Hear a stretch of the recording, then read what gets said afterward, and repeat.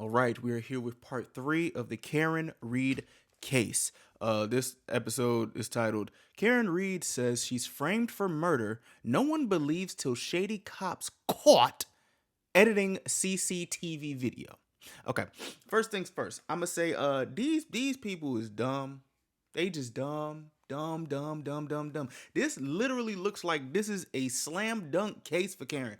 I'm not gonna lie to you. All these people trying to cover up all this BS, not knowing how phones work, doing this, that, and the third, everything. I'm right now, unless obviously it's court, so anything can happen. But judging by this title, they really shot themselves in the foot. So we about to finish part 3. As usual, you guys sit down and watch, and let's just see what's going on throughout this whole thing. This whole thing is a mess, and people over here talk about, oh, she's smiling in court. Have you heard what's been going on in here? Even I haven't gotten all of the details, but I've gotten as much as I could. And bro, these people really tried it. Like, they're really actively trying it. But Stephanie did say we're gonna hear about Chloe, so we're going to hear about that dog. We're going to hear a lot of things about something. So let's do it. Let's get into it. The thoughts, views, and opinions expressed by the host of this show are for authentic, honest, and entertaining purposes. Unless you don't think I'm entertaining. I repeat, this is my opinion. I am not telling you how or what to think or feel, but I do encourage you to speak your mind and have conversations. Just don't do too much. Also, this video is brought to you by Sebastine's Patreon, where you can access over 1,000 videos of exclusive content. If you want to subscribe and support this amazing community, click the link in the description below, and thank you for everything. Enjoy the video. Bada bing, bada boo. When you first move into a new house, there are a few things that you're going to do immediately. What? The first one, and I have always pre-planned this, pre-scheduled this, someone needs to come in and change every single lock in the house. You don't know who the previous owner gave the house keys to. You don't know who still has them. Why risk it? A family moves into their new home, and there are just like a few quirks that come with it. I mean, you could maybe say that the house is charming, objectively speaking. They've got a spacious backyard with a pool. It's 3 floors. They do have this Man, listen, this, that, and the third. This house, $900,000. There better not be nothing in this damn house that make me regret my payment, okay? I'll be feeling some type of way when my Chipotle bowl be over $20. I'm taking off some of that extra chicken. All that stuff is getting taken off. If I move into a house and it's $900,000 and nobody told me that somebody died in here, this is crazy. Like, I ain't gonna lie to you. interesting flagpole at the front of the property, but they are just so focused. This family is so focused on getting situated, unpacking all their boxes. That's real. But it feels like they're in some sort of weird social experiment, because periodically through the day, people will start randomly showing up. People will stop their cars, get out, take photos of this house landscape mode. They turn their phone. What is wrong with these people? It's a normal family home. This is not a landmark. Nah, that would be such a red flag, bro. Oh my gosh. Imagine the same day you move into this joint. Nah. It's not a massive mansion with Christmas decorations up. It's a random house. What are they doing? Bruh. Others are driving by the house and doing these very convoluted, random 3-point turns, and the owners are just looking out their windows like, why are they doing 25 3-point turns right now? Like, they're in some sort of simulation and it's a glitch. Are they practicing for some driving test? Why do they keep doing this? It's not even necessary. It's not like they're going anywhere. They're just doing convoluted turns. Why specifically in front of their house that they just bought? What's even more interesting is the pictures listed on Zillow show the basement, and the basement floors originally looked normal. The previous residents used a good chunk of the basement as a workout room. So in the listing pictures, you have these American flags hung on the wall. There are weight benches. And because it's a workout room, the floor is covered with gym mats, those black rubber mats that you piece together like a puzzle. Right. However, when the new owners move in, basement floors, gym mats have been taken off, and now it's just a random mix of plywood. It's not even hardwood floors, not carpet, plywood. And it's not one consistent type of plywood, not one consistent layer of plywood. It looks like random patches of plywood. Basically, every single part of this part of the basement, of this part of the house, the flooring's been taken up. I mean, all of this, it's just hodgepodge, right? It just looks like it was thrown down. Something, the actual floor was ripped up. Let's say you've got plywood flooring and I spilled tomato juice down one side and you can't get it out. Would you go through the trouble of replacing the entire room? No. Or maybe just that patch? That's kind of what it looks like. Why are there patches of different types of plywood? Is that a new thing that the previous owners did right before moving out? I mean, that's up for debate. Everything is being debated by the internet. Everything about this house is being debated. Not even by the new owners, but people online. People with abilities, whether you believe them or not, I guess is subjective, up to each person. They're saying that they can see and read energy, and they're posting these ominous videos of them reading cards into the house. And they warn everyone, this house, the energy here, it's not over. What you have to do is look at what's left over. It's far from over. Someone will have to step in. They think the house is suspicious. Other netizens online are like, okay, that's a little much. However, we agree with you. It is suspicious. Like the fact that the house went up for sale November of 2022. Nobody lists a house for sale right before the holidays. Nobody's moving at that time. Additionally, the house was originally listed for $949,000, but ends up selling for $905,000, a $44,000 hit in an area where real estate is in such high demand that usually there's bidding wars. How long did it take to sell? Do you know? A few months. There is something inside that house. The internet. I ain't gonna lie, that does look like a nice house from the outside, but that's it. I mean, I don't know. Feels that everybody knows about it except the new homeowners. In fact, they moved from a different area, had no idea what was going on inside this house until they moved in, saw people driving by taking pictures of their new house. That's That crazy. is wild. That is when they realized that they had just purchased 34 Fairview Road, previously owned by Brian Albert. That's crazy. The house in which John O'Keefe's body was found dead in the front lawn. Bro. And the sellers... Bro, what would y'all do if y'all not accidentally, but like y'all bought a house and you find out there is some sinister shit going on? Like, what would y'all do? I haven't bought a house, but like, I'm just like, bro, it takes, I'm aware of like the length of time that it probably would take to find a house.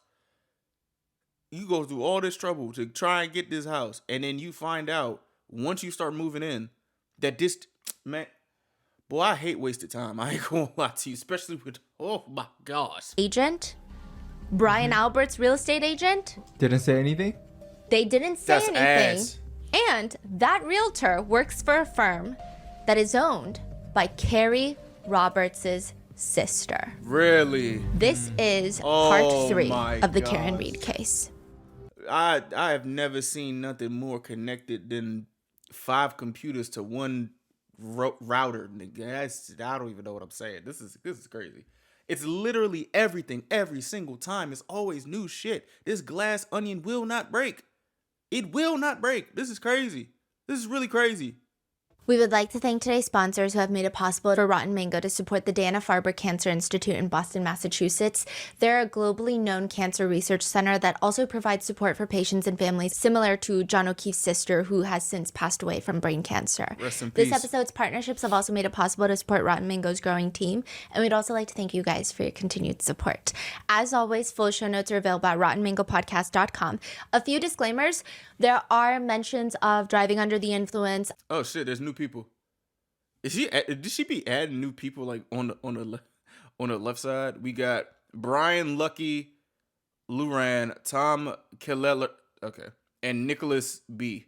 Alleged physical assault as well as drug usage, so please watch jeez. at your own discretion. Nicholas This Barros. episode is only part 3 of a 4-part series that is spanning to be probably longer than every single Game of Thrones episode combined. I don't know Man. what's happening. I'm trying to take out some information, but I feel like everything is pertinent, and there's 2 separate trials. So there's trial 1, trial 2. A lot of statements, a lot of testimonies have been condensed and or combined for brevity's sake. If you have not seen part 1 or part 2, I highly recommend that you go watch that because there's no way that any of this is going to make sense without watching those first 2 parts. In addition, I will try to do like a very brief recap, and all I can say is this is a case that consists of every single person on this board. Some of them were at 34 Fairview Road, which is a house owned by the Maine Alberts. The Albert is a massive family that I feel like Canton, Massachusetts, which is a 30-minute drive from Boston. If there's 10 people, 7 of them are Albert related. No, for They're real. either married into the Albert family, like Julie Albert is married to Chris Albert, who's Brian Albert's brother, or they're married in through Jennifer McCabe is Nicole Albert's sister, who's married to Brian Albert. I mean, it's just a freaking mess. And then outside of 34 Fairview Road, on January 29th, 2022, Boston police officer John O'Keefe was found in the front lawn in front of a flagpole. Everyone inside the house that night, because there was a cop party, a bunch of cops coming together to drink and drive at night. That's fucking They say crazy. he never entered the house. They say what most likely happened is John O'Keefe's girlfriend, Karen Reed, hit him with her car and left him for dead. Karen Reed, on the other hand, is saying that's not what happened at all. In fact, I am getting framed. Did not hit John with my car. And these are the cast of characters. So please go watch part 2. Go watch part 1. It's like, I think at that point it's probably 5 hours. 6 hours. 6 hours. There's just no way that I can recap anything more. But I will go over the colors. Dark red. This red color here is the Maine Albert family. So the Maine Albert couple, their children. And then you've got the orange, which is Chris Albert's family. This is Brian Albert's brother, his wife Julie. You got his son Colin. And then you've got the yellows. The yellows are the McCabe's. They're like the McAlberts, you know, they're related to the Alberts because of Nicole and Jen McCabe, and then anyone related directly by Karen. So they're associated with this case through Karen, which is mainly just her defense attorneys. They're going to be in pink. Right. Anyone who has a light blue color, such as John O'Keefe and maybe even ATF Brian Haha Higgins, that means that they are law enforcement officers or they have control over law enforcement. So these are all cops. These are all feds, except for the exception of Chris Albert. But Chris is running a fucking drug ring with some damn pizza. Allegedly. He's not really a law enforcement officer, but he sits on the Canton Select Board, which Oh yeah, or he does that. Yeah. controls the Canton Police Department as a whole. It's 5 people. He's one of them. They get to appoint the police chief Crazy. of the Canton Police Department. Brian Albert also has another brother named Kevin Albert, who is a detective of the Canton Police Department. So there's just a lot of cops involved. Is Kevin Albert, because we haven't really talked about him, is he part of the case at all or he's just related? He's part of it.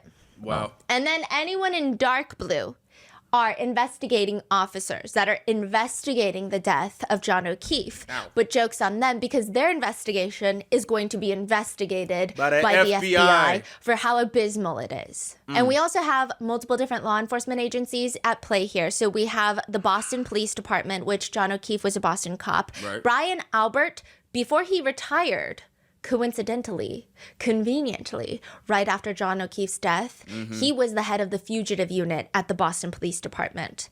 And then you've got the Canton Police Department. So John O'Keefe ends up passing away in Canton. So they are the initial people to respond to the call. So these 3 right here, this boy Sean, Paul, Michael, Sean, you're Paul, not going to Michael. like any of these people. Like I most know. of these people you're not going to like. They're Canton cops.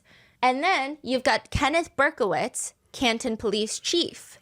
And then you've got Brian Tolley, Yuri Buchanek, and Michael Proctor. They're part of the Massachusetts State Police. So these people, the state police officers, come in because the Canton police have to recuse themselves. And then you've got the feds, the FBI, that are actually investigating the investigation. So 4 different law enforcement agencies. I do want to a say mess. that It's just a nobody mess. has been charged. Well, nobody has been convicted of a crime. There were 2 trials that ended in an acquittal. Any conspiracies, any theories, there's a lot of netizen discourse surrounding this case. And I will say it's very difficult to separate the emotion, the conspiracies, as well as what might be a neighborhood rumor versus what might actually have some truth to it. So do your own research. I know you guys are smart enough. So before you make your own decision, opinion, judgment on any of the parties involved, do your own research. And any I'm not gonna lie, I there's like some stuff like also coming up too as I'm like looking at like making thumbnails and stuff like this. and I'm trying to close my eyes and not see it. There probably is going to be like an update if we don't get one in part 4 of, I guess, another trial if there is one. But this shit is really ongoing. Anything I say is alleged. It's publicly available information. It's recaps of online discourse as well as pulled from transcripts of the 2 trials. So with that being said, Let's do it. let's get started. All right, let's go. There is a place called D&E Pizza and Subs. We deliver. It's like a hole-in-the-wall restaurant. It seems exclusively made for takeout. There's barely any seats, let alone any tables. They sell pizzas, chicken wings, family favorite recipes, mac and cheese bites fried in a thick batter, a cheeseburger hot sub. This is an interesting one. It's a chicken Caesar salad pizza. It's just like if you were to get a chicken Caesar salad, throw it on top of a pizza, a chicken Caesar salad pizza. I mean, it was pretty self-explanatory. Yeah. They also have something called a triple-decker sandwich. But if you want something a little bit lighter, Fucking Scooby-Doo sandwich? What the hell? A triple-decker sandwich? they've got egg salad, cold sub. The menu is very extensive. This menu don't even under... This menu confused. Egg salad sandwich. What the fuck?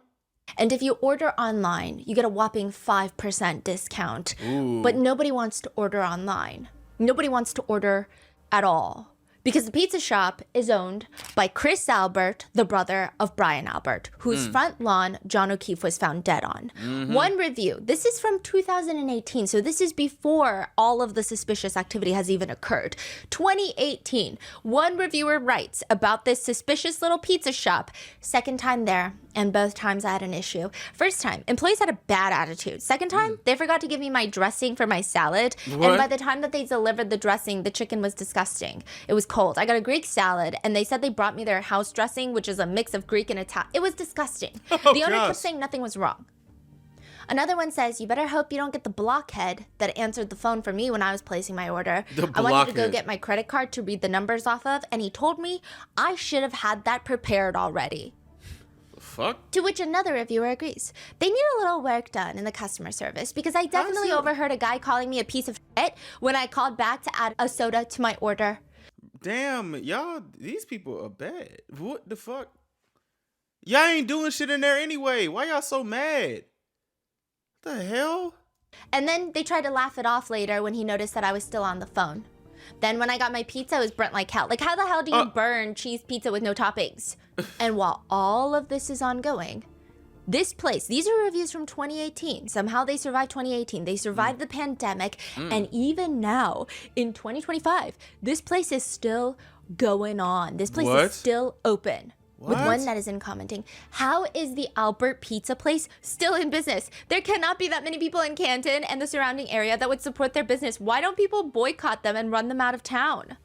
The top comment responds, well, perhaps the business has other purposes than selling food.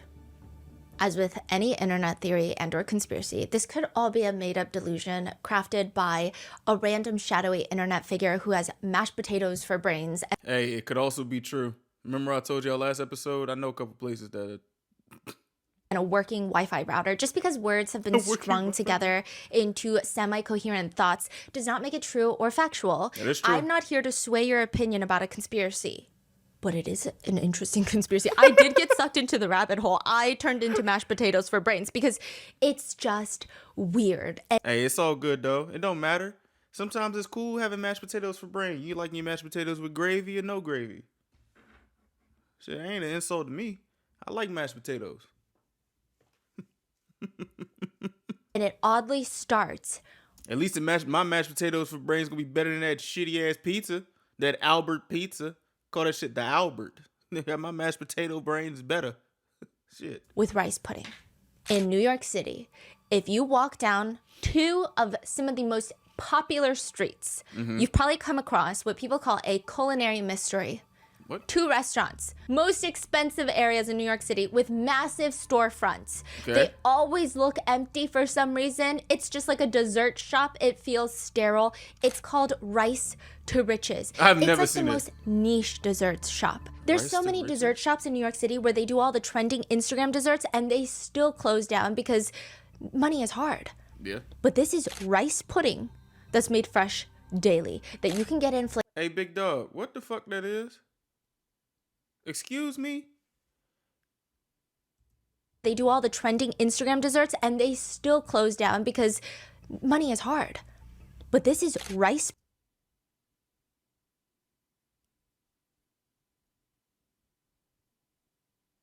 Y'all eating that? Or have you ever had this? Pudding that's made fresh daily that you can get in flavors like coconut coma, Oreo gasm, Oreo-gasm. Go ahead, bro. and Rocky Road, hazelnut chocolate bear hug, and then you just add toppings to it. The founding family of the rice pudding shop is very wealthy, which people are confused. Locals are wondering who the hell is getting rich off of rice pudding. Well, maybe they're not. The restaurant opened up in 2002, and by 2005, the founder was arrested for operating what prosecutors called probably one of the largest gambling operations ever in Suffolk County. Oh my gosh. This is actually that. Yes, an illegal sports betting ring that was bringing in $21 million annually. I know they mad as shit now. Wow. Wait, so the store is a front. That's crazy. No, the founder says they're two different businesses. He said he's never mixed the money. He's not money laundering. The store's not a crime front. That's crazy. It's just a coincidence, he says. That's crazy. It's a coincidence. There's no connection between the gambling and the two dessert shops. The dessert shop is 100% not a crime front. That's what he says. That dessert shop is still open. Really? There's no proof that there is money laundering happening. I mean, there's still two of them in New York City in the most expensive areas. So he's arrested, but his store's still running by someone. Yeah, he got out pretty quick. Well, Now, to okay. complicate things even further, everybody does say rice pudding's actually pretty good there. They say it's actually very addicting. One comment Really? reads, nah, because the rice pudding is so good, I'm actually going to contribute to their gambling problem. Another person writes, the rice pudding is worth the organized crime here. That is what netizens believe What? is happening with D&E Pizza. What? Without the good pizza. There is no evidence, but they believe based off the bad reviews of the restaurant predating 2022 and pictures of the food and locals saying, I don't know who goes there except for just fellow cops. What the fuck is that? What is in that sandwich? What is that? Broccoli? Mushrooms? Hey, bro. Hey. And like some random young kids, they believe there is no way that these people are staying open for business and profiting to feed their whole family. It doesn't make sense. One internet rumor reads, I heard from a friend that Colin Albert was selling drugs out of D&E Pizza and his daddy knew all about it. To which someone responds, of course his daddy knew. Who do you think he gets the drugs from? His daddy. To be fair, another netizen comments, just no proof, just rumors. Now, one netizen who has never met a bush and certainly does not beat around it, just puts it quite frankly, D&E is a drug front. John O'Keefe and Karen Reed pull up to the house. John jumps out, goes into the driveway, makes it to the front of the house, but he Wait, hold on. Stephanie, what the fuck did you just say to me? Never met a bush, but certainly doesn't beat around it. Wait, hold on. That's kind of fire. Wait, what the fuck? mistakes the garage door for the side door. Now, that's what's so confusing about Garage door 34 for the- Fairview. There are 3 doors at the front. You've Right. got the main front door, and Uh-huh. then you've got a side door that opens straight up into the family living room. What the and hell? then you've got a garage door that opens straight into the garage. What the fuck? Why is there so many doors? Wait, I've never seen nothing like that before. They say that John O'Keefe he thought he was going through the side door into the family room, but he ends up going in The to the garage. garage. And he sees people, mainly Colin, engaging in and or selling drugs. That's the theory. This theory is crazy. This dude doing drugs in the door and not even locking the door that's the front? Like, huh? What? What? Perhaps there are even large Oh my quantities of gosh. drugs stored in the garage to the point where the Brian Albert, he can't be like, I don't know what Colin's doing. I don't know what he's doing in my garage. What? And a fight ensues because nobody parks their car in the garage. They say that they just use it for storage. A fight ensues, this is the theory, and John O'Keefe is incapacitated. Everyone, mostly Caitlin and the girls, are told to get out. The biggest thing was, we know why the Alberts might want to lie. We know why Jen McCabe might want to lie. Right. Why everybody on this board might want to lie. But why are Julie Nagel, her brother Ryan Nagel, Sarah Levinson, why are they lying? They probably trying to be down or something. Like, I don't know.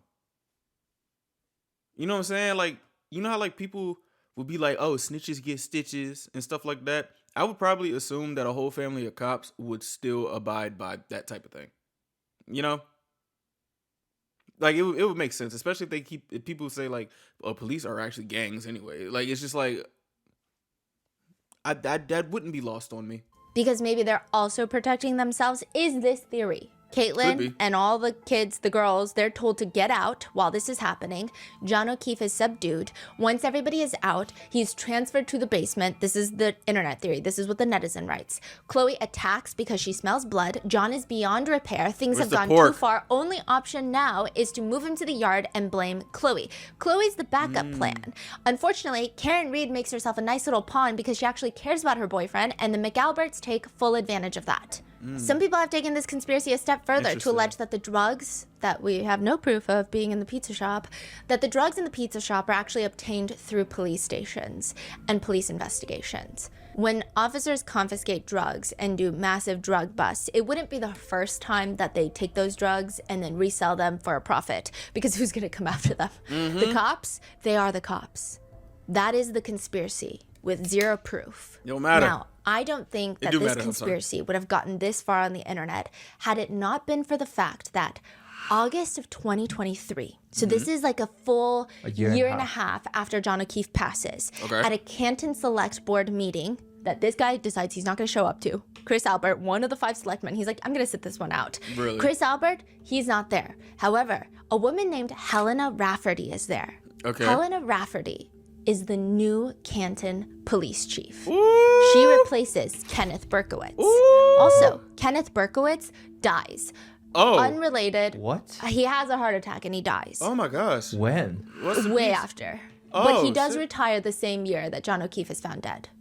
So John O'Keefe found dead. After about 6 months, he retires. And Was there then investigation going on against him? Like the FBI's were onto him. Oh, well, Yes, I take back my when he rest in peace retired. then. Yes. Oh, shit. Hold but it on. gets weirder because Helena Rafferty, she becomes the new Canton police chief, the first female police chief. Okay. Was she directly from the department as well, or she's like transferred? Or Oh no, all from Canton. so they all know each other already. Yes. So Okay. she's the new police chief. She also randomly retired recently. While What? the case is still going on. Yes. The trial's still going on. Bro, this police department is cursed. What the hell? Police Chief Helena Rafferty is retiring this summer. The announcement came the same day as opening statements in the second trial of Karen Reed. Wow. And then Kenneth It's passed like, I can't handle this shit, bro. I can't handle this at all. away? Yes, from a heart attack. What? Really? Like That's so no weird. suspicions, nothing.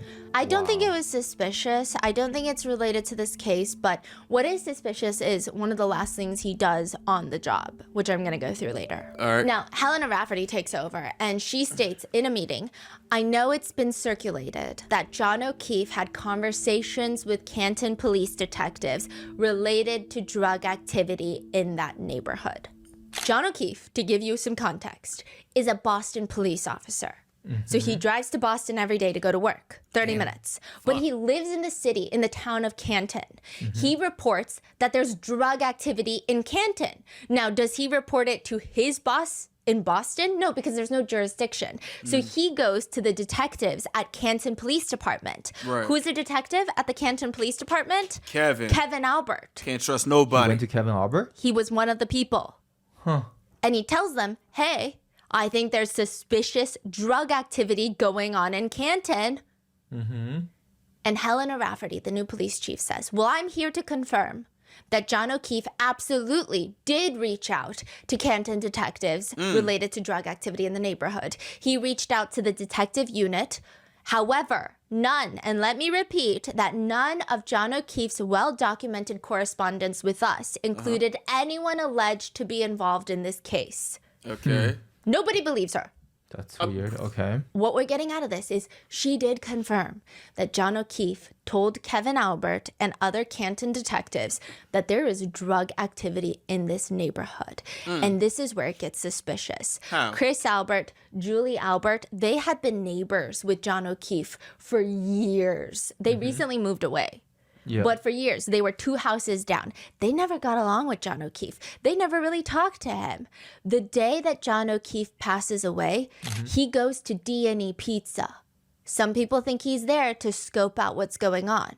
He goes to D&E Pizza, and that night, Chris Albert is the one to invite John O'Keefe to the Waterfall Bar. Are you saying that he rarely goes to D&E or? Nobody really knows, but the fact that he went the day of, people think it's very strange. Okay, another coincidence. Another right? coincidence. Another What's one. even more of a coincidence What? is when they get to Waterfall Bar, Karen Reed starts asking to go to D&E Pizza because she had heard that sometimes they open up after hours Yeah. to make a pizza. Okay, so the order of event is on that day, Chris show up in the morning of. John O'Keefe shows up for a meal, for lunch. With his nephew. With his nephew, right. So Okay. Chris met John O'Keefe, say, hey, my old neighbor, we didn't like each other, but come hang out with us tonight. He says that they were friendly, but there's evidence perhaps that they were not. Right. Yeah. John shows up with Karen. To the right? Waterfall Bar. To the Waterfall Bar. And then Karen's like, Waterfall oh, Bar. D&E, should we go? Can we go? But they didn't. Like a different day. Karen say, let's go another day. No, let's go tonight. Tonight. Instead of going to 34 Fairview, let's go to D&E. Oh, okay. Okay. And then they don't end up going. They go to 34 Fairview, and John O'Keefe ends up dead. So people think this is just too many coincidences Yeah, in what the one. hell? Yeah. It doesn't make any sense. So this is where the theory comes into play, that John O'Keefe was killed inside the house. We briefly went over it because there's multiple theories. Some people think that the house is a house full of swingers, and maybe John O'Keefe was confronted by Brian Haha Higgins, about the conversations that he had with Karen Reed and all of that. There are a lot of side theories, but I think if you look at the pictures of 34 Fairview, it's going viral on TikTok. What you The mean? Alberts officially list their home for sale November 17th of 2022. People start online studying these pictures to see if it's feasible. A big running theory is that John goes into the house. He's either in the garage where there is suspiciously Whoa, what this the like fuck? paint spill, red paint that's splattered all over the garage floor. Ain't no damn paint. Where the paint bucket? Some people think that the paint was poured on top of blood that had been scrubbed off. Some people think it's just a paint spill. Oh my Some people are like, gosh. we can't even confirm when this paint spill happened. There's just a lot of, we're going to circle back to this. Okay. Red paint. Yeah, it's like a Red- dark burgundy. Why do you have Then that? I will see, is there a part of the house? Yeah, is I was that about to color? say- Like, what are you using Yeah, I'm like, what are y'all trying to make an accent wall or something? Yeah. that color for, right? Right. I don't see anything There's no that was that red? color in the Dark house. red. Other What? people think that this occurred in the basement. A fight breaks out in the basement, in the workout room, which would explain the laceration to his head. It could have been Right. sustained from a dumbbell. It could have been sustained from any of the heavy weights down there. Regardless, all the theories end with John O'Keefe suffering a fatal injury to the back of his head. Nobody thinks that any of this was premeditated. In fact, a lot of the people that believe in the D&E theory, they believe that all these guys, they just want to beat John O'Keefe up. That's their game plan. And maybe it works with other cops. You beat him up and you say, hey, so basically what's going to happen is you're going to shut up about this. They make him feel fear. That's the energy that people believe is existing inside of 34 Fairview Road that very Okay. night. He suffers a fatal injury to the back of the head, and everybody starts freaking out because it wasn't supposed to go this far. Right. Chloe, the German Shepherd, starts attacking John O'Keefe. The residents and the partygoers ultimately freak out even more, and they decide that they're just going to lay his body on the front lawn, and they're going to blame the snowplow drivers. They're going to say that John was drunk. He gets out of Karen Reed's car. Karen drives away, leaving him, which was a happy coincidence for them, and John gets hit by a snowplow. People have died from getting hit by industrial city snowplows. Right. He's drunk. He didn't see the snowplow coming. The snowplow driver at 3 a.m. didn't see John, and they hit him, and he dies. Damn. So they wait until the snowplow driver drives off, does their route of 34 Fairview. Once they hear that snowplow go through, they move his body outside. By the next morning, Karen inserts herself into the situation, thus giving them Fool. the perfect opening. How in the Sam Hill, y'all get that type of theory. Y'all minds work so fast. What the fuck? I wouldn't even, what? Again, this is all alleged. Nothing has been proven. That's the running What? theory of some internet users. And they just need to know if it's feasible to bring John's body out of the basement without being seen by the neighbors. The most popular theory comes from the basement opens into the backyard. There's what they call bulkhead doors. So it looks like one of those storm shelters. It's like a plank of wood. You know when you are on the street in New York and you see those steel doors that open and then you walk down and it's the bottom of like, it's kind of like that, but not as official. It's just like a wooden door. You lift it up. There's a few steps and then a regular door. You walk in and that's the basement. Interesting. Look at that. Yeah. Directly into the backyard, yeah. When you get out of the that, fuck? you're in the backyard. You turn to the side, there's a fence. You open up that fence, directly in front of you is the flagpole. Right. And that is the darkest part of the whole property. They believe that someone went, one of these partygoers, parked a car on the side of the street. Then the others came in through the back side door and dragged John O'Keefe's body towards the flagpole in the middle of the night, long after Karen already went home. But does the floor plan of the house make this theory feasible? Some people are saying these are the wild cards. All of Brian Albert's friends, because other than that, family has a reason to lie for family. Right. But what about Julie Nagel, Ryan Nagel, Sarah Levinson? Why would they say, no, I didn't see John O'Keefe coming inside. No, I didn't see anyone go into the basement. Why would they say these things if you don't believe that they're involved in the drug theory? Why would they lie? It doesn't make sense. Sarah Levinson is a nurse. Why would she risk her career for any of these people? Adding to the theory the most when you look at the floor plan of this house is that this is not an open concept first floor, which when Really? everybody testifies, you almost envision it to be. They're like, yeah, you walk in through the front door. If I'm in the kitchen, I see everyone. I see you in the living room. I see you in the kitchen. I see everybody.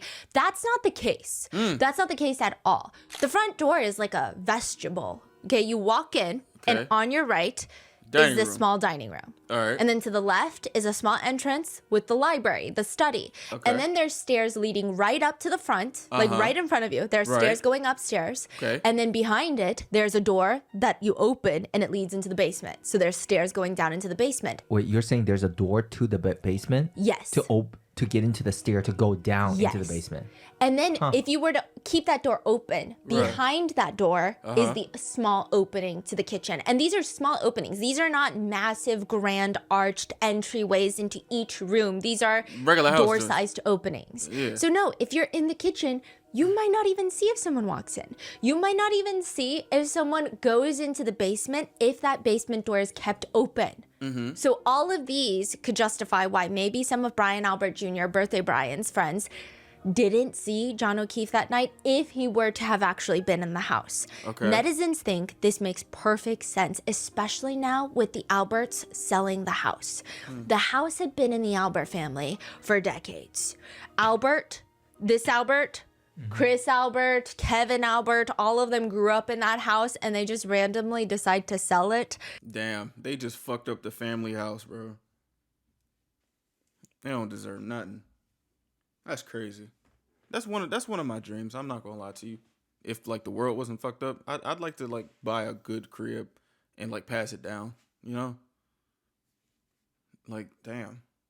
And these people don't even respect the damn house. Y'all over here acting a damn fool in a house that wasn't yours at first. Acting a damn fool in your parents' house. Hell wrong with you? And y'all parents now, probably grandparents, acting a damn fool. Y'all too old to be acting this damn of a fool. If you do look at the purchase history, it says that this home was purchased in 2010. That's Okay. not true. Brian Albert purchased it from his parents in 2010. It was owned by his parents before that. Okay. Furthermore, there are rumors that Brian Albert filled the pool in his backyard before selling the house. He filled it to the brim with concrete so that it's nearly impossible to go into the pool unless you have some sort of warrant. Or even the amount of resources that it would go into digging up that pool. How What? legally exhausting would it Wait, be to what? fight something like that back and forth? The rumors state that Brian Albert put bloody flooring from the basement into that pool, Chloe's body into that pool because Chloe goes missing, What? What? into What? that pool, and then filled it in with concrete. However, that doesn't make sense because, well, for one, the new owners would have every right to dig up that filled in pool. And with the attention that this case is getting, I'm sure someone out there with disposable income would be more than happy to even fund the operation of digging up what's in that pool. And even That's what I'm saying. Like, this neighborhood rich as shit. They got $1 million houses on regular streets. I'm pretty sure somebody in this town would probably want to, you know what I'm saying? Also, that pool looks interesting. Like, why is it just like pool? Like, it just looks like it's like yard pool. You know, like it just, been paying for it, or even a contractor to do it for free attention to their services. It doesn't make sense. And it doesn't make sense, and it's also not true. Brian Albert did not fill up his pool. However, Who did? his brother Tim Albert, Tim? Brian Albert's other brother that's not on this wall yet, he has been relatively quiet about this case. I have so many questions. Yes. So the pool, is it Why is there so many Alberts? This is an Albert army. Good Lord. filled with concrete, or is that a rumor? At the Albert residence, it's not filled with concrete, but the rumor was that it was filled. And where it got disconnected online is a different Albert pool was recently filled with concrete. Tim Albert. Yes. Tim Albert. Gotcha. Not Brian Really? Albert, but Tim. Tim Albert. Timothy Okay, Albert. so these are just like rumors that's going around on social hell? media. Yeah, and they've kind of merged together, but there is a pool that's filled. They are in the Albert family, but it is not Brian Albert's pool. Oh, it's not okay. 34 Fairview. Right. Okay. And Chloe is missing. It depends on who you ask. If you ask mean? Brian Albert, he will tell you that Chloe has been rehomed to the state of Vermont, to a new owner all the way in Vermont. If you ask anyone online, they might tell you that Chloe is dead. Why would he rehome Chloe? Like, that is pretty wild. Yeah, what? How old is Chloe? They've had Chloe for 7 years. That's That it? is a weird time to rehome your What the dog. hell? Exactly, Hello? precisely. They Tim killed Albert Chloe? does make a social media post. It's one of those like alpha male lion black and white photos of a I stand by my family 100%.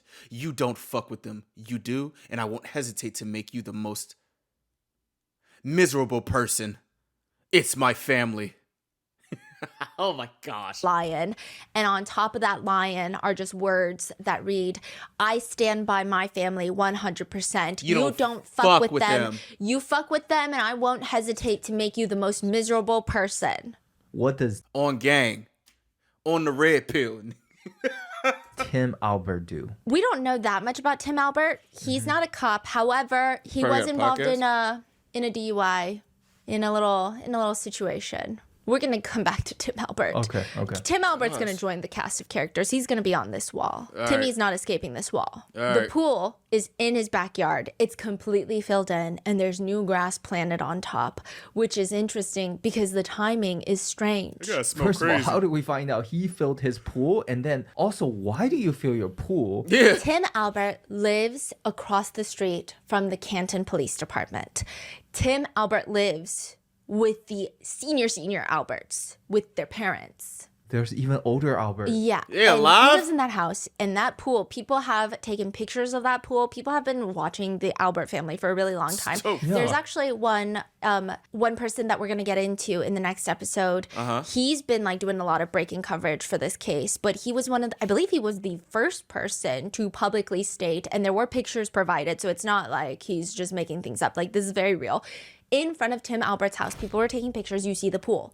And then later on, you see it just patches. It's all grassed up. What the hell? Freaking crazy. On top of that, the fence to the backyard looks like it's been opened up because whatever equipment they needed for concrete, it doesn't look like it had fit. So they my opened up God. the gate and the door is now bigger. That is wild. I don't know why someone would fill in a pool. I Yeah. understand that maybe maintenance for a pool could be quite costly, but I mean, when you yeah. own a home, you try to maintain it But because timing though, when was it filled? After recently, this case? yes.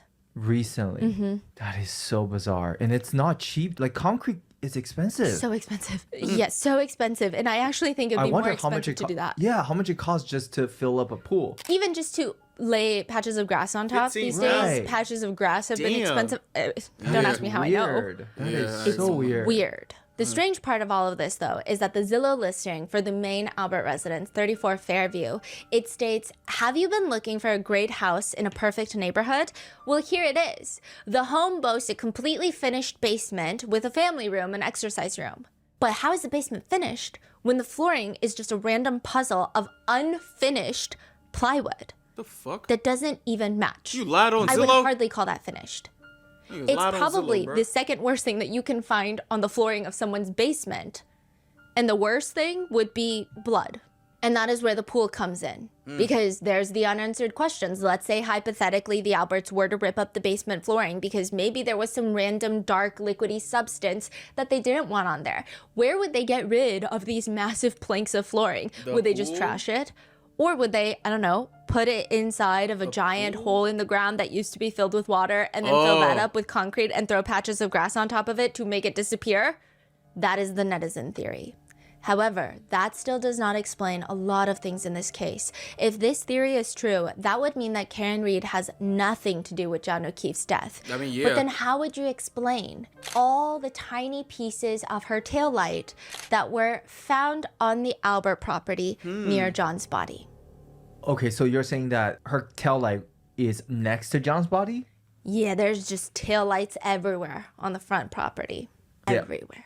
In his body? Like, There are microscopic fragments of the taillight embedded in his clothing, but just take everything with a grain of salt. okay. But we're Hold on, Stephanie. You just, what, is it like, what, 7 to 8 hours of this damn case? You just say this now? Huh. Interesting. Okay. I'm somewhat following. gonna get into that. There are a group of people out there that believe that Karen Reed is 1,000% guilty. They argue Karen Reed is guilty. She's also the one that found him. Furthermore, she's clearly an unstable, dishonest person. She was probably afraid that her cheating would be discovered that night from Brian Higgins and bursted into another one of her unpredictable rages before John had the opportunity to go into that house. Yes, the police were shady. I simply don't think that they wanted their personal lives unearthed and affecting their career. I don't like shady cops as much as the next guy, but these guys didn't frame her. Hold on. Maybe they used corrupt tactics to make sure she was found guilty, but at the end of the day, she's guilty. Hold on. Okay. What if somehow, some way, they got Karen's car and messed it up? Like, after all this happened, because I'm still trying to wrap my head around why she want to go to D&E Pizza so bad. That's one. Two, or not so bad, but like, why it's kind of crazy how she want to go to D&E Pizza. Two, I don't know, like, I didn't know that there was tail light fragments all around John. Okay, my brain is definitely mashed potatoes now. No gravy. Which I will say, Hold anything on. that reads, quote, maybe they used corrupt tactics to make sure she's found guilty should be a massive red alarm. But I digress. There are people that hate Karen Reed. Some argue it's not even that I hate her. Do I think she did it? Yeah. Did that mean that she meant to do it or she was aware that she did it based off of her intoxication? No. Do I think that this was also the worst police work riddled with conflicts of interest? Also, yes. Others say it's crazy to me how in casual conversation, police corruption is a very rational idea, but in court, police corruption is irrational and absurd, and it's a conspiracy. So people are very divided. And amongst the divided group of the ones that do think Karen Reed did it are obviously the McAlberts, but also John O'Keefe's own family and friends. One of John's childhood friends says, the defense theory has so many problems. If you're going to suggest that people in the house are part of a conspiracy and it was a grand plan, why would you put Johnny's body still alive, mind you, on your front lawn? Because they said the snowplow thing. Or, well, that was, my bad, that was the theory. And also, Brian Higgins got a snowplow thing in front of his truck. There are a set of train tracks behind their house, behind the Albert residence. That's a better place. They're just saying it doesn't make any sense. They say nothing points to anything and anyone other than Karen Reed. How? John O'Keefe wanted to be a police officer because his grandfather was one. Okay. He told everybody he wanted to be one of the good ones. His family say, while other people were trying to figure out where they belonged in the world, he knew he wanted to be a cop. His grandfather's a cop. It was kind of in his DNA. There was never an ounce of fear with that job from him. We grew up in Braintree, which is middle class suburb, heavy Irish, heavy Italian, and Johnny was both. A friend of John says that she met him decades ago. And she says, I remember I asked him what he did for a living, and he was in the police academy. I kind of made a joke like, oh no, police officer. And he said, no. I'm the good kind. I ain't gonna lie to you. That shit kind of breaks my heart too. Them cops would be like, oh, I want to be one of the good ones. Hey man, listen. That to me, that sounds like you want to be the first person to bring air conditioner to hell. You the first person that want to bring an air conditioning unit to the gates of hell. You know, it's just like, yeah, you're probably gonna. I don't know. I ain't got no trust in that. Like it's sad to me. It's like, yeah, you're probably gonna either get corrupt or be corrupted, or corruption gonna happen to you. I don't know. Obviously, I'm not a police officer. Y'all heard my stories that I've told about stuff like that, but it's like, damn, bro. You don't know what's finna come. And it's like, especially getting into a system that will literally unveil that blue wall of silence to get your ass gone. That's crazy. Want to be a cop because my grandfather was a cop. Side note, his grandfather's police badge was 490. John requested that exact badge number, but because he was retired, he just added a 2. So his was 2490. Wow. That's honorable. 9 bro. years prior to John being found deceased, his older sister, Kristen Furbush, passed away with a brain tumor.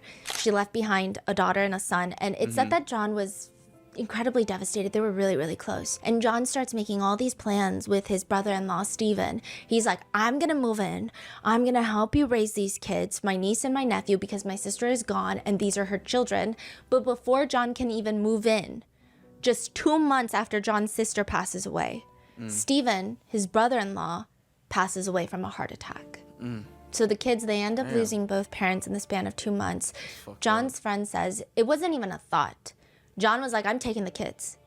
He said, I think my sister would like it. I think she would be proud of me. I'm super close to the kids anyway, and I want to do this. He goes from being a single guy, a cop, to now being this uncle/dad, which, side note, the Boston police force even let him work a desk role so that he could have more stable hours to help take care of the kids. Everyone in Canton seemed to know what he was doing. Everybody wants to help. But it's also, I imagine, kind of hard to date. You've got 2 kids. Now all of your new friends, that's how he gets close with Jen McCabe and Carrie Roberts, because they have kids that are friends with his niece and nephew. Right. Suddenly, he's like a soccer dad.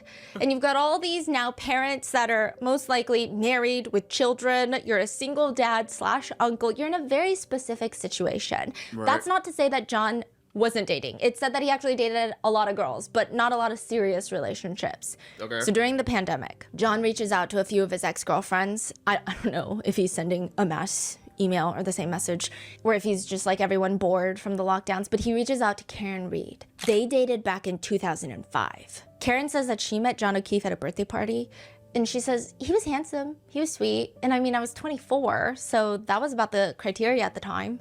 Oh, wow. They're From- young, long time ago. From all accounts, it wow. seems like they had a cute summer romance. Karen went to Ireland to work, and now she's back in town for the lockdowns. She gets a Facebook message from John that reads, hey, blast from the past, how are things? Hey, blast from the past. Karen says, I didn't answer it right away because I saw a picture of him with a bunch of kids, and I thought, oh, he looks like he's married and he's got kids. And then I ended up reaching back out to him, and then I learned the backstory of where those kids came from. And I knew that John loved his sister more than anyone or anything, and he loved those kids. I didn't really aspire to have kids, but I cared about John's kids. Karen's got her own house about 20 minutes from Canton. Okay. So she would drive and stay with John maybe 3 to 4 times a week. Now, side note, Karen teaches finance. She's an asset manager, and at night she teaches university kids about I think capital gains, and she works from home. So John's niece and nephew, they also have to do remote learning. John's a cop. He doesn't have the ability to work from home. So most of the days, Karen would go to John's house, work from home, and then give the kids lunch, take care of them while John's not home because he's a cop. And then every day she's working from home, just doing this. She's like a second parental figure. Yeah. She says, I've never been married. I don't have kids. I don't like envision myself having like a white picket fence bullshit. Okay. Is that what she said? Yeah. Okay. And when it comes to marriage, she says, I would have considered it strongly for John, but it's not ever something that I've aspired to do. Okay. Some people are going to say goals. Other people say it's very bleak, which to give you some context to that. Wait, what? Nigga, she don't want to do that shit. What the fuck? What's wrong with that? Must be a lot for the small town. Yeah. Right? I will say Karen is a very headstrong woman. There are a lot of netizens who think that many of these mothers were very jealous of Karen. Why? Because she just...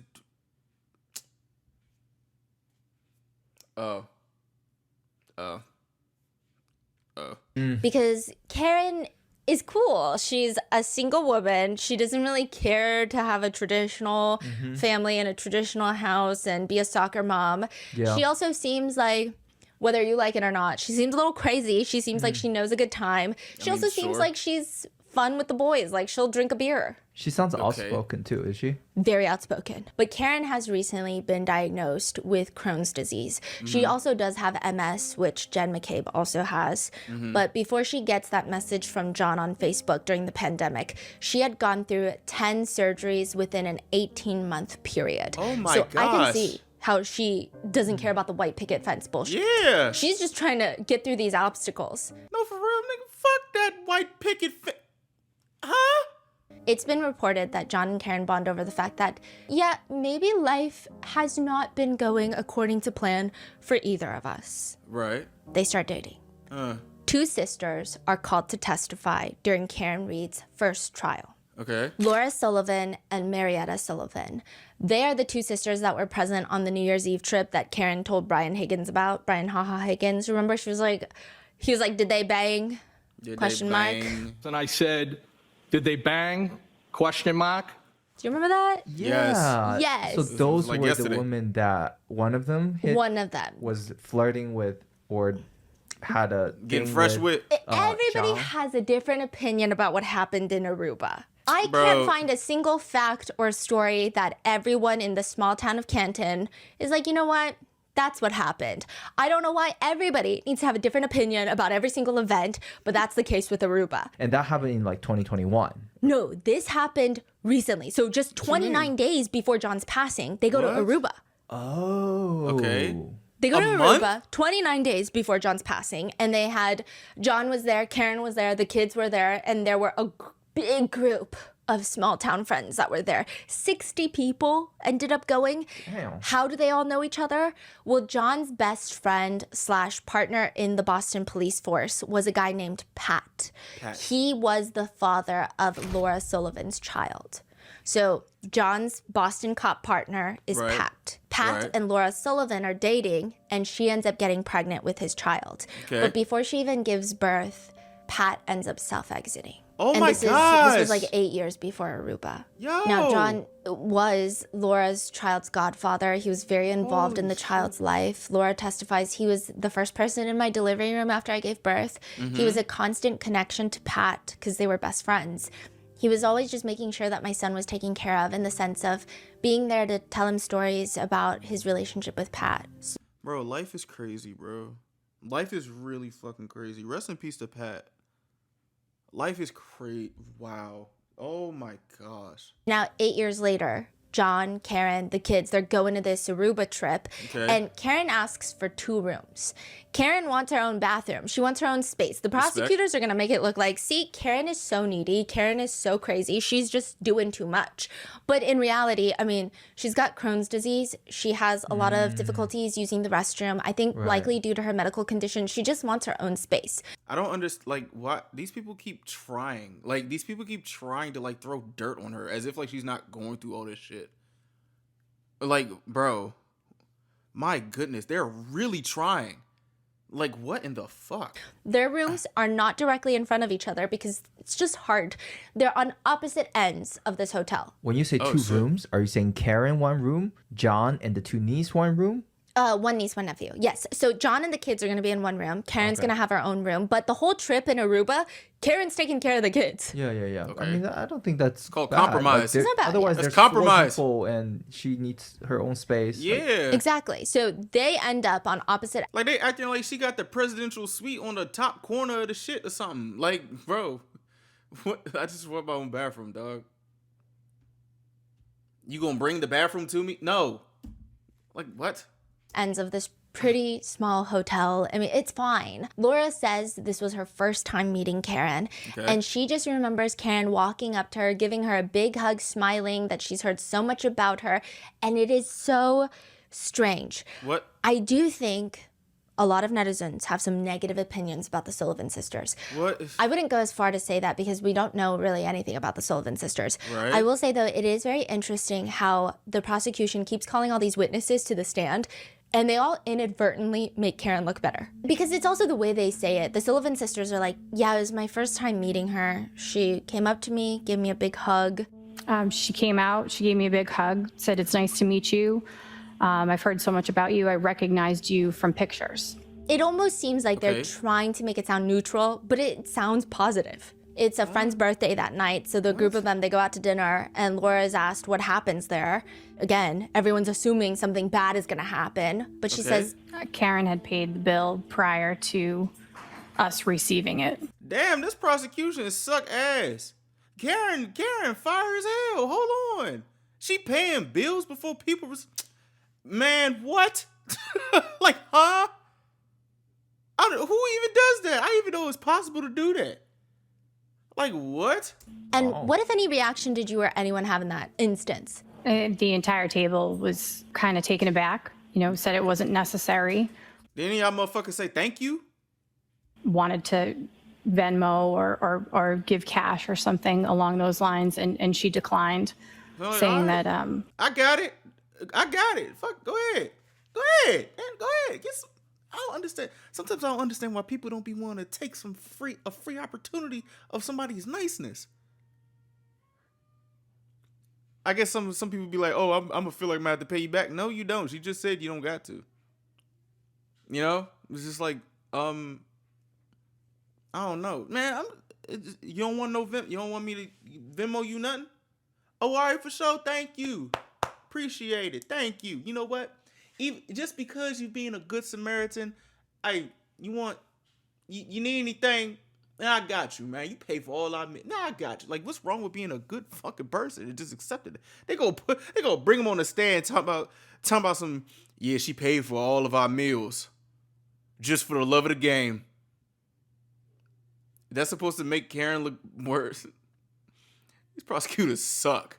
she was honored to be there and wanted to pay for it. A lot of netizens thought, again, this part was weird because some say it's giving mean friend energy. The way that it's said, people have been analyzing that. I mean, to be fair, they are testifying at the trial. I don't know what you expect them to Mean do, friend to energy? just like smile and giggle through it. I don't know. I mean, maybe I would because I'm so nervous, but it seems like they're just trying to be as neutral as possible. But a Okay. lot of people are saying, that sounds like an amazing first impression. Why Yeah, are like they even what? bringing this up? However, Yeah. Laura's little sister, Marietta, not nearly as good of a first impression What you of Karen mean? Reed. She gets up in the stand, and Marietta says that she ends up flying into Aruba a little later than her sister. And when she first arrives at the hotel, she's busy saying hi to everybody. I mean, clearly she knows John. That's her Okay. nephew's godfather. Marietta says he was similar to a big brother to me. He was similar to a big brother to me. He was somebody who was there for my sister during her darkest times. Okay. So I really respected him for that. But yeah, he was a big brother and a family friend. She ends up running into him in the lobby the first night after dinner. And she says that John O'Keefe is stumbling into the lobby. She had just gotten out of the elevator. John O'Keefe is alone. Hold on, bro. Please don't tell me this is when Karen thought she was. Oh Lord. Is this Bella's mom? No, it's not. Oh wait, sorry. Whoa, I'm over getting ahead of myself. And Marietta says, My initial response to him was, "Whoa, you okay?" I actually said, "Whoa, Godfather, are you okay?" But yeah, he was stumbling into the lobby. Okay. She says that she goes up to him and gives him a hug. She says that he was glassy-eyed, looking above me. We never made eye contact. Glassy-eyed, It was like looking he was above. looking above me. It looked like he was looking for someone. I asked him, "Where are you going?" Assuming that he would be coming to the pool bar to meet all of us. So I guess all the friends were there. He kept looking around and he indicated that he was going that way and pointed toward a bank of rooms to our right. And I said, "Well, you should go that way." And I stepped back and I guided him toward the area that he was going. He walked off. I continued out to the pool bar where I heard very loudly his name screamed across the lobby very angrily, and it made me stop in my tracks. Okay. So I turned around to go back in. As I'm going back in, I hear someone yell, "Who the fuck was that?" Oh. As I come around the corner, I see Mr. O'Keefe walking toward Oh, and it's a woman. Karen. He said, Oh. "Calm down, that's Laura's little sister." I said, "Hi, nice to meet you." That's when Miss Reed's head snapped up, and she very loudly told me to go fuck myself across the lobby. And I said, "Yeah, fuck you too," and walked away.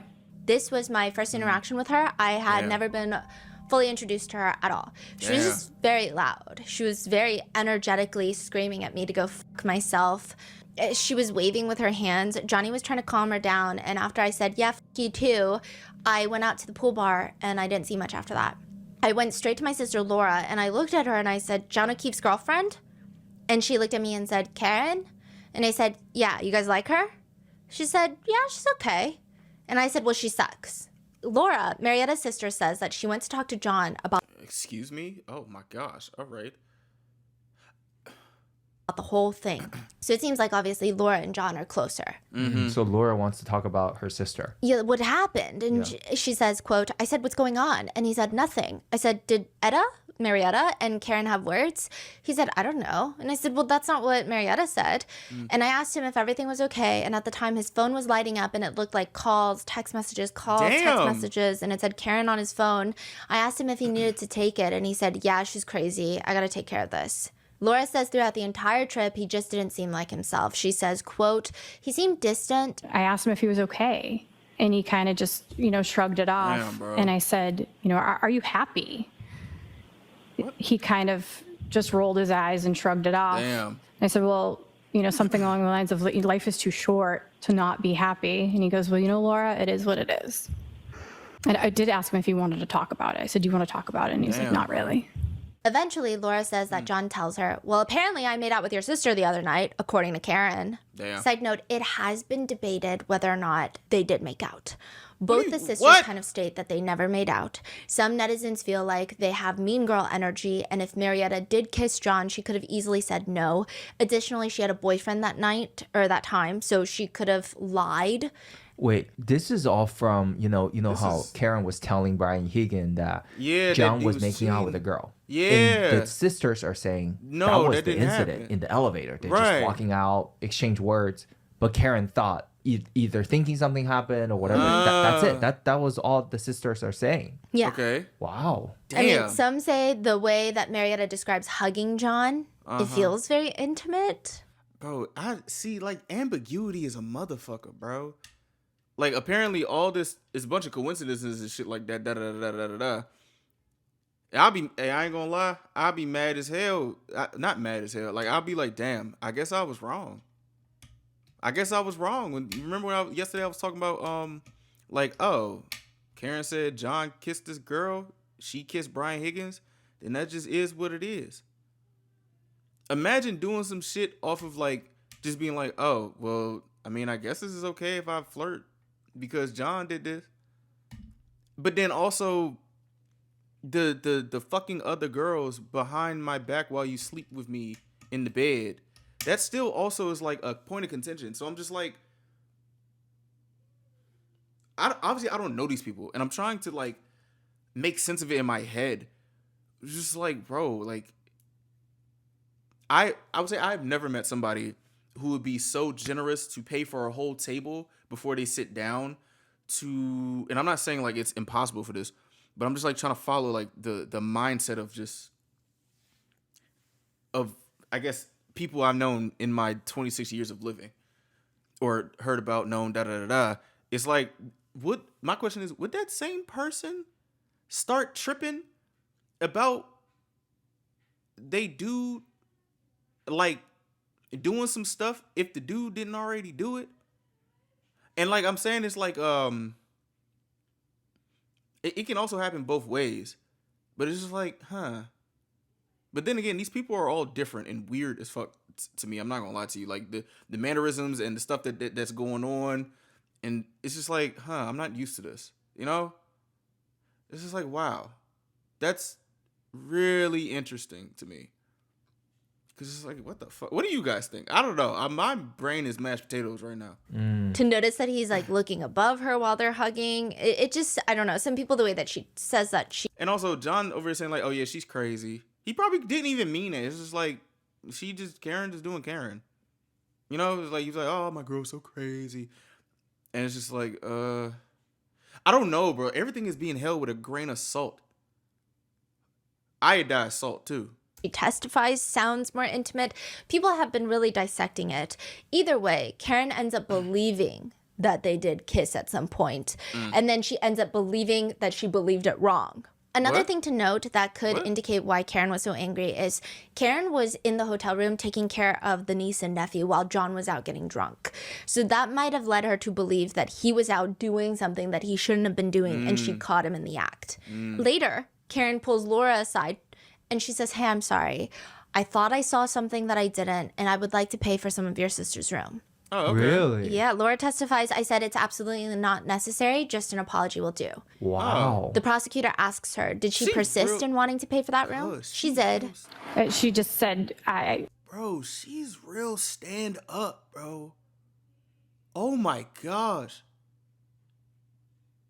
Wow. Karen is a stand up individual, son. Shit, man, I ain't gonna lie. Sometimes sometimes she deserve. I ain't gonna lie, not say deserve, but I'm just being like she can get a pass to be irate sometimes. You know what I'm saying? It's like obviously not to kill somebody. I still don't think she killed him, but it's just like, you know what I'm saying? Like, damn, she doing all this stuff. Like she making sure that the apology was due. She ain't just like running around Aruba avoiding them and stuff. It's like, you know, I'm sorry, I apologize. Would you like for me to pay for something? Da da da da. Like it's like, bro, she's real stand up, fool. I will apologize, but something along the lines of, I want to pay for some of her room. Can I just have her room number? I don't remember if I gave her the room number or not. I don't really know. Obviously, this Aruba incident was a big deal for Karen. She was texting ATF Brian about it, and she sounds really hurt, which is why netizens are confused why the sisters were called to testify. I mean, they have no connection with the alleged crime, the alleged charges. Additionally, some netizens feel like it actually validated Karen's side more. But nevertheless, that was beginning of 2022. 28 days later, John O'Keefe and Karen, they get into another fight. Bro. The morning of January 28th. Oh shit. The day. Technically or the day, yeah. of. Karen and John, they start arguing. About what? And it's mainly because Karen took John's niece to Dunkin' Donuts for breakfast. Oh, the Dunkin' Karen Donuts. says, he thought I spoiled them. I was miffed because it was just in the essence of saving time. I would say the arguments that we've had, this was probably one of the unfair ones. So I got my back up more than I normally did. Okay. And it sounds kind of like an unbelievable fight. But a close friend of John's does state that John would complain about Karen. And what would he complain about? Quote, I did hear him complain about when Karen would buy very nice things for the kids. He wouldn't like that, stuff like Why? that. Buy very nice things? Or take the kids to get their nails done or something like that. He didn't like it. Huh. Which a lot of netizens, again, are What? saying, wait, how is this helping the Commonwealth's Yeah, case? yeah, yeah. Because Yeah, like what? So we're just mad that Karen has financial resources and she's using them on not even her own kids? Exactly. On this nigga's kids that he can't watch all the time because he gotta be doing a cop stuff? He gotta do cop stuff being a cop? Like, what? What the hell? There's a text from Karen Reed to John O'Keefe read, January 28th, 2022, 9:49 a.m. You have really hurt me this time. John responds, I'm sorry, this has been an issue with me for 8 years. It physically hurts me to see everyone else in their lives, the kids' lives, do things for them, and I'm forced to always be the bad guy. Which, while I can see how frustrating that is for John, just on a human level, a lot of netizens also argue But that's not Karen's fault because Karen is not their parent, is not their Yeah. guardian, is not their parental figure. And if anything, she's being nice to the kids. In Yeah. fact, a lot of people say that the kids loved Karen, and that actually caused a lot of strain in their relationship. Karen responds, I am not the same as everyone else. Most of the time, I try to do what is healthy and smart for them. More importantly, I try to support you and what you need. You just lashed out at me and said terrible things. I don't know how you've gotten to this point with me when I'm just trying my hardest. You made your point and you continue to beat me down. I have a lot going on too. Physically, I'm falling apart and trying to get answers and help. I'm just your girlfriend. I'm not a perfect parent. I'm trying very hard and sometimes treat them nothing like I used to. So a lot of people think it indicates that maybe prior she would make a lot of meals that were maybe healthier. John responds, I know, I'm sorry for lashing out. I'm just hurting and struggling daily with them. Always feel like I'm failing at this parenting thing. I wasn't built for this. Karen responds, niece, the niece's name redacted, isn't perfect, but everything wonderful about her is because of you. I know she's her mother's daughter, but she wouldn't be so bright and successful if she lived with anyone else. These are the morning of? Or? Yeah. Karen's texting him not to lose faith in the kids or himself. And she says, life can pick you up sometimes. Please be happy with them and put away your frustrations for the rest of the day and just be so proud of yourself, JJ. But later in the day, I think Karen has some time to stew about it. She thinks about it a little bit and she responds, I feel pretty shitty about how this morning went down. I know you said sorry, but it really stung, especially when I've been trying pretty hard lately. I feel like a loser turning around, just coming back over to the house after everything you said. John responds, not sure what else you want me to do. I said I'm sorry and I was out of line. If you prefer to stay home, I totally get it. Things in my own life have been difficult too, you know? I know. Text messages, some netizens don't think it puts John O'Keefe in the best light either. I mean, duh. I guess he does consistently brush her off when she wants to talk about how hard she's trying, and she does have her own struggles as well. And other times when she's trying to communicate, he's very standoffish. And I think a lot of people think that adds to the statement that Jen McCabe said, which is that all the women in these little soccer PTA mom groups think that Karen Reed is just a glorified babysitter. And that's where shit just rude. Like, bro. I'm not gonna lie to you. Karen seems very stand up, very mature. Like, it's like, bro, like, damn. All she wants is to be heard and understood or something. You know what I'm saying? Like, that's not a good situation to be in, bro. Karen says, tell me if you're interested in someone else. I can't think of any other reason you've been like this. Nope, things haven't been great between us for a while. Ever consider that? Kids are here. I'm not in the mood to talk. So you're not into it anymore? That's fine, but I don't want to keep trying and you keep treating me like this. I'm trying to kiss and hug you this morning and you whack me in the face with a pillow. He says, sick of always arguing and fighting. It's been weekly for several months now. So yeah, I'm not as quick to jump back into being lovey-dovey as you apparently. It appears that Karen tries to get in contact with him by calling him nonstop. I don't know what nonstop means, but he says, OMG, stop calling. I've explained it a few times already. I'm not doing it again. So you're not into this anymore? Not into fighting all the time, correct? If you tell me you're interested in someone else, you will never hear from me again. You can have all the space in the world. He just responds in caps, I'm not answering, stop calling. She texts him, I'm gonna grab a drink in a bit. Can you please answer? John responds, no, Karen, not sure why you need to announce that you're grabbing a drink, but have fun. She says, seeing if you want to meet me later. Again, a lot of people say that these texts give the impression that Karen just really wanted attention from John, and that could explain why she was reaching out to Brian Haha Higgins. Probably. Yeah, probably. What the fuck? Like, yes, that I would agree. Yeah, what's wrong with wanting attention from your boyfriend? Like, what? It seems like she just wanted John to show her some sort of... I mean, the logic is coherent. I'm not saying it's the right thing to do. Yeah, I'm not she saying later it either. texts John O'Keefe frustrated. I've been dealing with my own personal crisis over things that I have zero control over. I'd like to lean on you too sometimes. Instead, I just hear everything I've done wrong. She also states that she doesn't want to go meet him at the house right now because she feels like the second she walks in, the niece and nephew are going to get chatty with her and, quote, that's going to irritate you. So again, which further, I mean, at this point in the text message, Bro, he doesn't disprove the theory. Wait, she's saying that what? if the nieces are showing like interest in Karen, like getting close, like, being friendly. That's gonna irritate John O'Keefe. I don't think it's just the fact that they're probably friendly with Karen Reed. It's the fact that they probably think that John O'Keefe is the bad guy, the bad cop. And she's the fun one. And they're going to be like, you're fun, unlike JJ. And maybe they say stuff like that. I don't know. You would think John would try to lighten up a little bit. Meet Karen where she's at. Obviously, I don't have kids, so I don't know. So I'm just speaking out the side of my neck. So I'm going to just leave it at that. It's like, damn, bro. Like, she's dead. It sounds like she's dead ass trying something. Like, she's trying. I'm not going to try and, like, excuse it. And also, I was wrong as shit if he didn't kiss or, like, all that stuff didn't happen. Like, I'm not going to excuse it. Like, okay, yeah, she kissed another dude. Quote, unquote, cheated. Okay. Okay, cheating bad. So that means she needs to be framed for murder? And like that means she's deserving of being framed for murder? I don't think so. So, I mean, there was another incident where Karen said that the kids had gone on to vacation with John O'Keefe's parents. When they get back, they hugged Karen first. And that was kind of a situation in their relationship. Bro! I think that maybe some netizens are saying it also adds to the dynamic of the fact that these are not his kids.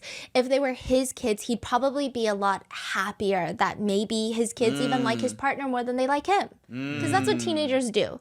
But I think it's the fact that he was also their uncle, their fun uncle for the longest time. Fascinating. And then now he's, I don't know, right? Yeah. But Karen states that John would get a little upset over things like this.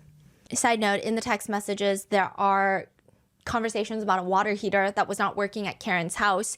And it's interesting because, again, when you read these messages, some people interpret it as, God, Karen Reed is so annoying. She's so needy, so high maintenance. What do you mean? Others think John is just kind of mean towards her and not really showing her basic appreciation. Yeah, like, bro, like, have y'all ever experienced somebody who's actually high maintenance? Karen does not seem like high maintenance, bro. I'm not gonna lie to you. Like, what the fuck? She took the kids to Dunkin' Donuts. It's not my fault that the kids that you picked up, like, want to come to me first. What the fuck, dude? This isn't high maintenance, bro. Like, for real. Like, it doesn't seem to me. If any of y'all experience someone who's actually high maintenance, do you actually consider yourself high maintenance? Like, this sounds completely normal, bro. Like, a water heater. What is she gonna do? Switch the water heater herself? Like, I'm not gonna lie. I had to move a water heater out of a house and stuff like that. Bro, no. Like, you're gonna need help with that. You're gonna need help with it. Like, that's not high maintenance. You gotta worry about your water heater at a house. That's not high maintenance. That's maintenance. The only reason he even invites her to CF McCarthy's that night is because he tells her straight up his friend is going home, so he needs a ride, essentially. And again, this does not really help the prosecution. In fact, it just shows that Karen Reed wants a healthy relationship. If she's not getting it, she would just rather John tell her and they can move on. Right. That's the vibe. And it also seems like she likes him more than he likes her, which would mean that her outbursts of believing that he's cheating on her doesn't seem so far left field. One netizen comment reads, "To be honest, I expected the text to be really bad. Thus far, I just see a lot of standard couple bullshit." Karen says this fight was pretty rough. She ends up calling her dad that day before going to CF McCarthy's and then Waterfall and then 34 Fairview. She's at her house and she just says, "My father just gently said to me, Karen, why don't you stay home tonight? It's going to snow anyway." But I didn't. Damn. And she says, "Dad, if I had listened to you, none of this would have happened." Because now John is being rushed to the Good Samaritan Hospital and the likelihood of him surviving is very slim. His body temperature is at 80 degrees Fahrenheit or 26.7 degrees Celsius, which means multiple organs are already shutting down. A paramedic does mention when someone's hypothermic and in cardiac arrest, we can't declare them dead or passed on until they've been warmed up. A lot of times with hypothermic patients, they can appear to be dead when they're actually still alive. So there have been instances where people have woken up in the morgues that were hypothermic stomach Oh and my when their body's gosh. warmed up a little bit. So we have to be very cautious, very careful about treating them as much as we can. But that doesn't seem to be the case here. There is a fatal laceration to the back of John O'Keefe's head that has caused multiple skull fractures and bleeding in the brain. John O'Keefe will pass in the hospital, while Fuck, Karen bro. is 2 doors down on the same floor, losing her mind. Karen gets section 12 in that same hospital. She says while at the scene, she calls her mom, she calls her dad, her brother. Nobody's answering. She's freaking out. Eventually, her dad calls her back. And in this emotional, distraught state, Karen tells her dad she does not want to exist anymore. He is so nervous for his daughter. He calls the police to make sure that they're making sure she's not trying to do anything. Right? Like the Kempton Police Department? Yes, and they section 12 her because, you know, his trust in the police was very high at this point. Could you explain Section 12 for... It's like a psych evaluation. So she's forced to go to the hospital, go through a mental evaluation to make my sure that she's goodness. not going to self-exit and be a Right. harm to herself and or to other people. She ends up 2 doors down from John. John's parents are driven to the hospital by Carrie Roberts. So after leaving the scene, she actually drives back to the scene. It's very complicated. She and Karen leave 34 Fairview together. And then the officer calls Carrie Roberts and is like, you got to bring Karen back because we got to section 12 her. So then she drives back to 34 Fairview. Karen gets ambulance to the hospital, section Okay. 12. Carrie Roberts then goes to pick up John O'Keefe's mom and dad, Peggy, and they drive to the hospital. Okay. And Peggy O'Keefe, John's mother, says, we started walking down the corridor of the hospital. And as I'm walking down, I hear Karen Reed yell, Peg, is he dead? Is he dead? Peg, Peg, is he dead? And I just kept walking. And then I asked, I don't know if it was a nurse or a worker. I just asked, what is she doing here? And she says, oh, she's being psych evaluated. To which Peggy is later asked by Prosecutor Brennan, Special Prosecutor Brennan, right here. He's the prosecutor for trial number 2. Yes, and he's a special prosecutor, so he's not a DA. He's brought in specifically for this case, and he's paid like $500,000. Sharper than Lally, I will say, but still kind of, his nickname online is Spanky. Ew. Spanky? Because his name is Hank. Hank. Spanky. Yeah, they call him Spanky. That's it? Just because of his name is Hank? I think it's Special Prosecutor, Ah. and I think it's supposed to Spank. be not the nicest nickname. Spanky. Got it. Yeah. To which Peggy is asked later by Spanky, so when she was yelling, could you describe her mood or demeanor? Was she animated? Be tripping. She was loud. I don't Yeah. know. She was just loud as she was saying it. Paul O'Keefe, John's brother, will also later testify that Karen screamed at him too, to which Paul at this point blows Karen a kiss and walks off with his family. These people are fucking.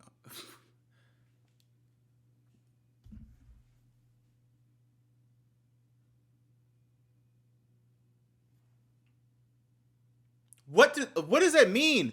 This blowing of the kiss has been interpreted in drastically different ways depending on the netizen. Some people think that it's just him trying to show her love in a very difficult situation where everything is falling apart. Others say it's kind of weird. I mean, I it's don't know. weird. Now, a firefighter later testifies that it appeared to him that Karen was showing signs consistent of having gone through a traumatic experience, rapid, repetitive speech, and it's been said that she was freaking out about how she was going to take care of the kids. So she might have felt some sort of responsibility there. Karen's brother says when Karen finds out that John is gone, Why's he mewing? she does lose it for a little bit, but within a short period of time, she finds a way out. She says, by the time I finally get out of the hospital, right before noon, I said, Dad, I want to go see the kids. So Karen, her dad, and her brother, they all drive to John O'Keefe's house, where John's parents, John's brother, John's father, his niece and nephew are all there. And Karen says, I hugged his dad and his niece, greeted his brother and his mother. I knew they had just identified the body, and I said, Paul, which is John's brother, Paul, what did he look like? What happened? And he said, my brother looks like he went 5 rounds with Tyson. Looks like he got beat up. Paul would later say about looking at his brother, he was pretty banged up. His eyes had swelled up. He had a breathing tube in, or a mask anyway. Blood coming down his nose, blood coming down his mouth. What really stood out to me were the eyes. It was almost as if there were ping pong balls under his eyelids. They were that swollen. So you mean to tell me all that shit that was said, you still think Karen did this?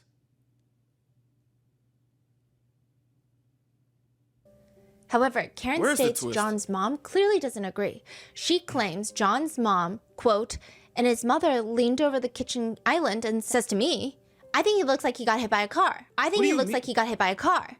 And I'm like, wait a minute, were you both looking at the same body? That's what Karen says. Karen eventually goes upstairs to grab her things, and she knew immediately the whole thing felt off. That's why she doesn't end up staying a long time. Karen's dad and brother are also there, and Karen's brother says after a couple of minutes, John's brother gets a phone call. He leaves the room, and when he comes back, the way he looked at my sister, it was like time stopped. What? Oxygen left that room at that point, and there was some serious looks of guilt being thrown at Karen, subsequently at my father and I as well. Karen says, I could read the room. I could tell that I wasn't wanted there. She really was not. Later, Peggy O'Keefe testifies. And then they came in, and then he said, do you mind if we go upstairs and get a couple of her things? Which I never should have let them go up there. But at the time, and I really didn't have anybody else to help me keep them down in the kitchen. So I don't know what they got up there, what they did up there. So Peggy's saying, I shouldn't have let Karen upstairs that day. Why? Peggy also states that she doesn't remember ever saying anything to Karen along the lines of accusing her of hitting him with her car. What? But I don't know. One of John's closest friends also states, we had no details at this point. I immediately called Johnny's brother, Paul, and Paul started to fill in some of the gaps. Everyone liked Karen, and everything changed on the morning of the 29th. And everyone thought, if she did this, she's going to be held responsible for it. And at this point, we didn't necessarily think that Karen hit him on purpose. We just know that something happened. She hit him and she left. No, bro. No, what was that call? What was that call that Paul got? He literally said he looked like he went 5 rounds with Tyson. Have you ever seen Mike Tyson fight from in the 90s up until he fought Jake Paul? Like, you remember them sparring joints like that? How in the Sam hell that you know what someone getting their ass beat by Tyson looked like, but then you go to like, he looked like he got hit by a car? Like, what are we talking about? What are we talking about? Like, how does somebody's mind jump from this to this? I don't understand. I don't understand it at all. One of John's friends compares it to Karen needs to fall on the sword if this is what she did. They just want her to admit it, show remorse, and they can move on. But as the trial goes on, they change their minds. And they say, quote, this is quite literally a murder carnival. And it's as though Karen is the happiest murder defendant in America, walking a red carpet on her way into her own murder trial. I'm just assuming that this was like right before like all these messages were coming out. Like, unless, like, the only way that this could actually like make sense is if she does like good deeds just to fuel her evil ego or something, like a billionaire that does philanthropy just to fill his pockets to do tax evasion, like something like that. But that doesn't seem likely at all. And I'm not that gullible. I don't believe I'm that gullible. You know what I'm saying? So it's just like, this had to be before like the whole trial and stuff like that. Like, ugh. That's weird. What changed? They truly believe that Karen did it. And How? They think that all these conspiracies are just heinous conspiracies crafted by the defense to... They think Karen did it on accident at first. And then they're like, if she's trying this hard to make up all these, quote, lies and conspiracies and brainwash the media, then that means that she might have done it on purpose. And there are things that maybe they just can't justify. Like the fact that a tiny piece of John O'Keefe's hair is found on the bumper of Karen Reed's car. Now, some argue, yeah, well, that's not really that abnormal. I mean, John O'Keefe, like, Karen Reed would park her car in John O'Keefe's garage. This is not completely unheard of. Other people say the fact that the hair was found on her car should already be alarming. Okay, so if that's the case, what about the scratch marks on his arm? What is going on? Because at this point, her car has been driven around a blizzard. It's been towed from police station to a house. It's towed everywhere. And people are confused. Quote, you're going to tell me a hair stays on the bumper throughout the entire drive, 60 miles back and forth through a blizzard? And you're going to find a tiny hair on the bumper? That doesn't make sense. It's like people are just believing whatever conspiracy that they want or whatever detail. Like, I'm just like trying to... Other things that don't make sense? Well, you've got Michael Proctor. Mm-hmm. To have an stellar performance review for work is a very hard endeavor. If you've never had a bad mark on your employee performance review in 12 years, you might as well brag about it too, saying, quote, I've never had a single complaint. I've never been the subject of any disciplinary actions. All my employee evaluations are either outstanding or excellent. But sir, quit playing. We know exactly what you've done. Trooper Proctor is up on the witness stand, and for my audio listeners, he looks like a freshly boiled egg. There's not really a more eloquent way to describe his features, though Proctor is a witness and one of the lead investigators on the case of the death of John O'Keefe. He's sitting at the witness stand looking like a defendant. I mean, he might as well be. He's fighting for his life. He tries to win the jury over with the fact that he's been doing this job for 10 years. And everyone's like, that's actually terrifying. 5 years with the homicide unit. Again, we're scared. Several homicide schools he's attended. That's what he calls them, homicide schools. Homicide school? He also has experience working in narcotics. He also looks through phones and look for nudes. A lot of people are like, lots of cops with access to drugs. He was on a shift when the call comes in that there was a male party discovered on the snow outside of a residence. That's what he says he was told. He wasn't told anything else. Canton police, these three right here, the Canton clowns, they quickly fill him in that it's a Boston cop, 10% survival rate. That's what Proctor says that he's told. And the first stop Proctor says he's going to make is going to the woman that called 911, Jen McCabe.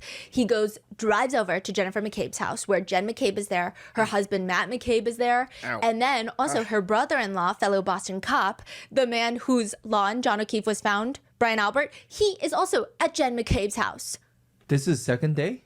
First day? 29th? 30th? Yeah, the 29th. What? So the Canton cops, they come out to 34 Fairview. Yeah. They're actually the first ones to talk to Jennifer McCabe. Yeah. Officer Lank is. He goes inside the house and he's talking to Jennifer McCabe. Gallagher, this one, also goes inside the house and he's talking to Jennifer McCabe. And he's talking to Brian Albert. Okay. And then they're like, you know what? We got to recuse ourselves. Because that's what Chief Berkowitz wants. He says, we can't, because Kevin Albert has been with us for 18 years, body found on Brian Albert's lawn. We got to recuse ourselves. Do they really recuse themselves? Not really. So then the Canton clowns, these three, clowns. they go and they talk to the troopers that are taking over, the trooper trolls, okay? So they go to the trolls, and the trolls are like, okay, what's going on? Just give us the details so we don't have to do our job. They say, you should probably talk to Jennifer McCabe. That is where Trooper Proctor goes. Okay. So he pulls up in Jen McKay's house, and Brian Albert's now at Jen McKay's house. Yes. They shifted their meeting from Brian's house to Jen McKay's house. Right. Yes. Brian is like, listen, I went to Jen's house because she's my sister-in-law. She was going through an awful time that morning, as we all were, and I wanted to be there to comfort her if she needed Wasn't he anything asleep? because we're close. Okay. I didn't want her to feel like this was too much for her to handle. A few things about that. The man was found on your lawn, also your wife's lawn. Maybe you should worry about your own wife. A lot of people think affair theories, swinger theory, affair theory. Other people think that's a nice excuse to be like, I wanted to make sure that she doesn't fuck up. Some people think, what if it was a coincidence? What if he was just checking in on Jen? Bro. And then Trooper Proctor shows up. Call the phone. Well, during cross-examination, Jackson asks Brian, isn't it true that you knew, or at least you believed, that an interview with Jen McCabe as part of an official police investigation was going to occur at her house? Yes. You were not asked by the police to join her, correct? No. Isn't it true that you knew you had been notified, or at least you believed, that an interview with Jen McCabe as part of an official police investigation was going to occur at her house? Yes. You were not asked by the police to join her, correct? No. Proctor does not think that this is weird at all in the slightest. I'm not sure he knows how to do that. Think, that is. I don't think he thinks at all. To him, this is 3 birds, 1 stone. Let's interview Jen, Matt, and Brian all at once. Because technically, these are the last 3 people to see John O'Keefe alive, whether that be at Fairview, whether that be at the Waterfall Bar. These are extremely important witnesses, and I believe that anyone who has at least seen 1 documentary and maybe 1 episode of Brooklyn Nine-Nine would have better investigative skills than the Trooper Trolls. They for interview real. the 3 with no audio, no body cam, nothing. What? Barely any notes. Michael Proctor is asked by ABC, does it change the nature of the investigation when you know the deceased is a cop?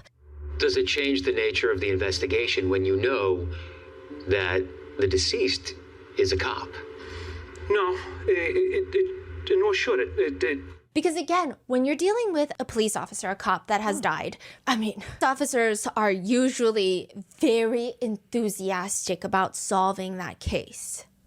True, yeah. But no notes, no audio, just winging it. Vibes. He says vibes. no, it doesn't change anything that the deceased is a police officer. He says Why nor are you should lying? it. I mean, there is a little more emotion involved towards the deceased, which makes sense. And maybe that justifies why he starts looking through deceased officer's girlfriend's phone for nudes. You're like, yeah, I'm extra sad because the deceased is one of me. Yeah, but you gonna try and look and find his girlfriend's titties? Really, dude? Really? We're all law enforcement. We face the same battles every day. We relate to each other. So what happened immediately after they called Karen Reed to the station and took over her phone? No, later they go to Karen's house or Karen's dad's house. They tow her car and they seize her phone. And then he starts immediately looking for nudes. But he's telling ABC, I was a little more emotional because the deceased was a cop. And everyone's like, oh, so you're so emotional about the deceased being a fellow officer of the law that you're like, you know what? Just to like spit on his grave, I'm going to look for his girlfriend's naked photos. Yeah, like what? No news so far. No news so far, correct? Correct. And who was he texting those messages to exactly? The trooper trolls. This one specifically, Buchanan. That is crazy. Let's say there are photos. You think he would just share the photos then? Yes, because he said no nudes so far, and one of the other troopers that's not on this wall yet, he thumbs down the message as in, like, disappointed. So, a revenge porn plot is going on here. Okay. You're just gonna send it in the chat? Bro, what the these people are crazy. Like, darn. Nasty. Oh, Proctor's no sheer titties. shamelessness Like, what, bro? makes my head spin. On the stand, Proctor has to read his messages out loud. He tries to read them in the most casual tone, not unlike Brian Haha Higgins. I said, haha, how did you get my digits? Haha, I'm All shy. right. And I said, haha. Stephanie, please. I said, haha. All right. I said, haha again. And he's just like trying to act as if he's reading off the Cheesecake Factory menu. But I don't think that there is in any way in which he can cadence delivery his way out of these words that he texted. He reads, and this is in reference to him talking to his high school buddies, why he's not investigating the homeowner. High school buddy, that's a friend. Yeah, these are friends. So he's got multiple group chats. Okay, so these are civilians. Yes. That's asking Proctor about this case investigation. Yes. Huh? He's Ain't that right. illegal? From all accounts, he, aka Brian Albert, didn't do anything wrong. She's a whack job, CUNT. From all accounts, he didn't do anything wrong. She's a whack job. Auntie Bev stops him. Auntie Bev says, So don't spell it. You have to. So these are your words, Trooper Proctor? Yes, Your Honor. Go ahead and say them. Yes, she's a babe. Weird Fall River accent, though. No ass. friend responds, not newsworthy then. Good, no ass bitch. Proctor laughs in the group chat. The friend say, this is not newsworthy. Yeah, because she has no ass. And then he goes, No, another friend says, good, no ass bitch. Like, good, she's going down. What? No ass. And Proctor's like, haha, that was comedic gold. Proctor laughs in the group chat, which if you're the lead investigator on this case and Amanda's found deceased outside another man's house, but you want only to investigate the girlfriend because she's a whack job, that's terrifying. But Proctor is like, no, listen. The compelling evidence against Miss Reed at this point indicated that Mr. Albert had nothing to do with Mr. O'Keefe's death. The rest of the unprofessional and regrettable comments are something I'm not proud of and shouldn't have written in a private or any type of setting. Side note, Proctor has multiple group chats going on, all of which is a cesspool of derogatory comments being made. Gosh. One, like I said, is with his high school buddies, his friends, and then another one, which is his work colleagues, including his supervisor. This one right here. Yuck Buchanan. mouth motherfucker. Proctor sends his buddies pictures of, this one is back to his high school buddies, of Karen Reed being escorted from the State Police Milton Barracks. His friend asks, is this chick a smoke? Nutbag, as Chief would say. Chief, maybe, referencing Tully. Tully's the big boss. It's Tully, Buchanan, Proctor in the chain line. of order. Yes. So Tully is the top dog. and then goes to Buchanan, and then goes down to Proctor. Yes.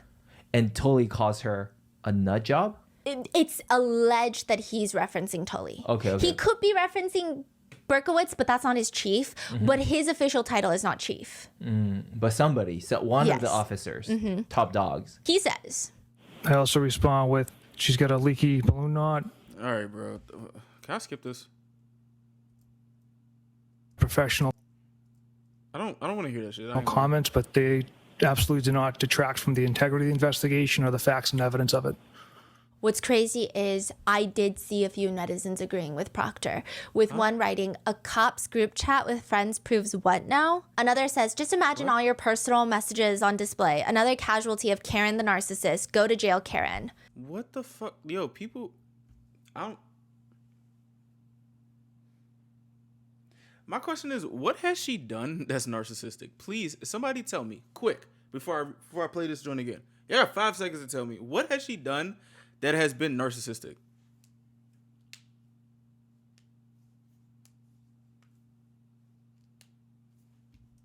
They continue to talk about Karen Reed in Proctor's group chat, if she's hot enough to get away with the crime, to which Proctor responds, 0 chance she skates, she's fucked. He also responds to if she's hot. He says, if you like women who shit themselves, to which to the jurors, he's all, again, a regrettable comment I made about Miss Reed's medical condition. Proctor's testimony is a painful series of regrettable messages. Some netizens believe that he's only started regretting them because he's been caught. Others say that the only ones with regret should be his parents, but it appears that they are standing by their son. However, the more alarming messages are the ones between... Bro, I ain't gonna lie to you, bro. It don't matter how old I am. If my mom ever catch me talking about somebody like that, she gonna smack the back of my neck and tell me to, like, what? Like, you talk about people like that? Hey, Mom, I know you're watching, but, like for real, though, like, what? This is crazy. Like, that's insane. Like, oh, my gosh. Proctor and the trooper trolls. What? Because why are you texting your supervisor about no nudes yet? And why are they thumbs upping that message? Buchanan thumbs ups that message. So someone's thumbs down. Yeah, and Buchanan's thumbs up. Yeah. He also texts into that group as he's investigating this ongoing investigation where you cannot come up with your own outcome before you investigate. He said, Karen said the Alberts beat the shit out of O'Keefe, left him for dead, and that's why her taillight was cracked. She's gross. Another trooper responds, oh, fuck her, bitch. Then another trooper sends a picture of David Yannetti. David Yannetti? Karen Reed's Boston-based attorney, the only local attorney during the first trial on her team. Okay. And Proctor responds, funny, I'm going through his R-worded client's phone. Funny, I'm going through his retarded client's phone. No nude so far. I hate that man. I truly hate him. Why? Talking about Yannetti. Do they know each other? They don't. They don't know each other at all. Proctor continues, of course, to insist that this entire investigation is completely filled to the brim, overflowing, cup runneth over from integrity and honor. Proctor says that he has this aha moment at the hospital when he goes to see John O'Keefe's body. He is escorted by Buchanan, his supervisor. So the two trooper trolls, they go to Good Samaritan, and Proctor is like, look, John O'Keefe is missing a shoe. They only found one shoe on him. He says the only thing that jumped out to both of us was that he only had one sneaker. The reason that was important at the time is during my training and experience, and it's fairly common in a motor vehicle pedestrian incident for, if not both pieces of footwear to remain at the point of contact, but at least one. So he's saying sometimes people will get literally hit out of their shoes. That's common? It does seem to be common, but you have to be going at pretty high speeds. He says, I've been to pedestrian strikes where both shoes were right at the point of contact. I've seen it where the people got completely ripped out of their clothing and their clothes are at the point of contact. So if that's the case, the shoe should be on the street, right? And we would be able to see that, right? Right? If you can find a hair on the bumper, if he lost a shoe and he got hit, there should be a shoe still there, right? I don't know how true that is. That's what gives him the feeling, though, and gives Buchanan the feeling that... And they didn't recover the shoe, right? Where is the shoe? they're on to something. That is when he decides to follow the leads. The one shoe, Jen McCabe saying that, hey, Karen said I hit him. He believes that perhaps Karen did indeed hit John O'Keefe with her car. So it's time for Trooper Proctor and Buchanan to pay Karen Reed a visit. This is the same day, January 29th, 2022. Okay, so no shoe. All right, cool. Call Karen. She's been released from the hospital. She went to John O'Keefe's house. She had that weird incident with John's family. She's now gone back to her dad's house. She's staying with her dad. And they don't live in Canton. They live in a place called Dighton. This is important later, but it's a completely different jurisdiction. They show up at the house. The blizzard is coming down strong, so much so that when they get to Karen's dad's front door, it won't even open because the snow is piled up blocking it. So Karen is like, can you come around the garage? I can open the garage and you can come in through the garage. That's where she lets them in, and both Proctor and Buchanan testify. As they're passing Karen's Lexus in question, Proctor states, it's not just shattered. A significant chunk is missing from that taillight, the right rear taillight. So the passenger taillight in the back had large pieces missing from it. Proctor says, we were very confident. We knew what had transpired, which was Karen Reed backed her vehicle into John O'Keefe. They're actually so confident that before they even get to Karen's dad's house and lay eyes on this car, potentially I could understand if they see the car and they see large chunks missing and they're like, hey, I think she hit him with the car. I could maybe see that. But they were actually so confident that even before they got to Karen's dad's house and laid eyes on this vehicle in question, they're already on the phone with Dighton police trying to find out how to get her car towed back to Canton. They put all their eggs in this basket and they're going to die on this hill whether the Easter Bunny comes to town or not. They don't care. That is when Karen's phone and her car are seized by the trooper trolls. And sure, Proctor is corrupt. But how do you explain 45 plus pieces of Karen Reed's taillight that are found in the snow on the front lawn of 34 Fairview Road in the vicinity where John O'Keefe's body is found? 40 something pieces of taillight. I mean, some are tiny little fragments the size. Yeah, you don't know. What the fuck? Somebody broke that shit. Somebody broke that. You don't hit nobody that hard and that happens. Somebody broke that. Of a dime. Others are the size of a banana buried in the snow. I mean, the evidence that Karen Reed did it was maybe right there all along. Where's or the was shoe? It? Back to the Canton clowns. Sergeant Good is working dispatch. He's sitting at the Canton Police Department all night. He's picking up the 911 calls. First call he picks up in relation to this case, Carrie Roberts. She's like, hey, my friend's girlfriend just called and is like, John O'Keefe is missing. Do you have any reports of anything? Nothing? Oh, okay, thanks. Then Jen McCabe calls and is like, hey, so there's a guy like laying in the snow. He's picking up both those calls. All he does is dispatch people. But that day he's like, I'm gonna go. Someone take over. I'm gonna head out. What? Because this is a big call and I'm a sergeant, so I'm gonna go. So he calls in Kelly Dever. She's crazy. She's in the next one. He calls in Kelly Dever. She takes over dispatch. It's a whole thing. Sergeant Good comes to the address. He calls Gallagher. Gallagher is his boss. His supervisor is Gallagher. He calls Gallagher. Gallagher ends up going to the wrong address. It's either suspicious or it's stupid. That's how I sum up every law enforcement decision in this case. It's either stupid or it's suspicious because nothing is ever making any sense here. I don't understand anything. He ends up going to the wrong address. And then he's like, you know what? I'm not even gonna go there right now. I'm gonna stop by the Canton Police Station before I head over there. So he grabs himself one of those reflective jackets because it's dark outside. He doesn't grab anything else, like an evidence bag, anything. Just a reflective jacket. He shows up at the scene. Sergeant Good had already called for another person, Officer Link, Michael Link, to show up.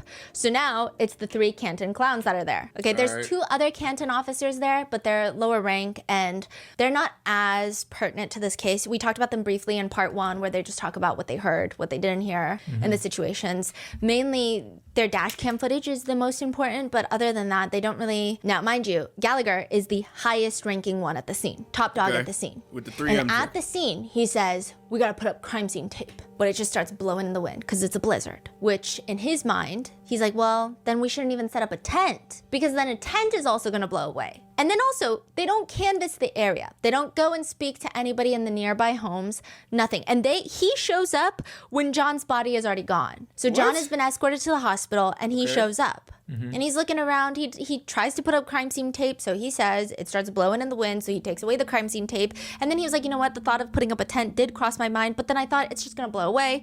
He doesn't canvass the neighborhood, nothing. He gets there late. He just asks them, hey, so where was John's body found? And they point in a general area. And this is where he just starts looking for evidence. Gallagher will later bring the troopers out to show them exactly where John O'Keefe's body was found.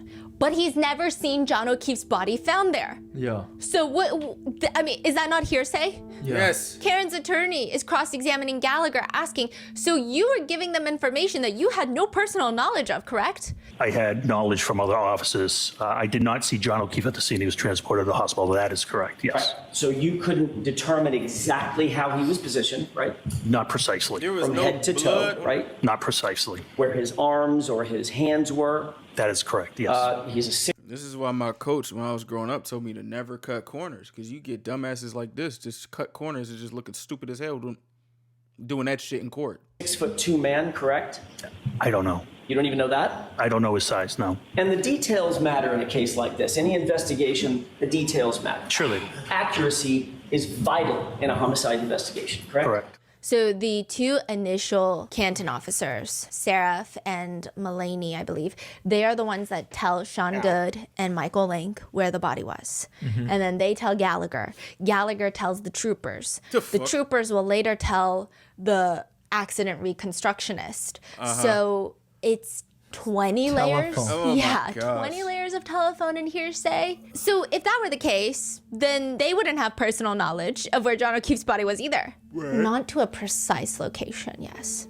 So they're all talking about where John's body was, but none of them have seen John's body there. But they start searching the area for evidence. However, the snow is coming down hard. Right. And Gallagher is worried that the evidence is getting covered in snow. What evidence? We don't know what we're looking for, but we're looking for something. In what area? We don't really know for sure, but in a general area. He's looking. And he says the snow is covering everything. What's everything? We don't know. Gallagher thinks that the idea of using a rake or a shovel is probably not great because he could inadvertently break something. What is something? We don't know. So the ever cautious, ever intelligent Gallagher decides that he's going to use a leaf blower to get rid of snow to uncover the evidence.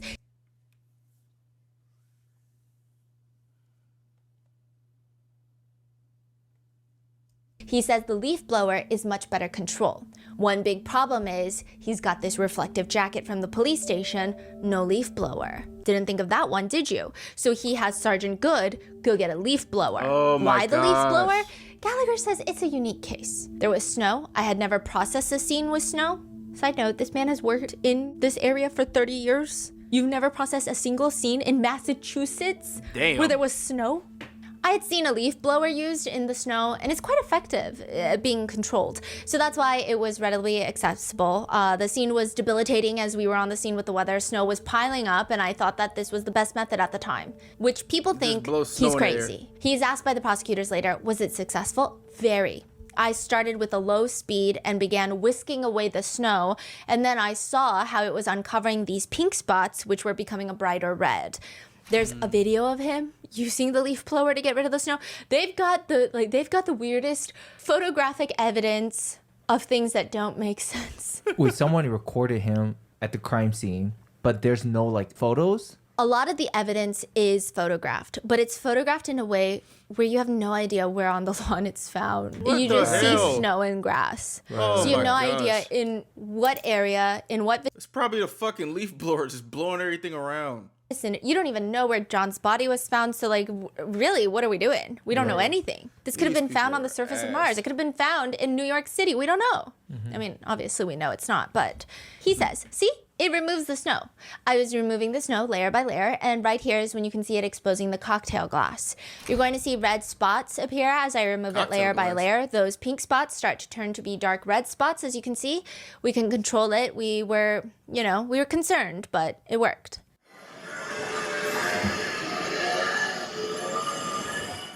He verifies that those pink spots to be coagulated blood, which I would imagine if an officer is called out to the scene of a potential death and there is blood, the bare minimum is to collect said blood. But Gallagher proudly says, so out of an abundance of caution, I decided that the blood was something we may want to collect. But Gallagher only has his reflective jacket, and now he's only got a leaf blower. How is he going to collect his blood samples? They run across the street to another house. Tom Keller is the neighbor right across the street. He is another Canton cop. In fact, he's only second in command after Chief Berkowitz. He's the deputy of the Canton Police Department. He is Gallagher's boss. He just knew, oh, that's Tom's house right there. Let's go. Let's go there. They run to his house. They say, hey, we saw some blood, and out of an abundance of caution, we may want to collect the blood. They go back to 34 Fairview with a stack of red Solo cups, plastic cups that you typically drink beer out of. Gallagher says that his genius thought behind this was they were plastic, they weren't going to leak, they weren't going to get soggy, they were large, I needed a small sample. My thought was because it was frozen and coagulated that we could collect it, transport it, and transfer it to the crime lab, who could extract the DNA however they saw best fit. He's asked later by Attorney Jackson, like the Solo cups that you see at backyard barbecues, they hold liquid terrifically. We utilized cups, plastic cups. Those were red Solo cups, right? That's correct. The same kind of red Solo cup you drink beer out of at a barbecue. Bro, these people can't be real, bro. These people can't be fucking real, son. They turn this whole shit into a cartoon spectacle, bro. Like, oh my gosh. Yeah, sure, you could. They're also not sealed, correct? They are not. Which Karen's attorney is confused. So what you did instead was you gathered red Solo cups from a neighbor. You unsterilized and scooped up the snow with what you thought the blood was and just carried them back to the truck? Nope, we took 6 samples, individual samples. Our philosophy was we'll let the crime lab extract it the way they best see fit. Those 6 samples were bagged and then transported back to Camp Police Headquarters and placed into evidence. Which is basically what Jackson said, but like make it LinkedIn font. It doesn't make sense. I mean, I feel as if an internet sleuth that cops like to look down on would have made smarter choices in regards to evidence protocols. This feels like a Home Depot dad coming across a baby stray animal that they're trying to take in, DIYing the whole process on the front lawn, which even Gallagher knows he's goofy. Oh, and another side note, I'm so sorry, before we move on. Tom Keller, the deputy, never goes out to investigate. Deputy of the Canton Police Department, another cop is found dead right across the street. Brian Albert never comes out to see what's going on in his front lawn. Tom Keller never comes out. What's going on? And he's the one that deleted his Ring footage, or no? Well, he says along the lines of, and it wasn't Ring, there was like a whole argument. It's like a different company called Arlo, and everyone's like, that's not the point. You know what the point is. But all the Canton cops are like, well, first of all, it's not Ring. It doesn't get that in the security footage, so it just rewrote itself. Because you know how every day it just rewrites itself unless you save the footage. What? And he basically knew that it wasn't going to cover that area, so essentially it gets deleted. This is who's running the town. Yeah. Even if it's not covering that direction, they will pull the footage even from like down the street. They will. Because they were trying to see who drove by at what time. Right. In regards to the leaf blowing, Paul Gallagher says, I thought someone may wonder why I decided to use a leaf blower, so I wanted to demonstrate the effectiveness. That is why we have a video of it, because even Gallagher knows that he's goofy. The video is bad. You just see him leaf blowing directly onto droplets of blood in the snow, because that's precisely what you would want to do in a crime scene. That is when they bring back to the police station 6 Solo cups filled with melted snow, debris, and blood. Okay. Those 6 Solo cups, by the way, are placed in a wide open brown bag, like a grocery bag. And it is a grocery bag. It says Stop and Shop on the side of it. And that is also left all the way open and brought back to Canton Police Station. You have got to They be find that me. day, along with that, pieces of glass that seem to belong to a cocktail glass, a drinking glass. And they bring those back to the police station.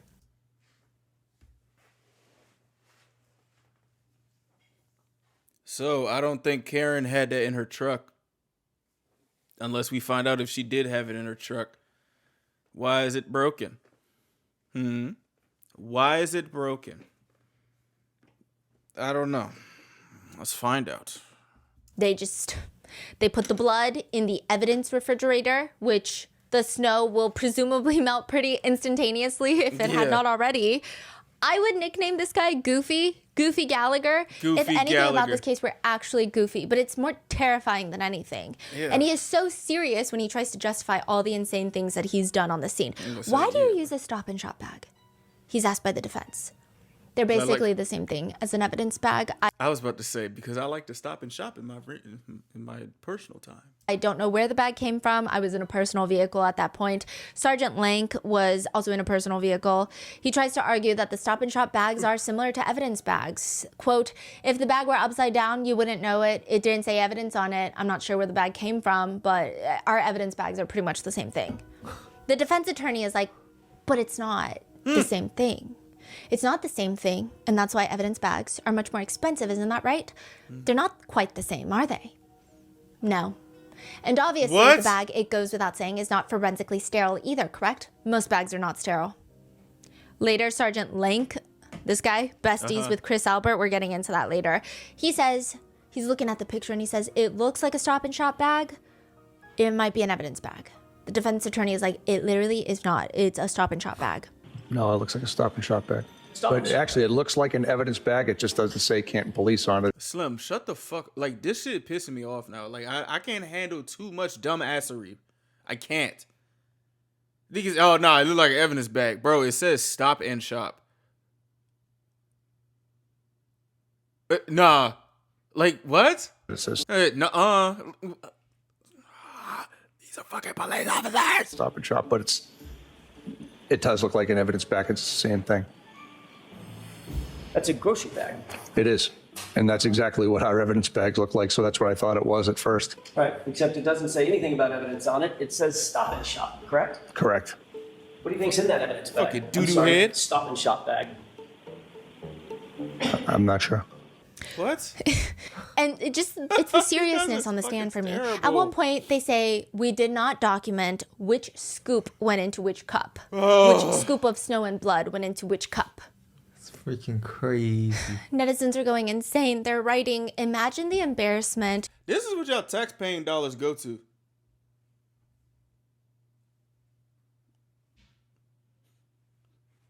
This is what the tax money is going to, bro.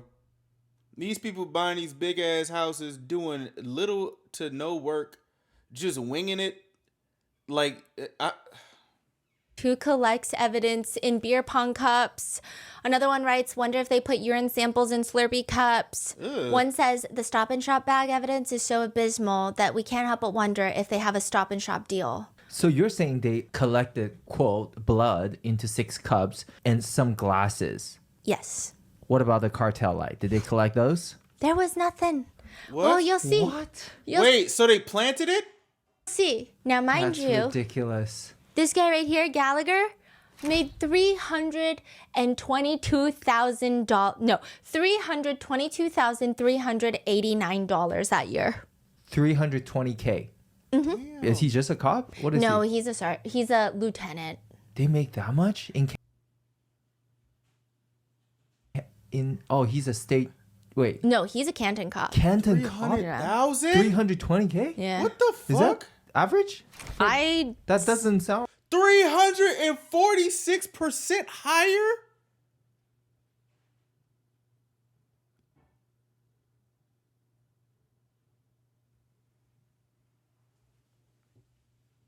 Right. It sounds like a lot. How do we know that? It's public record because they're cops. Bro. Is everyone making that? No, but he's pretty high ranking. Officer What? Lank also gets promoted. He ends up making, I think, almost $250,000. Yes! 200-something thousand. And this is how they are. To fuck around and twiddle thumbs and get Stop and Shop bags and just do what? Y'all getting paid that much money to just fuck around?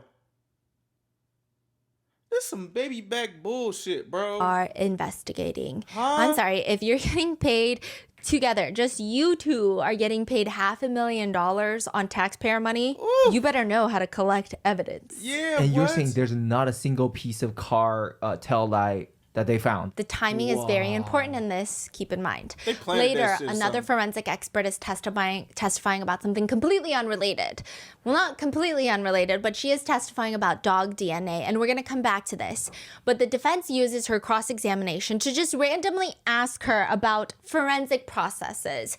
And they ask her, so you wouldn't use plastic to get blood. She's testifying about sterile procedures. Everything we use in our lab is sterile. All of our tubes that we would use, or once we do a collection, we put it in a tube for the extraction process. Those tubes are autoclaved and they don't have any contamination. They're sterile. So you wouldn't use a solo cup. At this point, she just looks at him and goes, I'm sorry, what? They are sterile. You would use a solo cup. I'm sorry, what? Objection, Your Honor. Solo cup. The objection is sustained. She looks genuinely confused and Wait, what? concerned. And he is so proud of this. That is correct. Side note, Gallagher has also worked with the DEA, the Drug Administration, for 15 years, which some netizens believe add to this. And also ATF, there's lots of drug overlap there. So lots of people believe there's lots of drug connections everywhere. But technically they are law enforcement and drugs are a big part of law. Sergeant Good, however, there's lots of connections here. Sergeant Good also grew up with Courtney Proctor, Of Trooper course. Proctor's sister. There were only 144 students graduating that year, so their class is very small. I imagine they were friends. If not, they knew of each other rather well. Lank went to high school with Courtney Proctor as well, but also with a girl named Jill. Who is Jill? Jill's not on here, but Jill is Julie Albert's sister. What? And he's best buds with Chris Albert. They've all worked the past 18 years with Kevin Albert. They also work in the same office as ATF, What Brian the Haha fuck? Higgins.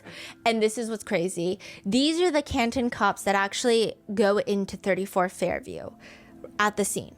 Gallagher and Lank walk into 34 Fairview to talk to Jen McCabe. Later, Trooper Proctor will go to Jen McCabe's house to talk to Jen McCabe. But this is the first actual interview. And this is after they recuse themselves, or they're thinking about recusing themselves. And they talk to Jen McCabe. They talk to Brian Albert. They don't search the house. They don't ask to search the house, but They they're don't give a inside fuck. the house. And it's just weird. They don't write a report memorializing the conversation or really anything, especially Gallagher. And his whole excuse to all of that is just, well, I don't write reports. I'm the supervisor. Why would I write a report? That's not my responsibility. That's for the losers like Link. That is correct. That's the vibe. And they're just letting everybody talk to everyone. At this point, everyone in the house, a lot of these people have stated there was a morning meeting. A lot of people were at 34 Fairview that morning, and we're going to get into these two a little bit later. But just to give you a recap, throughout the morning of 34 Fairview, lots of people stopped by. Already inside the house were Brian Albert, Nicole Albert, and birthday Brian Albert Jr. Jen McCabe is there because she came there with Karen and she called 911. That Matt picture. McCabe shows up because Jen McCabe calls her husband and is like, oh my gosh, we found John O'Keefe dead in the snow. Right. Eventually, Julie Albert shows up. Julie Albert shows up completely randomly. She says, it's Brian Albert Jr.'s birthday. Here's what I do. It's a birthday tradition that I get him 6 Dunkin' Donuts and I put them in his car, which already doesn't make sense because it's a blizzard. I don't. What the fuck? Why are these people so kooky, bro? What? It's a birthday tradition. I just put donuts in this nigga's car. What the fuck? Is that like enticing him to be a police officer or something? It doesn't make any sense.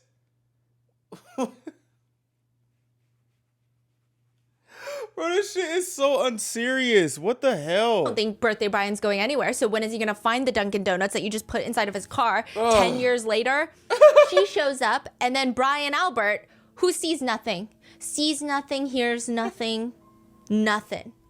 Sees Julie Albert putting donuts in the car and is like, hey, come in. We got to tell you something. So they tell Julie.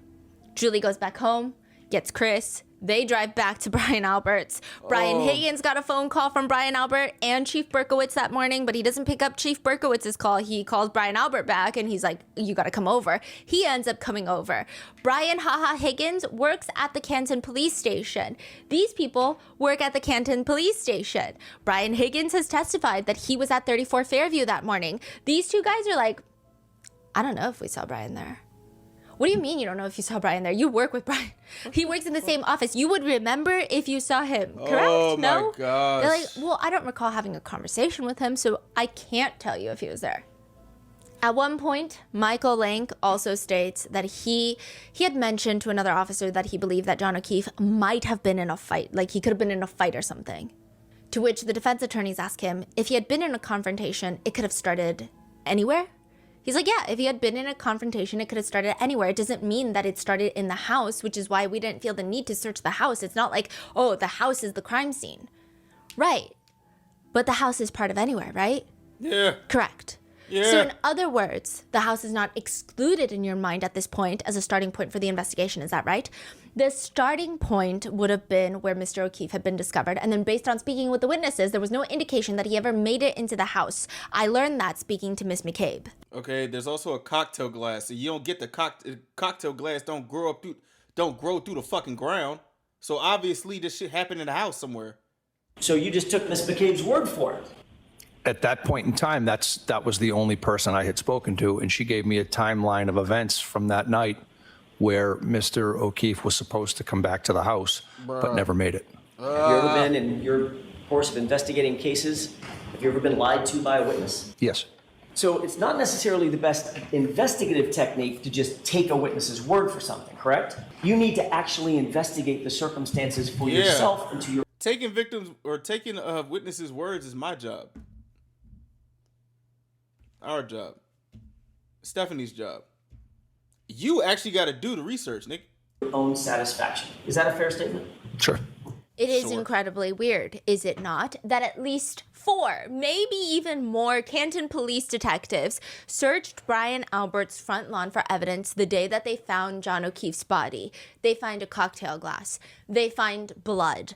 But they don't find taillight pieces. When you say cocktail glass, it's like a glass cup? Like a whiskey cup. Was it You know, like a cocktail, Yeah. you put some whiskey, you put vodka in there. I don't know. I'm not really That's a big really drinker, weird. but Jesus, yeah. Stephanie. So they were seen, Karen was seen leaving CF McCarthy's with a glass. Are you allowed to do that? No, you're not. Okay, Oh. she snuck it out because she Oh, didn't okay. finish her drink. So she snuck out her little glass.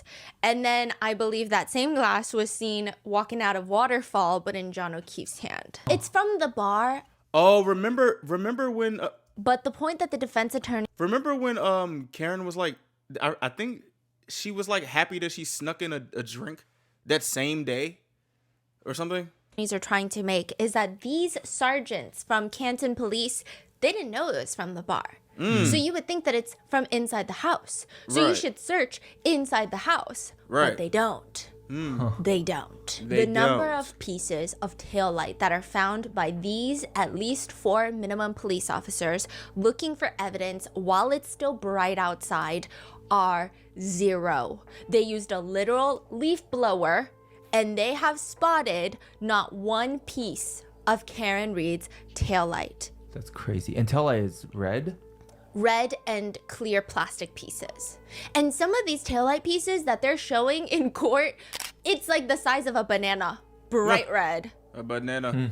It's only later in the day when the snow starts really starting to accumulate that the police miraculously, sun goes down, snow is pouring down, that they start finding pieces of taillight on the property. Please. And, you know, people argue. You don't think that's weird? Throw tomatoes the police at only these people. start finding pieces of the taillight later in the day. That's a little bit strange, don't you think? Yeah.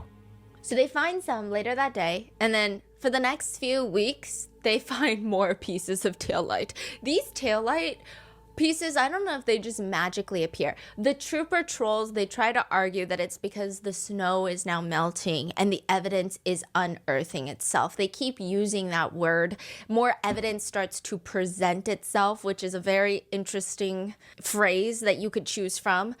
But some people argue, well, it's because these guys are not really trained to find evidence. I mean, look at them. They're doing solo cups. How do you expect them to find evidence? It's not until later that Trooper Tully, Troll Tully, we don't like Tully. Nobody likes Tully. Okay, just keep Okay. that in mind. All right. He decides that he's going to employ the CERT team from the Massachusetts State Police. The CERT team is a special emergency response team. So they just kind of go from place to place in Massachusetts, helping any law enforcement agency that needs the help. He gets them out there, and they conduct a search where they find John O'Keefe's hat and a few pieces of taillight. Oh shit.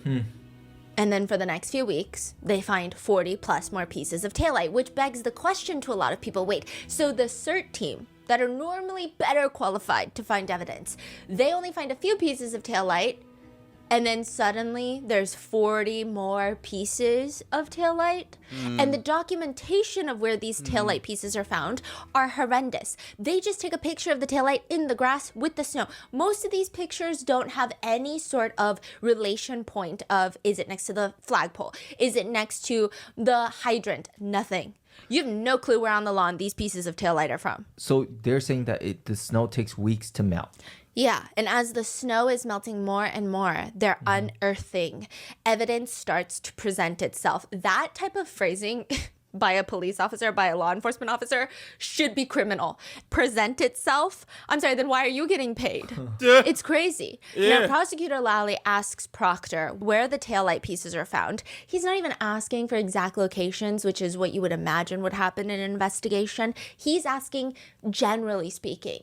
Proctor does a full-chested sigh. I don't specifically remember exactly if they were around the flagpole, because the CERT team came and shoveled an area around. So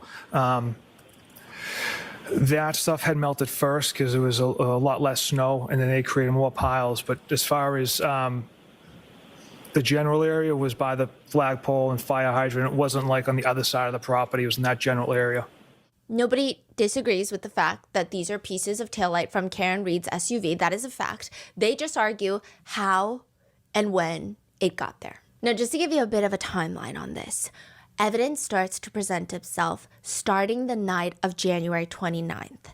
John is found at 6 in the morning. By about 6 p.m., taillight pieces are found. Okay. But prior to that same day, Karen finds John. Karen is rushed to the hospital. She's Section 12'd. She gets released, goes to John's house, feels unwelcome, Wait, but she asked, what about my taillight? So what that mean? gets her car, and drives her to her dad's house in Dighton.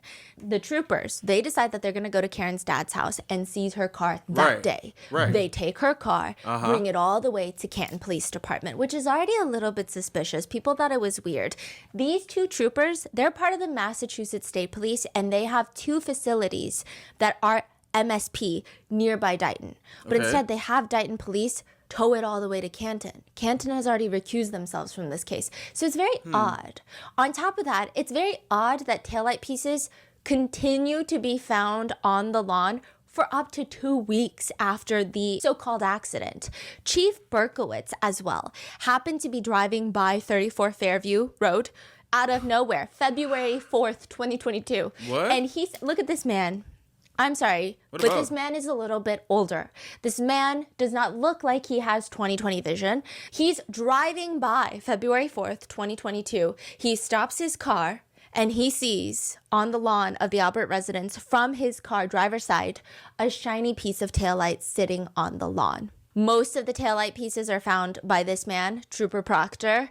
All of these things are very odd about this, and it makes people believe, well, wait a minute, maybe these taillight pieces were planted on the lawn. It doesn't make like sense. what? So for people who believes that's the case, then where did they get the pieces from, the taillight pieces from then? The police department. We're about to get into that. Okay. For the people that are saying, hey, that doesn't make sense that you just find pieces of taillight after so many people have searched it and you keep continuing to find it in an unsecured location, they don't secure the scene. This guy, Buchanan, he's like, well, no, it makes total sense. In fact, it's common sense. He says, well, common sense will dictate that if an item is found on the grass and there's snow covering that item, it would have to have been placed prior to the snow accumulating. So if an item is shoved into the snow, it'll be exposed as the snow melts prior to reaching the ground level. He's saying there was snow on top of it, and that's why we didn't find it immediately. And it makes sense, okay? So they tow her car.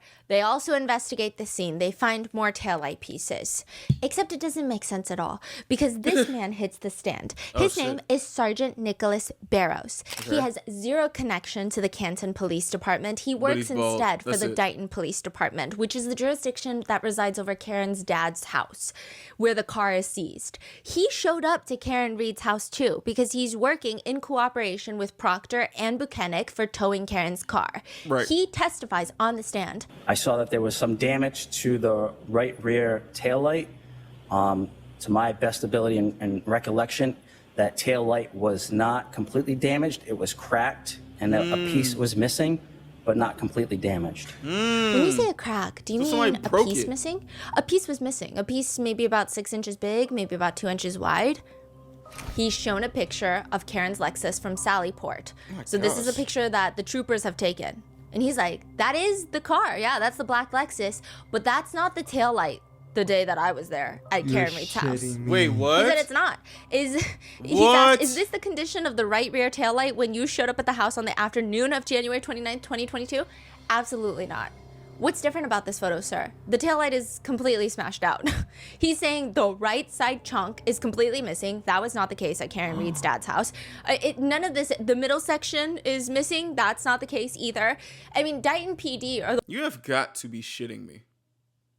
You have got to be shitting me right now. The ones that towed Karen's truck back to Canton Police Department. But they don't have records of what the condition was, right? There's no photos, there's no comparisons. There's a photo, but it's not a great quality photo. And there's snow all over both taillights. Canton Police and the troopers are arguing it's missing. You just can't really see it because the snow is covering.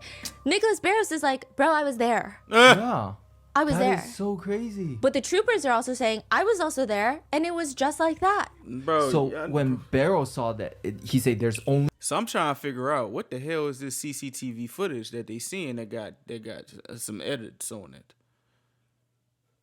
Got some edits on it. Only a 6x2 missing. Yes. That's it. That's like pretty small, right? Yeah. In the photos, the whole thing is missing? Like a good chunk of it is missing. Fuck. A lot of the red parts are missing, and they try to argue that's why when she presses the brakes, it's not even lighting up red at that section. They're trying to argue lots of different things. The whole thing is weird. Now, another question is, why did you take it to Canton Police Department on top of what Sergeant Nicholas Barrows is saying? It's just getting weird. Buchanan says it's because the garage there is heated and they needed the snow to melt off. But the timing on paper, it doesn't... Why not just use a leaf blower? Doesn't make sense because Michael Proctor swears under oath multiple times that... Oh yeah, sorry guys if I'm stretching. I'm like very sore from working out. It's like all up here. So I just gotta stretch. I hope that don't...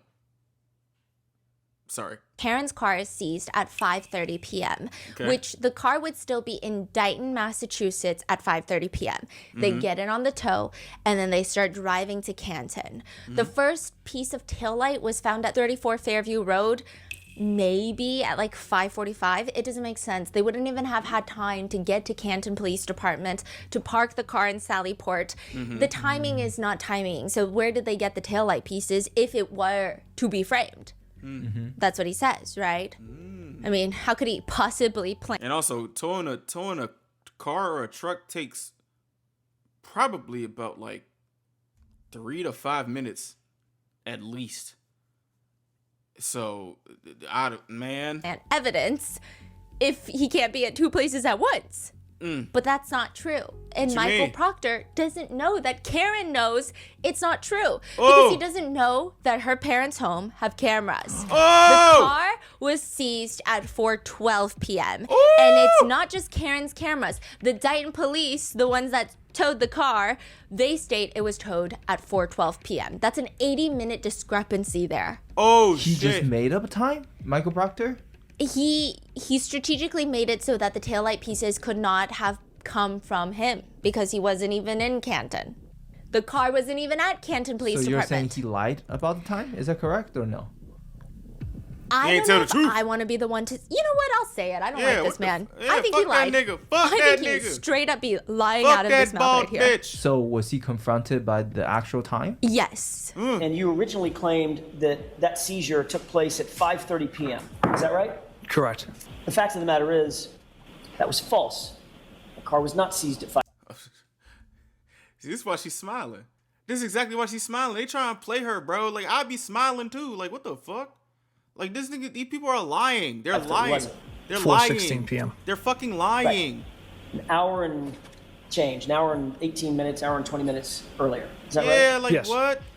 Did you ever seek to change or amend a false statement about the time? When I incorrectly transcribed the times, it was on the first affidavit I had written. And then as I continued to write other search warrants, I used that as a template.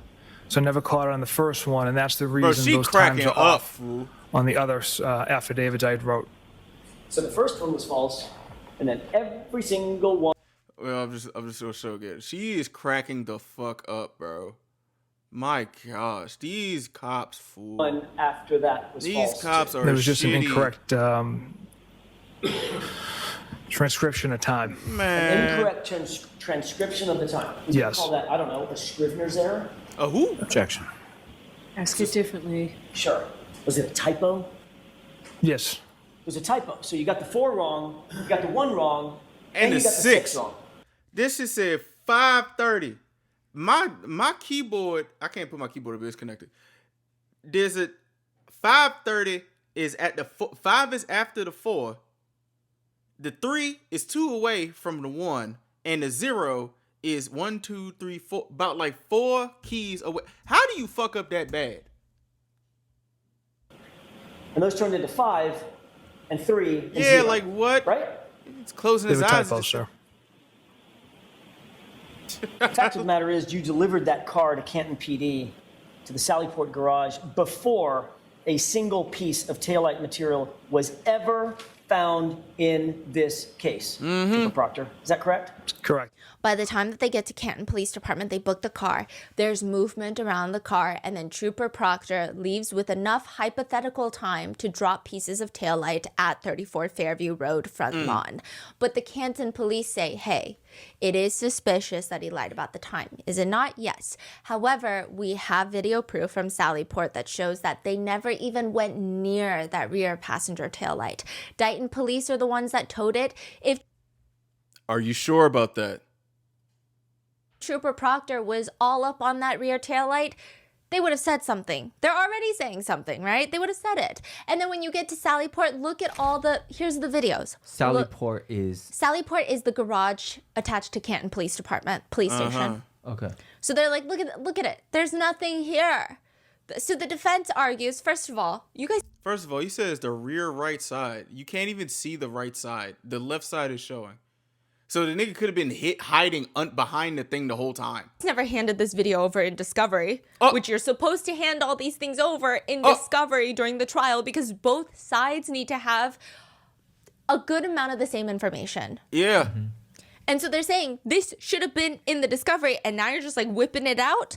And second of all, there's so many odd things about this footage. Additionally, the start time of the CCTV footage is 5:30 p.m. and it stops at 5:48 p.m. So 5:30 p.m., the car is booked into Sallyport. So technically it's about 17 minutes and 50 seconds, but the CCTV footage is only 5 minutes and 51 seconds long. So more than 2/3 of the time in question is not there. But Canton Police is like, well, actually, it's not weird because Sallyport CCTV cameras are motion activated cameras, meaning they only start recording when there's motion, which I already find alarming, considering that Gallagher has stated Sallyport is where when we have an arrest, we bring our prisoners in. It's basically an extra large garage. It has doors that are numbered 1, 2, 3, 4. We typically go in door 4, pull up towards there, and the prisoners are walked into the booking area, which is also secure. I would imagine that a place where you have people getting booked, I would want cameras running 24/7 to protect both sides, both parties, not just motion censored cameras. But nevertheless, they show the cameras. And it does show nobody goes near the rear passenger taillight. Okay. Buchanan testifies, Trooper Proctor and I never touched the vehicle prior to it being properly processed with a search warrant. They never touched the back passenger taillight. Why is so it at that point, is the taillight already missing? You can't really see it. Okay.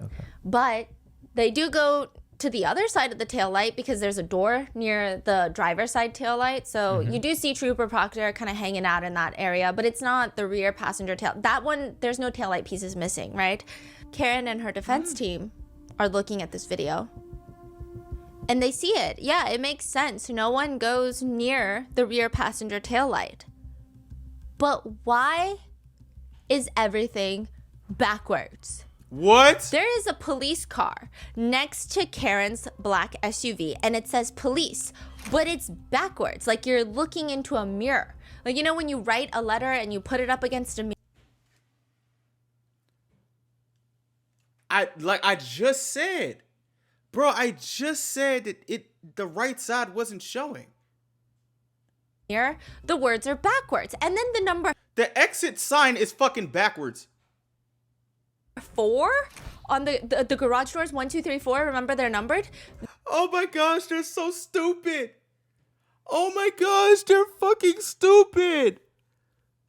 Yo, you paying these people half a ticket to be stupid. Oh my gosh. This is where your tax money's going. Bro. What the hell? They're also backwards. What? Why? That is a P. Because the footage is inverted. Bruh. Somebody inverted the footage. So what the defense team does is they uninvert the footage. That tail. That's what I'm saying. Like, bro, the camera don't even look like it's placed in a right place. You know what I'm saying? Like, usually if a camera is somewhere where there's things coming in, obviously it would get the driver first, because that's the person that's driving the car. Light that Trooper Proctor is standing around suspiciously is the back passenger taillight. It's not the driver taillight. And can we see the taillight? You cannot see it, but you can see him in a little beanie hanging out behind there. You're gonna die. I gotta show you pictures. Let me show you. Okay, this is like the footage that they show, which you see this police car and then this is Karen's car.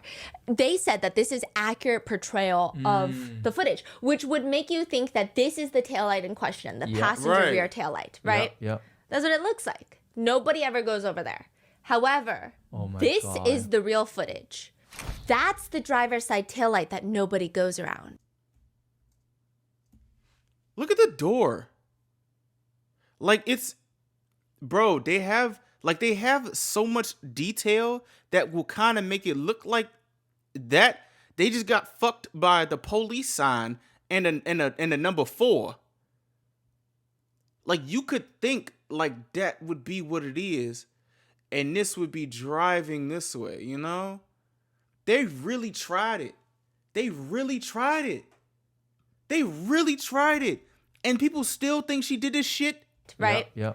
That's Like, what it looks what? like. Nobody ever goes over there. The hell? However, this is the real footage. That's the driver's side taillight that nobody goes around. Oh my god. The rear passenger taillight is the other side. Oh my god. The prosecutors, they play the inverted footage. They ask Buchanan, is this an accurate portrayal? That alone is guilty. Like whoever is guilty. But what's even crazier is when the defense team invert the video back. They go and find other like Sally Port footage. The timestamp is also inverted. So that means somebody not only inverted the video, but they went and fixed the timestamp to make it look like it's not an inverted video. Yeah. And nobody knows who did that. Nobody. Like, I don't know. I don't know who did it. I don't know who did it. Get the fuck out of here. Get the fuck out of here, man. Get the fuck out of here. I don't know. Someone edited the video for us. Someone inverted the video. That's fucking crazy, bro. Yeah. Right. Oh my god.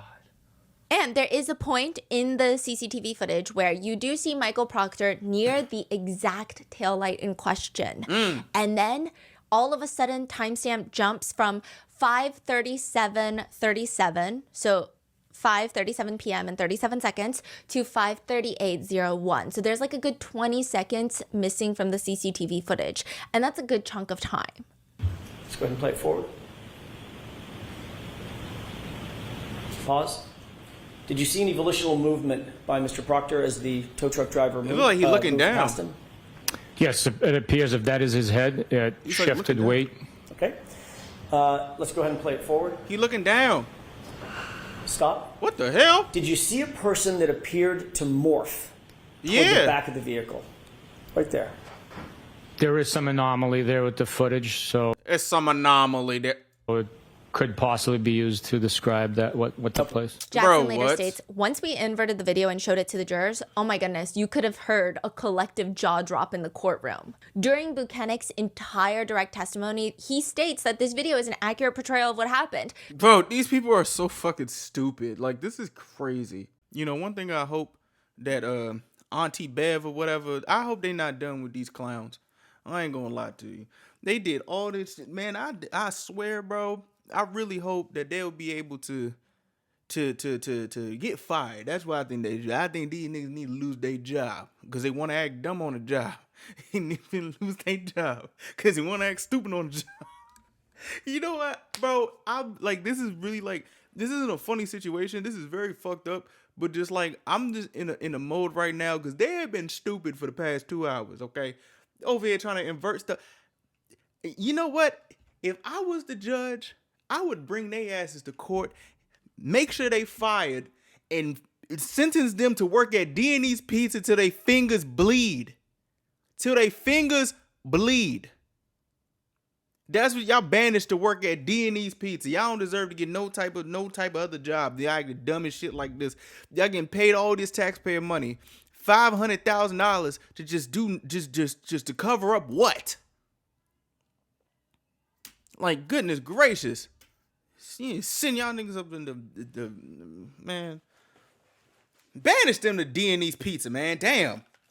Police officers doing this stupid ass shit. Once does he mention, yeah, it's accurate, but it's an inverted video. Clearly, whoever did this thought that they were going to get away with it, that the defense would not notice. Additionally, during Buchanan's direct, he points to the guy in the back of the car as Trooper Proctor. But now that this has been revealed that it's a mirrored, inverted video, suddenly during the cross-examination, he's like, well, I can't exactly be sure. These niggas finna lose their job because they want to act stupid on job. These niggas want to lose their, man, like, come on, bro. That's Trooper Proctor in the back. I can't exactly be sure who anybody really damn is. Fool. I mean, the whole thing is shady. The defense asks Buchanan, you were there. You were then asked, whether or not, in looking at that video and watching it, whether or not Trooper Proctor approached, manipulated, touched that rear taillight at the time, and your answer was never. That's correct. And while you testified that this is the video that was displayed for the jurors, correct? That's correct. For all appearances, it would appear that the right rear taillight of the SUV is the one facing the jurors, if you will, facing the viewer, right? AKA, it does seem like it's very misleading. Yeah. Mm-hmm. Yeah. And you never mentioned that this was an inverted video, did you? I wasn't It was asked. not brought up, no. Do you agree with me that an inverted video is not accurate? It's inverted by definition, right? It's an accurate depiction of the events taking place. Do you see where Mr. Proctor went in the video? Yes, the video depicts him going to the portion of the vehicle, but we can't tell how close he is. Man, please, somebody just morph through the fucking side of the damn car. Like, we not in a video game. This ain't GTA. This is real life. Y'all really tried it. And now y'all finna just sit there and just be like, oh, nah, it's an actual representation of what happened. Oh, nah, our things are just inverted. You niggas about to lose your job because you want to act stupid on the job. Like, bro, good God. So now it's like, okay, fine. He went there, but we don't know how close he is. But Buchanan is on this hill and he's going down with it. He said just because it's a mirror image doesn't mean that it's not recording the. Any of these people get fired for this? Like real spill. Like, somebody has to have gotten fired. Somebody has to have gotten fired. There's no way. I don't believe this, bro. Like, there's somebody needs to get fired. The actions and what's transpiring. I think it's just a mirror image of what's taken place. If you see someone walking in or driving a vehicle and it's depicting the action of the vehicle being pulled in, and if it's mirrored, it's still documenting the activity that's taking place. Are you high? Also, there's CCTV footage of a shorter statured. Is he high off that D&E, bro? Like, what's going on? Like, why are they acting like what? No, it's documenting it. Okay, like you said the rear was facing the audience. Yeah, I did. That's not the rear, is it? No, it's not. So you know how that could be misleading? It is accurate of showing what happened. What? man that appears to be near Karen's vehicle, and nobody can say who it is, but everyone thinks it's this man right here, Chief Berkowitz, who happens to find a random piece of taillight on the Albert residence later on. Can you recognize that person? I cannot know. You indicated previously, does that person look large or small Large? in stature? He looked normal. I can't tell. As compared to, for instance, Michael Proctor, whose head you can see above the car. What about this person? Hey, who that is? Taller, shorter than Michael Proctor? Shorter. I can't tell from here. So he just walked by and grabbed a piece type of thing? That's what netizens think. That's crazy. So Let me get some of that tail light real quick. technically, the timeline is now making sense because Proctor lied. The car was in Sallyport. Right. And Proctor lied about nobody touching the taillight in question. Right. He could have driven to 34th Fairview and dropped the taillight pieces. And imagine this nigga Ryan seeing this shit. Or whatever, like John's brother, and they still think Karen did this shit. Like I don't.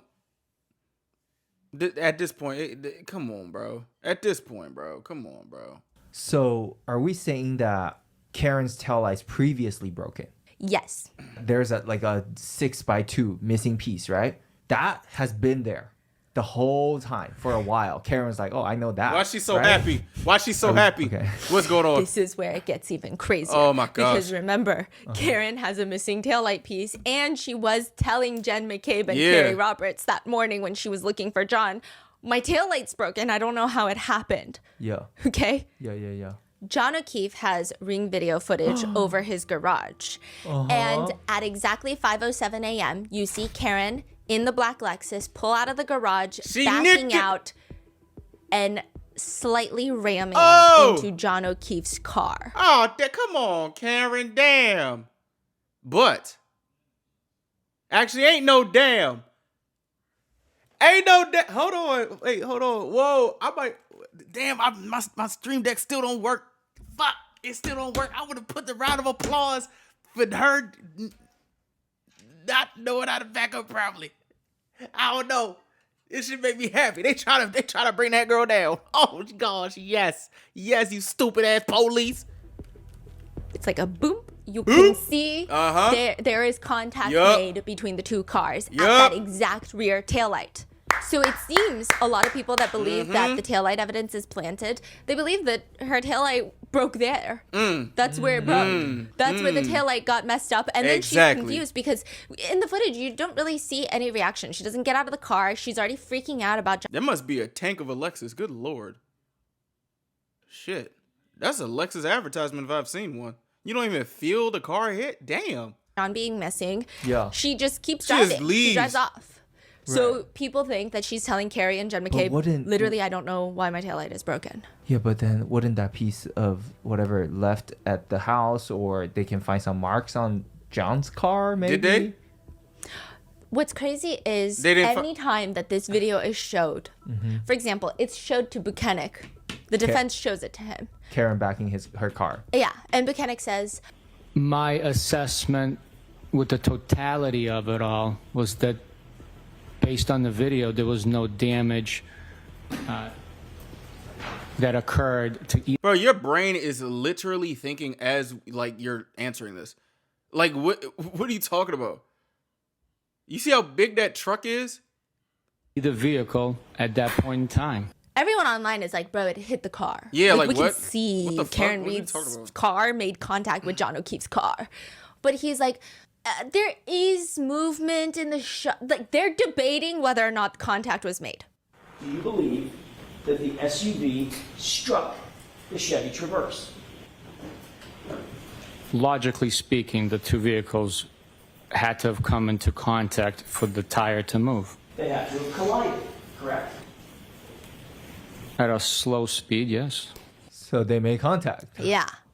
Proctor states during the review of Mr. O'Keefe's ring footage, particularly the one above the garage that displays the driveway on the 29th at approximately 5:07 a.m., Miss Reed's pulling her vehicle out of the garage, backing up towards Mr. O'Keefe's vehicle, and comes extremely close, if not slightly hitting the vehicle. So we wanted to at least go document that there was no damage to Mr. O'Keefe's car. I didn't observe any significant or any damage. I did not observe any damage to Mr. O'Keefe's car.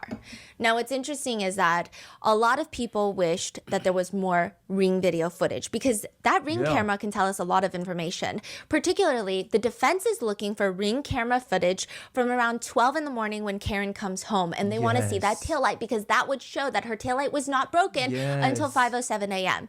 That ring footage mysteriously is gone. From where? The ring camera. John O'Keefe? Yes.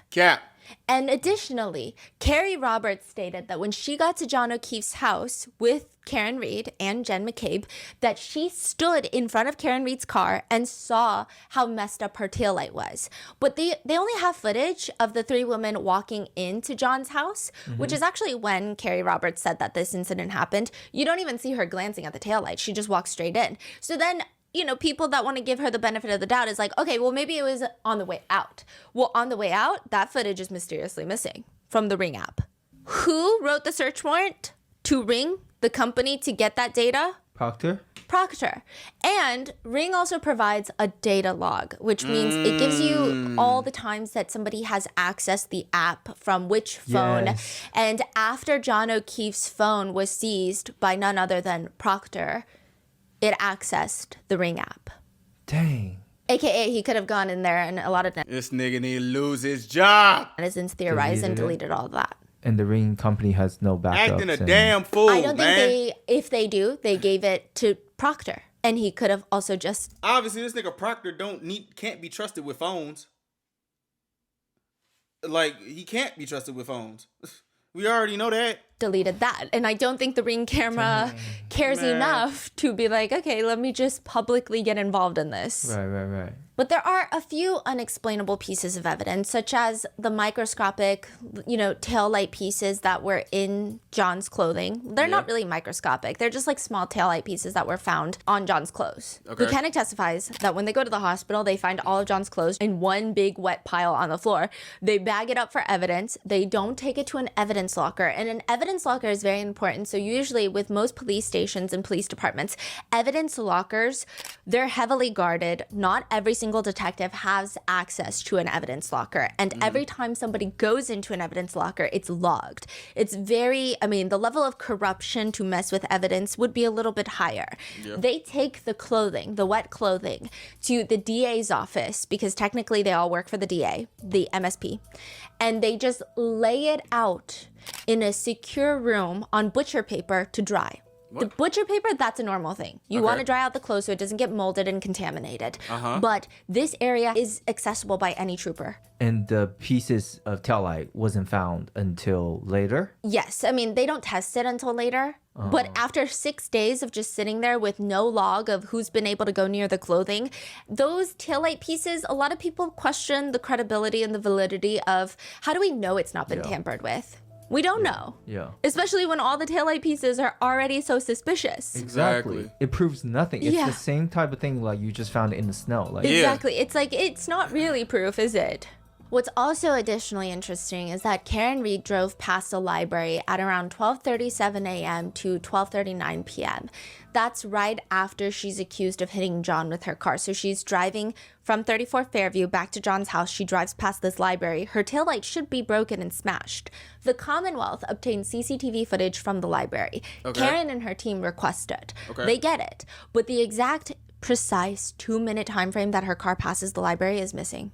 The Commonwealth says we turned over everything. Nah, fuck out of here, bro. Fuck out. I'm not going. We are almost 10 hours in this whole case, bro. I'm not going. I'm not trying to hear nothing about no other coincidences, bro. I'm not trying to hear this. Like, this is crazy. Like, all this stuff is just gone. Everything that the police, all these people, the Commonwealth, the police, all these people, is just, everybody's just messing up. Everybody just messing up. Everybody messing everything up. Things is going missing. They inverting videos. They over here fiddling around tail lights. This is all this shit. It's just all this shit. Shit, Chloe's missing. The damn dog. We still can't find John's other shoe. I don't think we ever going to get any type of explanation about that. We got from the Canton police.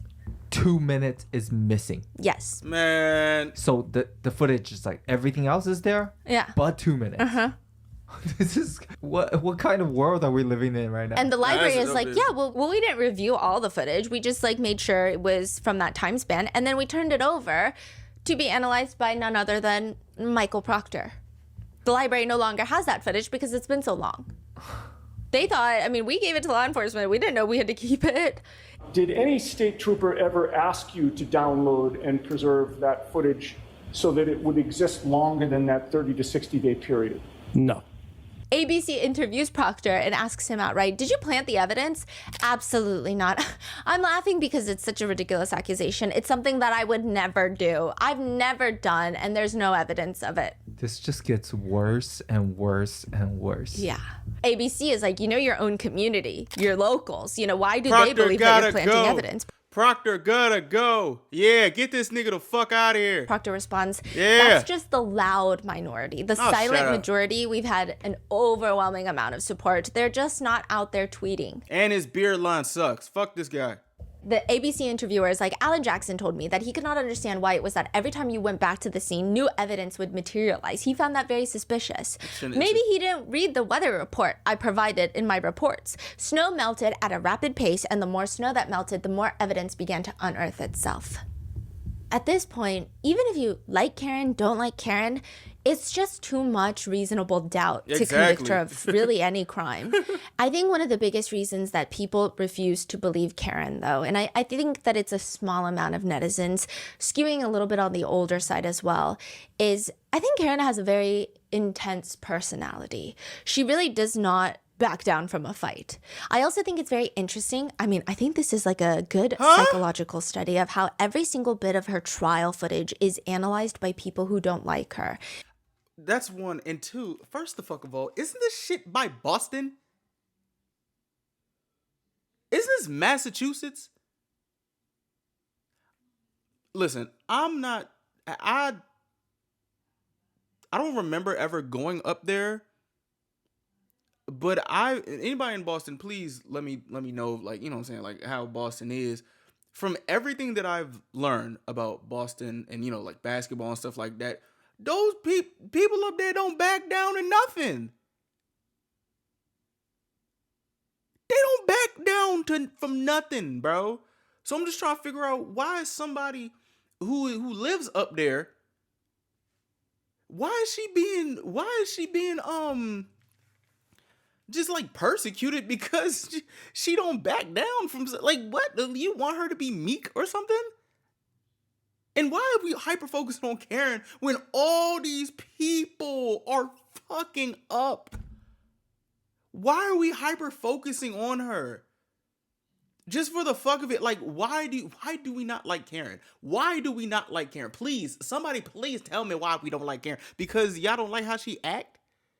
She acted a little smug. Like, bro, they're trying to plant all this shit on her. Yes, you're probably gonna see. I'm not gonna lie. Some people who be like that, I promise you, these be the same people who. The thing about it is, like, some people will show their whole like vibrato energy, put all their energy into somebody that they don't like, especially when they act in the same brevity of energy, or maybe a little bit less, towards something where they think they should be meek in.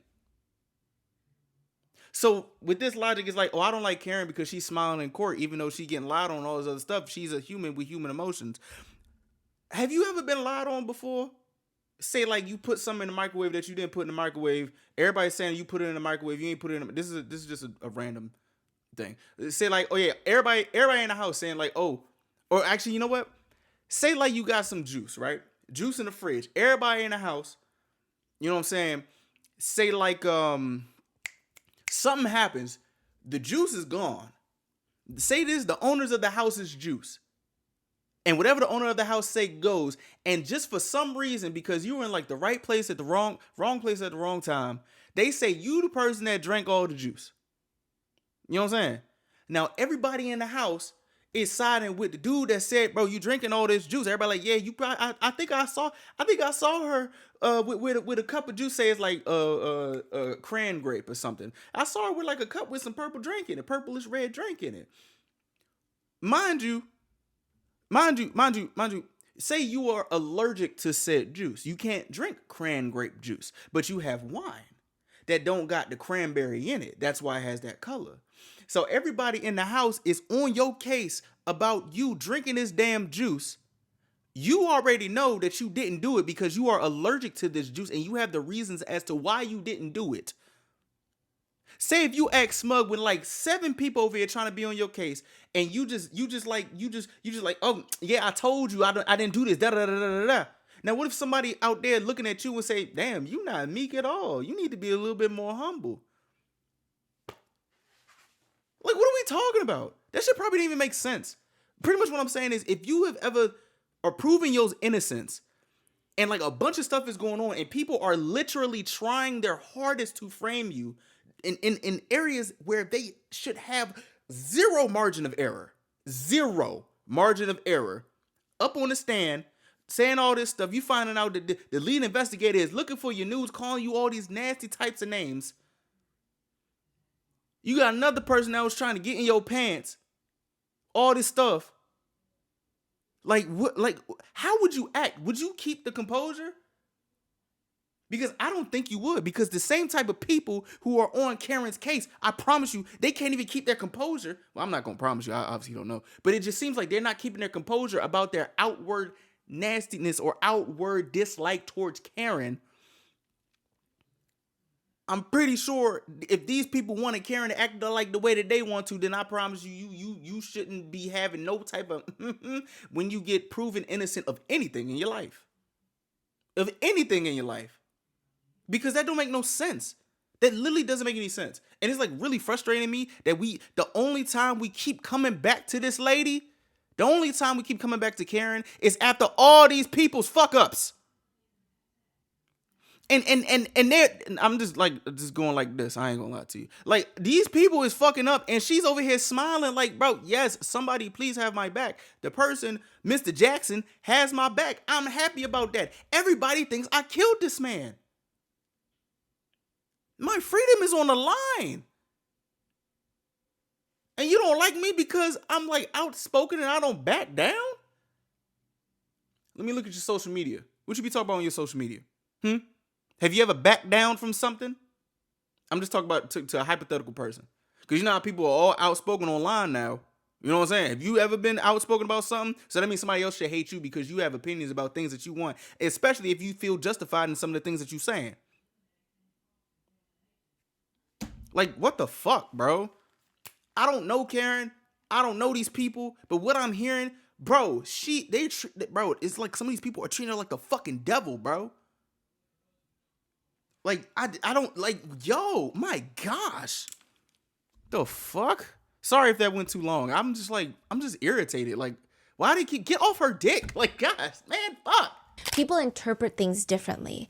And it's interesting that they want her many years, 2 years now after John's passing, to be crying in court when John is brought up. But if you take it from her perspective, she's been framed. How can she sit in a situation and be crying about her deceased boyfriend when she is about to be in prison for the rest of her life? Exactly. Yeah, which she didn't do to how she feels. Yeah, I feel like that unjust is one of the most strong emotions for anybody to experience. And I think it presents itself sometimes as angry. Yeah. And people think that that's not anger. It's her being unremorseful and a bitch.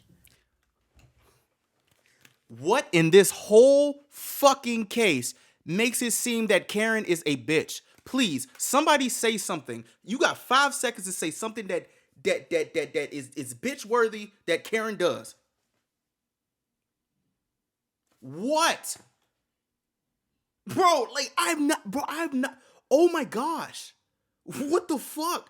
Am I like, do I got like rose-colored glasses or something? Like what? It's testifying that she, bro, I don't.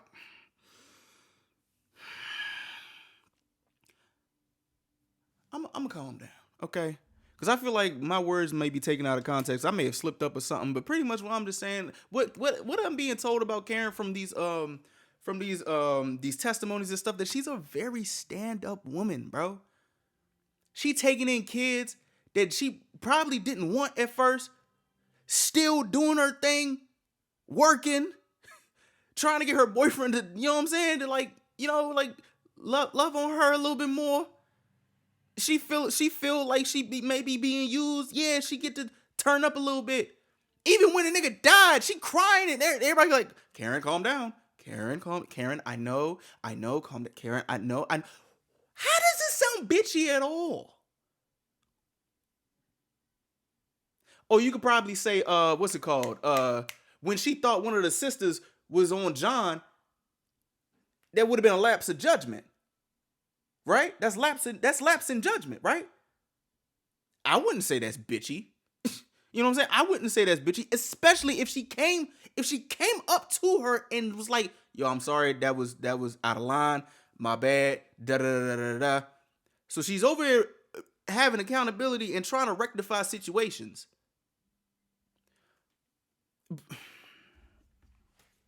I don't get it, bro. I really don't get it, son. I don't get it at all, bro. I don't get it, bro. I don't get it. And I just don't see how that's the case. If she genuinely did kill him and wanted to get away with it, I would imagine that she would be trying to cry in court. Now, Karen is asked in a documentary, "You're tired of being asked if you hit John with your car?" And she says, "No, I'm not tired of it.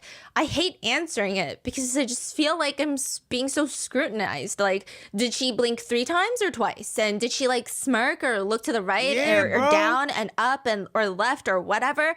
It just feels so fake, even though it's true. I rather like explain everything else and like I did not hit John with my car. Like I can't make it sincere enough. I hate saying it. And the whole thing is like we watch. You know the thing. This is just something aside from the what's it called from this right here. You know how like some people will want you to act a certain way, but when you act a certain way that they want you to act without them bringing it up, they're still gonna think you lying anyway. And I'm not comparing this. You remember when R. Kelly was crying and screaming in front of Gayle King saying, "I didn't do this," all that shit, knowing damn well that he did. You want her to act like that? To be like, "I didn't do this, I didn't do that." No, nigga, no. Like, bro, like what the fuck is going on, bro? Like, what are we talking about? I feel like I dug myself a hole speaking about that R. Kelly shit, but like, it's just like, fool. Fuck R. Kelly. It's just like, bro, like you, like people want people to act a certain type of way, especially when they're like just in a shitty predicament. And it's like people always want to judge somebody's reaction, bro. Like, what the fuck? And it's like, yo, she already shed all these tears. She probably shedding more tears about John too. But at the thing at hand, she feels like she's being framed. Bro, not only that, she's going through like medical stuff. Like, oh my gosh. It's like people just don't give a shit. Nobody cares. Nobody got no ounce of some sympathy. Like, damn, bro, this lady is really being put through the ringer while everybody that's supposed to have the expectation to be in tip-top shape, people like, I don't know. Hey, I would my assumption of the things being handled brought me to this conclusion. Like, these are the same type of people said, "No nudes so far. No nudes so far." You think that same type of person gonna conjugate these type of verbs like this and they talk like that? Some of them over here dry humping each other in the damn bar and shit. Like, man, this shit is a fucking mess. This is a fucking mess, bro. This is a mess. She says, "They say the trial became a circus. It's not about justice for John. It's all about the Karen Reed case. But the Karen Reed case is trying to get justice for John. The case is about how he died. One netizen says, I believe that Karen is maybe an unlikable girl, probably spoiled, bratty personality. I don't know where they're getting this, but I haven't seen one evidence that she's guilty of murder. Drunk driving, yes, but they all were. Commonwealth witnesses keep providing more doubt that she's not involved. Others fight back. One person says, I actually don't see it that way. I happen to like her personality. She seems like a sharp cookie and isn't going down for something she didn't do without a fight. And also, these be the same type of... She's a teacher, bruh. Don't we like our teachers having some type of spunk to them, making them like having a personality and shit like that? You think he's gonna turn this shit off? Like, what the fuck are we talking about, bro? Like, goodness gracious. Like, yo, this is crazy. Shit, I'd probably be making that face too, niggas saying bullshit like this. The fuck? Niggas inverting cameras, the inverting camera footage and shit. The other people over here photoshopping the text messages. Like, what? What? Another big witness in the Karen Reed trial is Brian Loughran. I'm going to call him Lucky because that's what everyone calls him. It's the lucky witness. Wow. The lucky witness. Why you say that? He is a defense witness. He is called to the stand. This man has been living in Canton for most of his life. He knows the whole Albert family. He's familiar with them. He specifically went to elementary school and middle school with Chris Albert. Okay. He worked for Chris Albert's D&E Pizza, delivering pizzas for a little bit before he got a job at the Department of Public Works and became one of the regular snow plowers for the town. He's told that day his shift is going to start at 2:30 a.m. And they're, because prior to, there's no snow to plow. And so he's going to come in and just plow the streets all night. He gets in at 2:15. He gets in his truck. He gets stuck with the Franken truck. That's what they nicknamed it because it's all a bunch of random parts fit into this snowplow truck.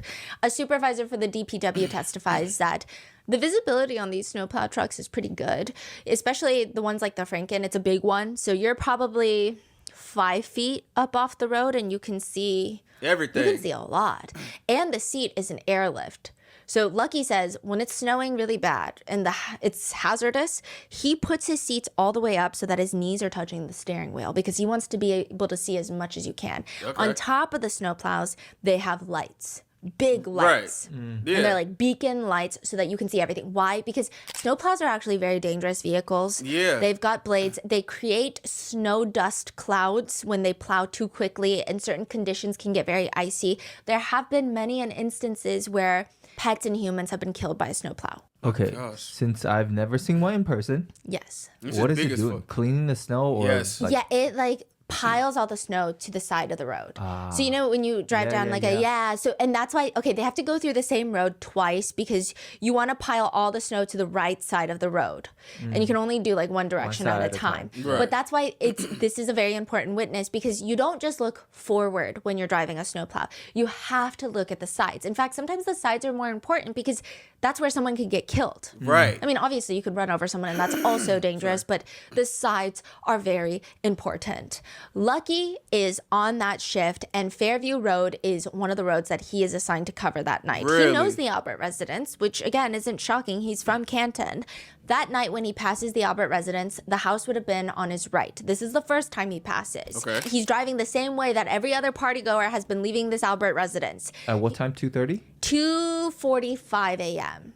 Okay. He's plowing the street. He sees the lawn. He sees the flagpole, everything. He doesn't see anything or anyone on the lawn at 2:45 a.m. Okay. Not even like a bump, nothing. Nothing. Okay. Wow. He keeps plowing. And then now he's got to do another street, and then he's got to come back down the other side because that's how you do it. And so he comes back down, and this is around 3:30, and this is when he does notice something. There's now a car parked in front. Who? A Ford Edge.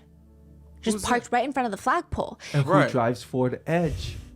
One of the Alberts. Right. Chris Albert? I believe one of them likes a Ford Edge too, but it is believed to be Brian Albert's Ford Edge. And isn't that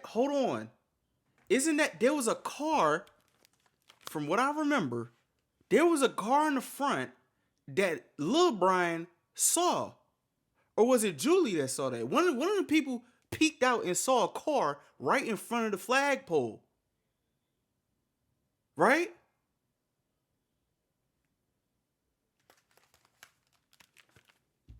But it wasn't there? It was in the driveway, allegedly. Oh, okay. But now it's on the side of the road. From so 2:45 to 3:30, you said. Well, he passes at 2:45. He doesn't see anything. Yeah. Okay. 2:30, he comes back. He sees a 3:30. Ford Edge parked. Okay. And he thought it was weird because he didn't say anything at 2:45. And you're thinking, well, why is he even remembering where cars are parked? Because you're not supposed to park your car on the Right. street when the snowplows are coming through during a Right. blizzard. Exactly. In fact, Lucky is actually told if there is a resident's car parked, you have to call it in. You have to call your supervisor. They try to wake up the resident to move their car, or they'll come tow your car. Right. Because the streets need to be plowed. Exactly. You can't just inconvenience everyone because you want to park on the street. Yeah, I hate when it's snowplow time. I gotta move my fucking car. I hate that shit. But yes, it's correct. He thought for that reason it's weird. Also, the fact that the Alberts never really park on the side of the street. He just thought it was weird. But he Exactly. doesn't call it in because he said, out of respect for the Alberts, he just didn't want to. He wanted to be courteous because I guess, he had been friends with Chris. He had worked Yeah. for Chris at one point. He's damn like, it. I'm not going to tap That fucking loyalty shit, man. Fuck. tail on the Alberts. But he did think it was weird. He was like, it's fine. I mean, because I guess he had already done that side. Yeah. But it's weird. He notates it. He thinks about it. And then he keeps on his snowplow route. And then later he comes back down to like keep doing his route because, the snow keeps piling on. And that's when he notices emergency vehicles all over the Albert residence. And he's so confused what's going on. He can't even get into Fairview because they're blocking him. So you think like Brian waited till the snowplow is passed by the street That's to what- move the car? Netizens believe that after the first time Lucky drove by with the snowplow, he believed that the snowplow was no longer going to be there. And they moved the Ford Edge to the side of the street so that it could block the street view for anyone driving by as they're moving John's body. Right. Yeah. And now how does Brian explain that? Brian Albert. They say that never happened. They're like, this man doesn't know what he's talking about. Okay. It's crazy because Lucky is one of the most likable witnesses. Karen actually cries when Lucky's on the stand. Really? Why? Well, he's like her lucky witness. And on top of that, he's just a very likable guy. Is Karen still acting like a bitch here? Fuck. He's worked a lot of jobs. To give you an idea, I don't know how to tell you someone's nice without giving you an example. Otherwise, it's just like, he's nice. That night when he was plowing the roads, he had hit one of those basketball nets, like portable ones that you put water in the bottom. Yep. And someone had left it near the street. His snowplow, he saw it, but he couldn't brake fast enough. And so he hit it. So he called it in and said, I hit this resident's basketball hoop. I was attempting to avoid the net by going around it, and the machine had a different size body than what it originally had. And I underestimated when I was going around that I need to be wider. And now, when you're plowing, where is your attention focused, sir? My attention's focused in front of me and then to the sides. Why would your attention be focused to the sides? He has to. I am trying to be aware of any side traffic, any pedestrians, and God forbid, any animals. He just seems like a really nice guy. And so he's being questioned by Hank Brennan, Spanky, on the second trial, and Spanky's just aggressive for no reason. He's saying, isn't it true that you've had pressure from social media to testify a certain way? And Lucky firmly rejects all insinuations of that over and over again until he finally says, I did not know I was being required to testify a certain way. I was also at the time dealing with the loss of my wife. I was not paying any attention to any social media. Sorry for your loss, but you are aware during the Penske case that there has been pressure on you to testify in a certain way. Isn't that fair to say? No. and everyone's like, sorry for your loss, but? Question mark? It just felt really cruel. So he's called. So as we see, people up here don't be backing down or having much empathy for real. All right. Okay. But for real though, sorry for your loss, bro. Like, what? Why is the energy shifted towards the people that don't need the energy shifted towards? Lucky because his statement is kind of like a very important saving. I think that's his original nickname.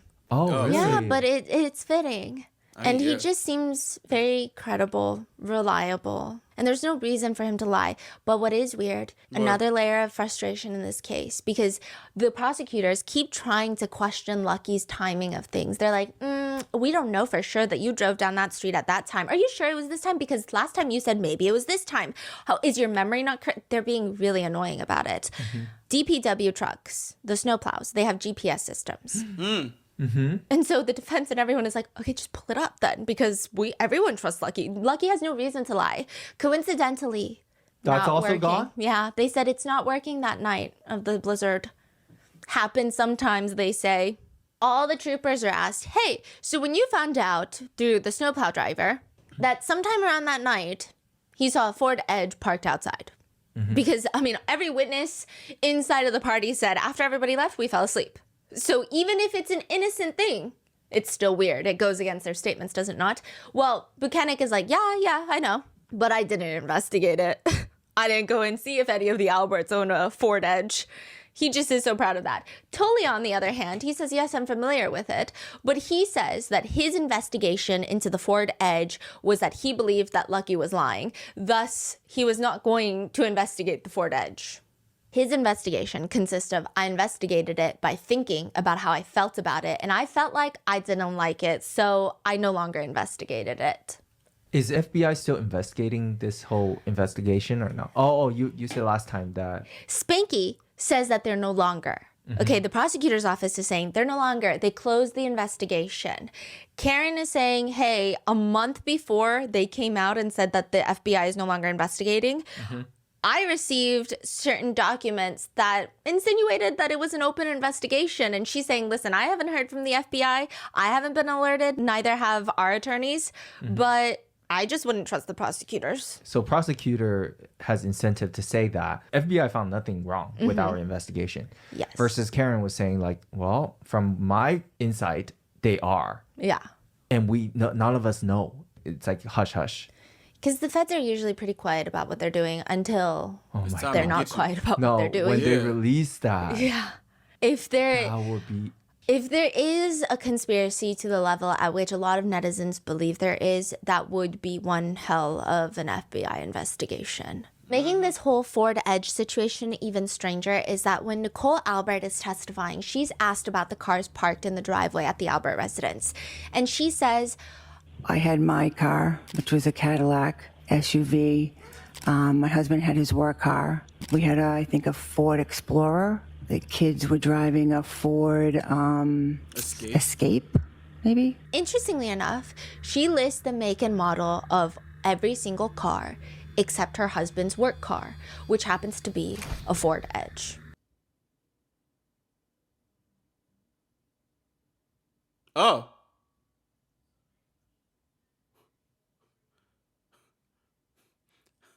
A word?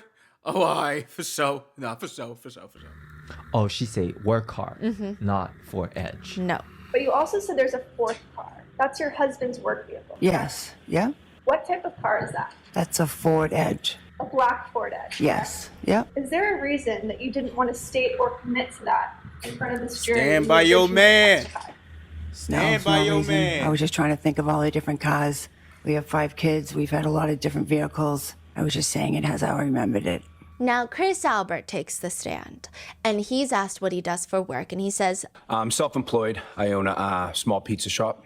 completely just neglecting that he's on the select board for Canton, which when he is asked, and it's interesting because he doesn't bring it up for most of his direct, later in cross, he'll be very defensive about it. I'm recently elected, so I'm just going through it, but yeah. So as a town selectman, you have some power, do you not?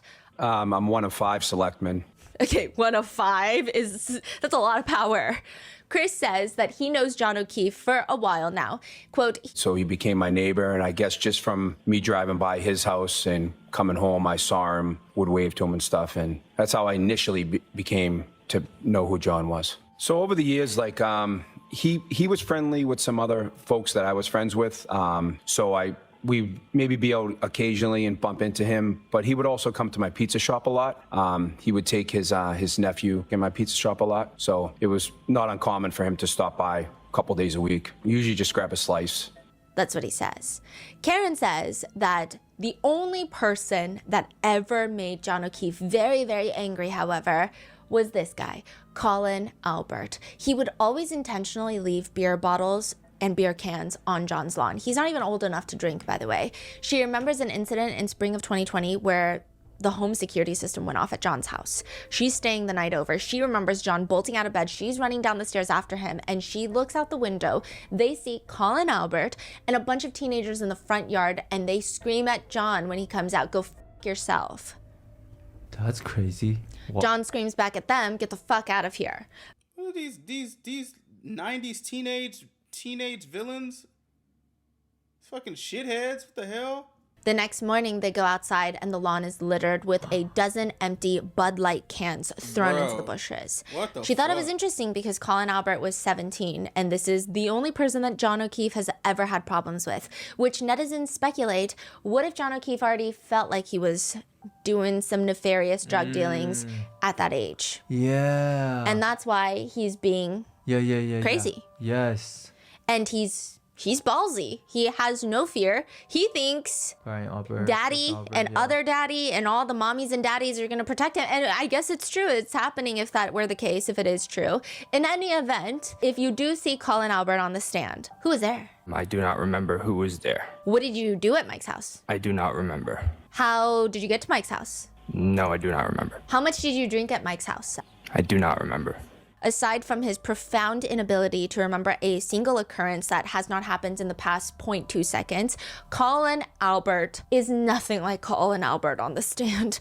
I always tell my mom and my dad that I'm home and usually go up to their bedroom, give them a hug goodnight, tell them I love them, and then go down to bed. There are videos of him that the defense have dug up where he's threatening hockey teams, rival hockey teams. He doesn't even play hockey, but he's sending video messages to high school hockey teams saying, "Advantage boys." Yo, your advantage boys. I will beat all your asses. I promise you, I will fuck you all up. Pull up, bitch. Pussies. In another one, he says, quote, "KO, bang bang." You're a bitch, bro. Fuck you. Yeah, fuck you, you pussy.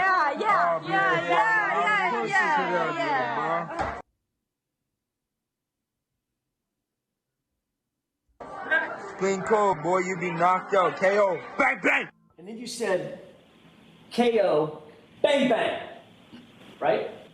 Correct. Explain that to me. Is that a threat? Yeah.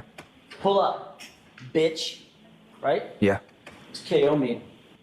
Knockout. And what does bang bang mean? I'm not sure, honestly. You were just talking about knocking somebody out, Correct. and the bang bang just sort of flowed. Exactly. You wigger. Was that a threat? Yes. So you're threatening him yet again a second time. Yeah. What does pull up mean? Like, come by? Yeah, meaning get over here. Right? Yep. Because when you do, I'm gonna fuck you up, right? Yeah. Meaning I'm gonna fight you and I'm gonna put you down. Correct? Correct. For Halloween, you see a picture of him in a prisoner's uniform with a teardrop tattoo. He's a murderer. He's a wigger. That's what he is. For Halloween. Another picture of him with his parents, and all three of them are flicking off the camera. It's believed that he has like a beer can in his hand. And again, he's underage and his parents are just drinking with him. He is not the studious, soon-to-be college student that he is trying so hard to sell his image as on the stand. He is Young kind kid of with a crazy. bright future. He's a very scary kid. He's the type of kid that you run into this teenager in an aisle at Target, you're gonna want to cry, and you're, I don't know, 30. You ever been in a fight, sir? Other than with my brothers, no. What's even weirder is with this connection. You know, sometimes the context of like Stephanie putting videos in and like her being like visibly like, oh, it'd be like a little bit funny. But like, bro, he's This is like textbook, fool. I ain't gonna lie to you, bro. Remember how I said Chris Albert is the one that invited John O'Keefe to the waterfall bar that night? The text message that he sends him is, quote, "Get over here." Then another text message reads, "If not, I'm gonna fuck up your lawn," laughing, crying emoji. Chris Albert says, this is a joke. It's a hee-hee-ha-ha joke, inside joke, because John O'Keefe loves his lawn. He's very nitpicky about his lawn. He's like one of those lawn guys. He likes his grass to be green. Yeah, I'd like my grass to be green too. If I paid $800,000 for my fucking house, get the fuck off my lawn, bro. If not, I will fuck up your lawn. Haha. It sounds passive-aggressive. It sounds tense. It sounds like the type of text that you get where, Yeah. To send a text message like that, I would assume that you would have to be pretty close friends. Yes. But they're not. Exactly. And there was already problems with the lawn. I would not feel comfortable sending this to anybody. Exactly. No. Additionally, I will say there is a weird moment during Chris's cross-examination where he's asked about what John O'Keefe's name is in Julie Albert's phone. So Julie Albert, presumptuously, I guess she had John O'Keefe's phone number for a while because they're neighbors, and I imagine that if they had any neighborly conversations, perhaps Julie was in charge of that while Chris is running D&E Pizza. What was your nickname and your wife Julie's nickname for John O'Keefe? Mr. Nevercracker. All right. And your Why wife he's so proud of that? What the fuck that even mean? Julie actually had John O'Keefe plugged into his contacts as Nevercracker, correct? Correct. But it's a character from a movie, a cartoon, and it's someone that is obsessed Oh, with that's fucked up. That's fucked up. Have y'all seen that movie? Bro, that's fucked up. lawn. It's like one of those grumpy neighbors that's like, "Get off my lawn." Oh, get off my lawn! That's fucked up, bro. And Chris says this whole thing was a joke. It was a joke because John was upset that one of the kids was cutting through his lawn to get to school. And he's like, and it wasn't even Colin, it was my other son. Do we believe him? Probably not. Do we believe that's the reason that John was upset? Probably not. But that is the reasoning that Chris Albert gives. And he's like, I don't know what you guys are talking about. We were all friendly with each other. But the fact that Colin Albert is allegedly leaving beer cans on John O'Keefe's lawn. John O'Keefe has real problems with Colin Albert. Julie Albert has him saved as a very mean character on her phone having to do with his lawn. And then Chris Albert, the night of, texts him, "Come or I'm going to fuck up your lawn." They did not fuck Laughing with emoji. Yeah. They did not fuck It with just dude feels at all. like something is off there. And if you're wondering, okay, well, if that is some sort of motive or speculation or theory that people have, how do they get away with it? Well, Chris Albert's wife, Julie Albert, is best friends with a woman named Courtney Proctor. This is Trooper Proctor's sister. Chris Albert himself attended Courtney Proctor's wedding. They've all known each other for past 20 years now. Karen's attorney is asking Julie, now in terms of the two investigators who did come on, you knew one of them quite well, did you not? I knew them. I wouldn't say quite well, but I knew them. Okay, and when you say you knew them. Him. I'm sorry, him. Okay. And who was it that you knew? Michael Proctor. Michael Proctor was the brother of one of your close friends, correct? Correct. You are close friends with Courtney Proctor, correct? I am. And you have a sister, Jill Daniels, who also went to school with Sergeant Good. And you would agree that Jill Daniels is also lifelong best friends with Courtney Proctor, correct? Yes, she is. Julie Albert is asked by Karen's attorney about her relationship, and she's saying yes, but at the same time, she's also being very evasive. At another point during her cross, she's asked, You are very close with Courtney Proctor, correct? How would you define very? You talk regularly, correct? Yes. You text each other, correct? Yes. You also talk by phone? No, not phone. Very rarely. Oh this is when Karen's defense attorney has a little moment. David Yannetti is like, wait. Because he starts on his next question. Is it fair to... Did you say very rarely you talk Phone. to Courtney Proctor by phone? Usually it's text. But do you stand by that testimony that you talk to Courtney Proctor very rarely by phone? This is never good. This is never good when you are on the stand or you're talking to an attorney and they say, okay, so I need you to commit to this statement. Oh, shit. They already know you finna lie. I need you to commit 10 more times because you just said it. So commit again because you can't go back now. So let's just drive it home. Yeah. Is he about to pull up some kind of receipt?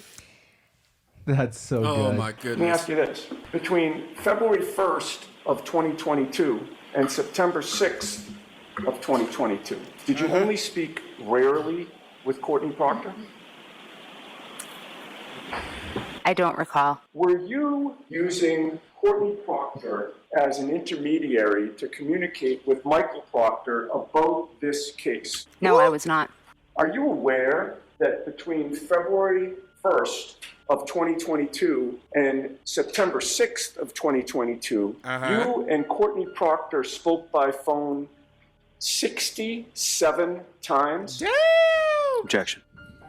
Were you aware of that? No, I don't know the exact count. Do you deny that you spoke 67 times? I don't deny it, but I don't recall the exact amount of times. Okay, so 67? you don't deny that you spoke 67 times. You still want to maintain your testimony that you only talked very rarely with Courtney Proctor during that time Sounds period. weird, lady. Think. I just don't remember the exact amount of times. Well, you know that my client, Karen Reed, was arrested in connection with this case on February 1st of 2022. Do you not? I do. You spoke to Courtney Proctor that date for 12 minutes by phone, correct? I don't know. I don't recall exactly. I don't remember exactly. Because Julie has amnesia, Karen's attorney gives her a sheet to refresh her memory, likely her call logs, cell data. February 2nd, 2022 is the day that Karen Reed is arraigned. Julie talks to Courtney 3 times before 9 a.m. Then after the arraignment, they talk again for another 27 minutes. Julie does not recall any of these phone calls. She definitely does not recall the contents of the phone calls either. Did you tell Courtney Proctor during any of these 67 phone calls that you were a witness in her brother's case? I don't remember. Defense attorney Yannetti brings up the fact that Julie said that she rarely talks to Courtney Proctor on the phone, and he says, When I asked you how often you talked to Courtney Proctor, you could have chosen any word in the English language to answer that question, correct? Yeah. Correct. What was the word that you chose? I don't remember. Not often. I don't remember, How about honestly. rarely? Rarely, yes. That was your word, correct? It could have been. I don't really recall. I don't recall. You don't recall telling this jury yesterday that when I asked you about how often you spoke to Courtney Proctor by phone, you said, well, rarely. I don't remember. What is your definition of rarely? Oh gosh. I don't know. Not daily. Not daily. Not. Yes. Once in a blue moon? No. Rarely doesn't mean to you 67 phone conversations within a 7-month period, does it? That's a lot. That's a A lot. 67 6, time 7. period in how many? 8 months? In about 7 months, 67 times. It's not a lot. I wouldn't think it's a lot. What? In 7 months. You calling the shit out of her. What you mean it's not a lot? Netizens were so frustrated by this testimony, they comment, Julie remembers everything except for the phone conversations and everything else. Yeah. Netizens think that she clearly had time to think about it the next day because she testified over 2 days. I mean, 3 times in 1 day, that's a lot. Side note, this is the glorious moment when Julia Albert is asked about which troopers came to her house to interview her, and she says, Trooper Proctor, and I don't remember the next guy. I think it was like... And Trooper Bukaki? And she says it with such a straight face. She calls Buchanan Bukaki. So that's his name now. Yeah, Ew. that's his name now. It is believed that there is like a online social media investigator who has nicknamed him Trooper Bukaki, and so it's theorized that she's very much keeping up with his reports on this case. Oh, someone else named him. Oh, Bukaki. shit. Yes. Oh. Got sticked. Yeah. Damn. Okay, he's going to be in the next episode, but he's pretty close with Karen Reed, and he was actually one of the first people to really actively focus on this case and to focus on the fact that he believes that Karen Reed was framed. And she clearly is keeping up with his coverage. Yeah, that's not a word that you like say that's like in your dictionary of word vernacular, unless you heard it somewhere. Yeah, because the way that she says Officer Bukaki, I mean, I don't think she knows what that word means. No, for real. I don't think she gets the joke. Because the way she said it with her full chest. Oh, she thought that was actually his name. Yeah. Whoa. That's embarrassing. Yeah, and it's just a very uncomfortable moment. So Bukaki is like what? He's cocky? Is that... Nigga. I don't know what that means. You can't be serious. For real? But Julie Albert maintains that it really doesn't impact the investigation or her status as a potential witness. However, another group chat is unearthed from February 24th, 2022. This is less than a month after John's death. Julie Albert texts Michael Proctor in a group chat between her sister, Courtney Proctor, Michael Proctor, and she texts him, "This is the weekend I've been waiting for, Michael. Please send me ski videos of Courtney Proctor. If she doesn't share them with me," laughing emoji. What video? I guess they're going on a family skiing trip, and Julia's like, she's not going to send me her skiing videos, and I want to embarrass her. So, Michael, you got to send them to me. Jackson is staring at Proctor. He's also bringing this up to Proctor. This is sent less than a month that you had been assigned to the investigation in which Julie Albert is a witness, correct? Correct. And her husband, Albert, Chris Albert, has a connection as a witness, correct? Correct. And you didn't mention a thing about your relationship with Julie Albert, Chris Albert, or Colin Albert in any report that you've ever drafted in this case, did you? I did not.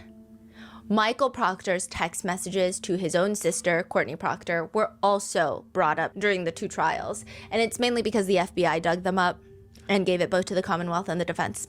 Wow. Now, Michael Proctor texts his sister on January 29th, 2022, the day of the investigation. He's texting her, "What's up?" She says, "What? Why?" "Just found a frozen to death on a front lawn in Canton. Actually just interviewed Jen McCabe. She says she knows you."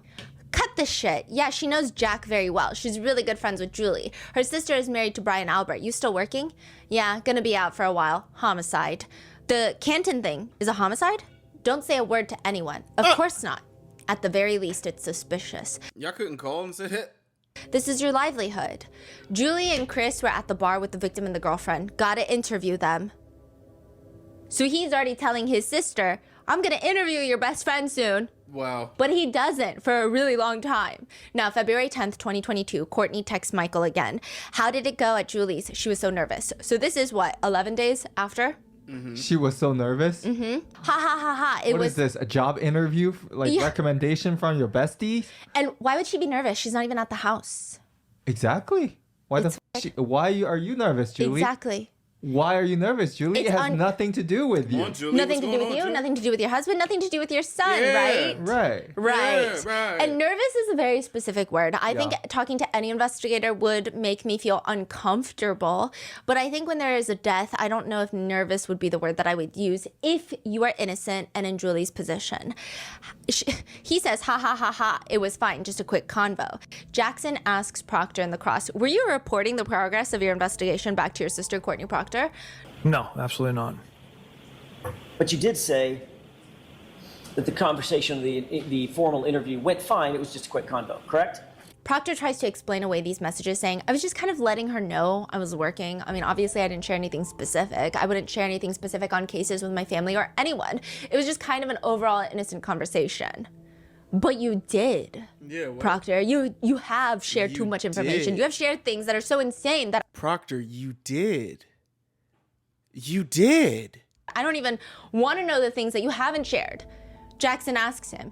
Trooper Proctor, Julie and Chris Albert were not actually treated like witnesses in a murder investigation. They were treated more like friends. Wouldn't you agree? Objection. Is that true? Absolutely not. You provided your sister with updates on important advancements during the course of your investigation into this case. Did you not periodically? You got I made bald her nigga. aware of newsworthy stuff. There's also a random text message that's thrown in there. I don't know why these were chosen, but one text is from Proctor telling his sister about how he's starving and just wants to go home. And his sister responds, yeah, but is dinner gonna be waiting? Ha ha ha ha. I don't know if she's taking jabs at Elizabeth Proctor, Yeah, what Trooper the fuck? Proctor's wife. I don't know. That's mean. Yeah, what is that? Damn. It's What a the weird fuck? comment. Later, Courtney texts Michael Proctor, I just saw Julie, and she said when this is all over, she wants to get you a thank you gift. I guess her and Chris were friends with John, and she's so proud of you for leading this. Really? Oh, shit. He responds, get Elizabeth one. Elizabeth is Trooper Proctor's wife. Courtney Proctor says, Elizabeth? Like, why would she get a gift for your wife? Michael Proctor says she's been stuck with the kids for the last 10 nights. Yeah, but she knew what life was married to a cop. Oh, she doesn't like Elizabeth. I don't think so. Courtney doesn't like Elizabeth. No. Oh, Courtney don't Eventually, like another Elizabeth. text message is unearthed where Proctor texts his sister that he hopes Karen Reed self-exits. And he's asked about this on an ABC interview, and he says that that comment was made in jest. It's a figure of speech. No, the fuck it's not. Whatever figure of speech, that's not a good figure. Not a good figure, not a good role model. You shouldn't be saying shit like that. What the fuck? Like, what? He's like, hopefully she kills herself. That's a figure of speech. No. The ABC interviewer is like, that's a figure of speech? Do you use that commonly? I mean, yes, but not commonly, but it's just a figure of speech I made in jest. It wasn't literally like, I hope she self-exits.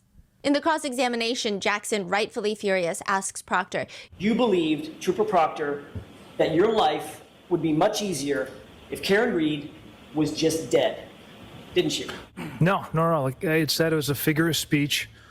My emotions got the best of me based on, the fact that Miss Reed hit Mr. O'Keefe with her vehicle and left him. So you were mad and you told her she should off herself as a figure of speech. So when you're mad, you have control over the things that you say. But when you just nastily horny going through her phone, you can't control yourself. You just searching for nudes, telling your buddies no nudes so far, like just shit like that. Are we supposed to believe that? Like, please. To die on the side of the road. So my emotions got the best of me with that figure of speech. But netizens are not convinced. Like, and what? if you feel bad at all for his wife, Elizabeth Proctor, don't. Why? June 9th, 2022, Michael Proctor texts his wife, Elizabeth, waiting to lock this whack job up.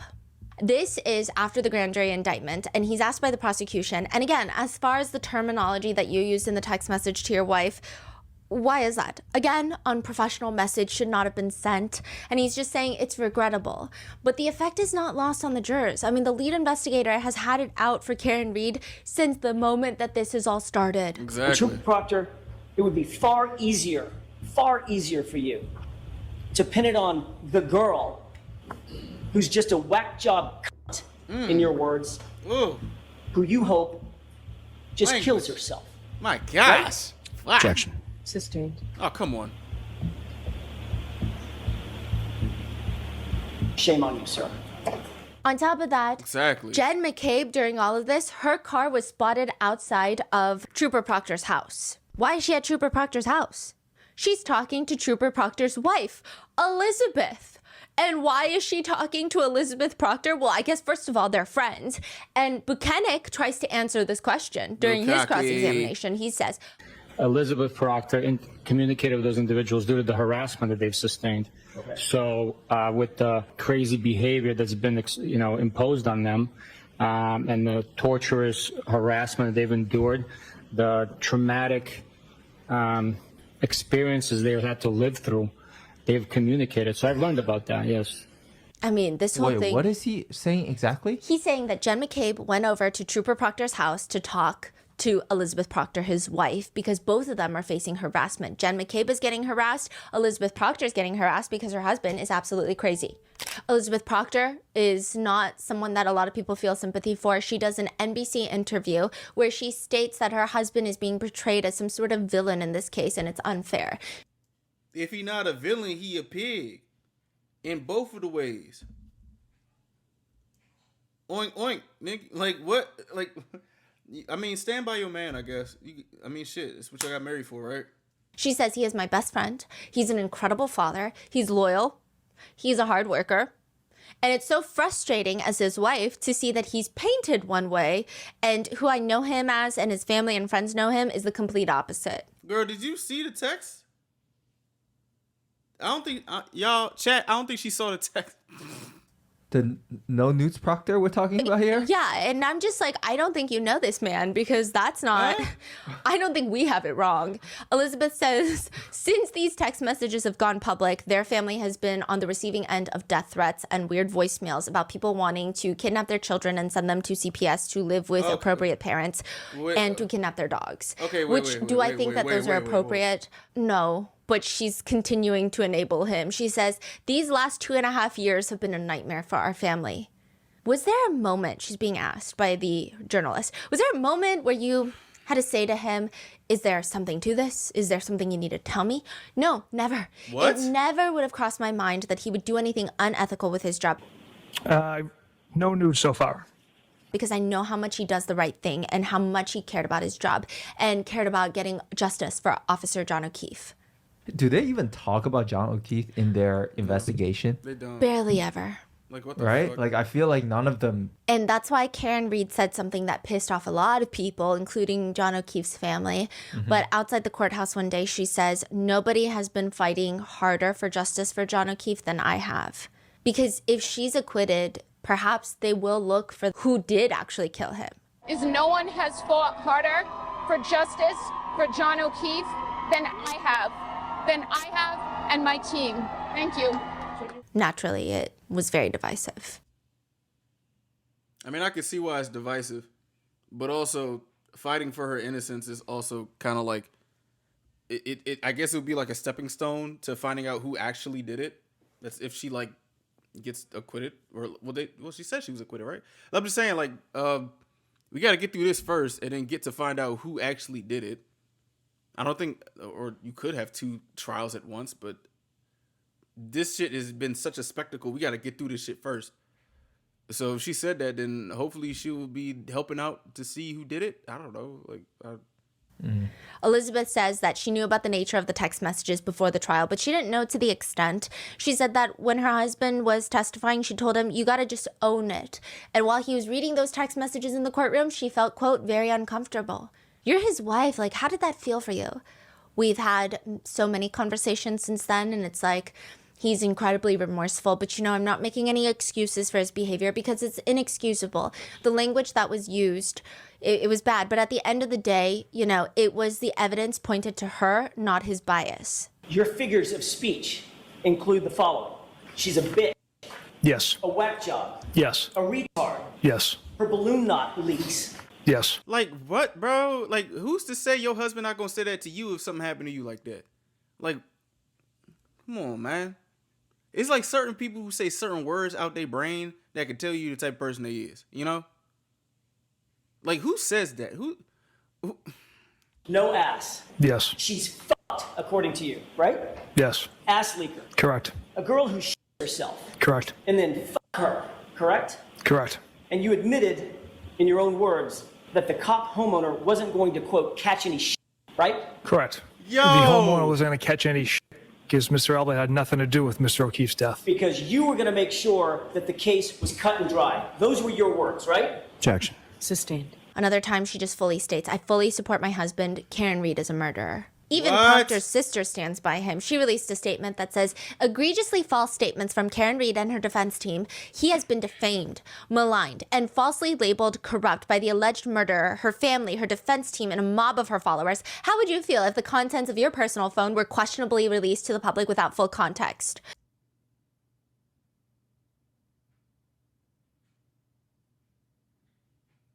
It must be so nice to have people that will ride for you like this.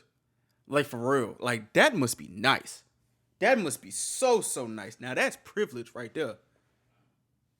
Shit. You can say the most misogynistic shit ever, and your sister and your wife still standing for you? Standing beside you like that? Calling somebody an ass leaker? Like, what? Like, huh? What? I don't think we need full context. Yeah, and like, also, huh? he tried to give us the context. It made it worse. Yeah. When talking to Dateline, Michael Proctor's out here doing interviews on his green grass lawn for Dateline. He says, people love a conspiracy. What do you want to say to anyone who believes that you framed Karen Reed? Because it did not happen. I would never do something like that. And then on ABC, because it's a press tour now, he says, I 100% understand why people would think that any case that I've touched is a little weird. But when you have a fellow police officer around my age, 2 kids of his own, it generates an emotion. And I express those emotions in a negative way, which I shouldn't have. I shouldn't have been texting my friends anything. The Proctor couple later would argue, I would ask, what's in your phone? What's in your private phone, your personal phone, your private conversations? Memes of a horse playing a saxophone. And pictures of me giving myself a haircut, trying to see if I look fly. My tattoos. What's in my phone? Nigga, we talking about your phone. We're talking about you. You can't do that. That's not, no, you're not finna spin this on me, nasty man. We talking about you. This is about you. Why you put this on me? You. What the hell? And I would answer, not that. Yeah, That's like definitely not in there at all, or anything similar to that. That's what I'm saying. That's for sure. Whatever was on his phone had to get the FBI involved. Yeah. So I would say definitely not that. One criminal justice professor comments on this case. When the FBI steps in, that's usually an indication that they are in possession of some information that is extremely damaging to the law enforcement agencies involved. And that leaves people wondering. Wondering what? Are they going to investigate Come D&E on. pizza? Get that The FBI? D&E pizza. Drugs and ecstasy pizza. That's what this shit is. People are commenting reviews for D&E Pizza. One review reads, I was talking about how bad the food was, and the service wasn't what I had hoped it would be. The ambiance wasn't worth writing home about. Speaking about homes, Colin was never in the house.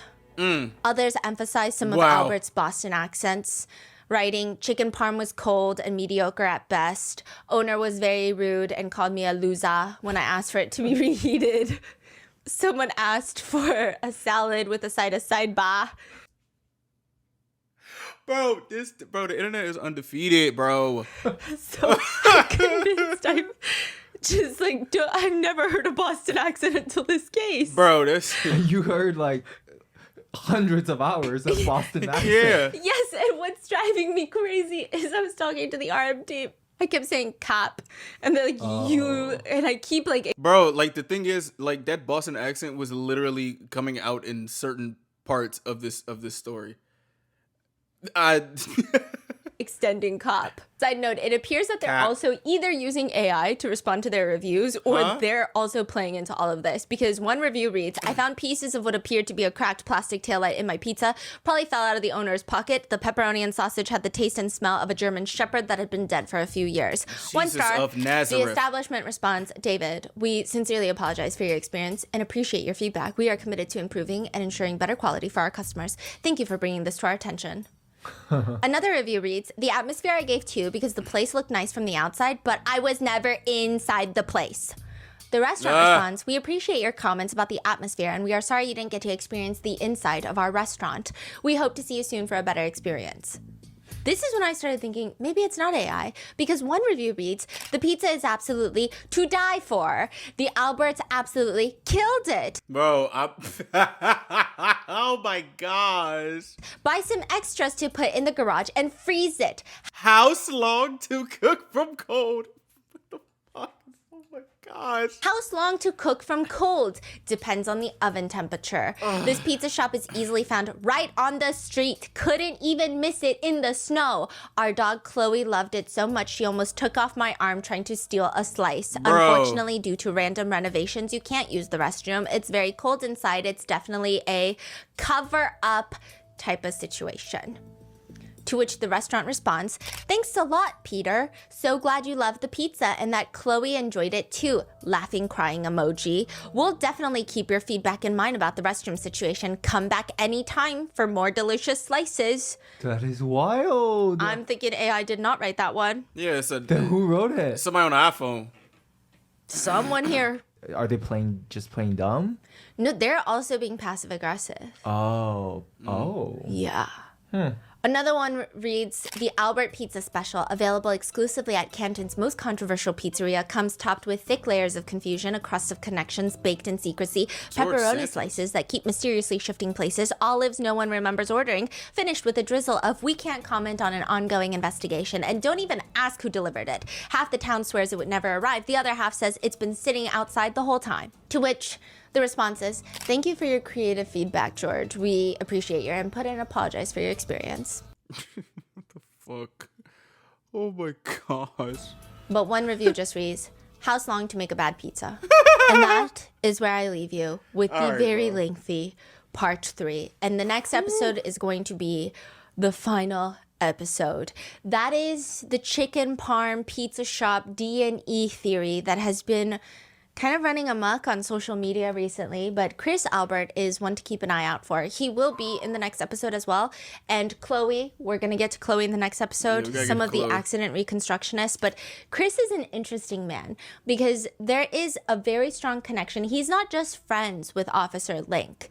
They had an incident where they got into a very intense fight with some people outside of a bar many years ago. Okay. But even before then, Chris is just the man with all the connections. If you thought Brian Albert was connected, this one is connected. He's connected to Chief Kenneth Berkowitz, who recommended him to be one of the 5 selectmen. He's friends with all these people. Michael Lank. Michael Lank was willing to get into a bar fight for Chris Albert, but he's also connected to none other than Auntie Bev, the judge presiding over I forgot about Auntie case. Beveridge. Why? Well, it all starts when Chris Albert allegedly murdered a man. And that will be in part 4. Stay tuned, stay safe, and I will see you in the next one.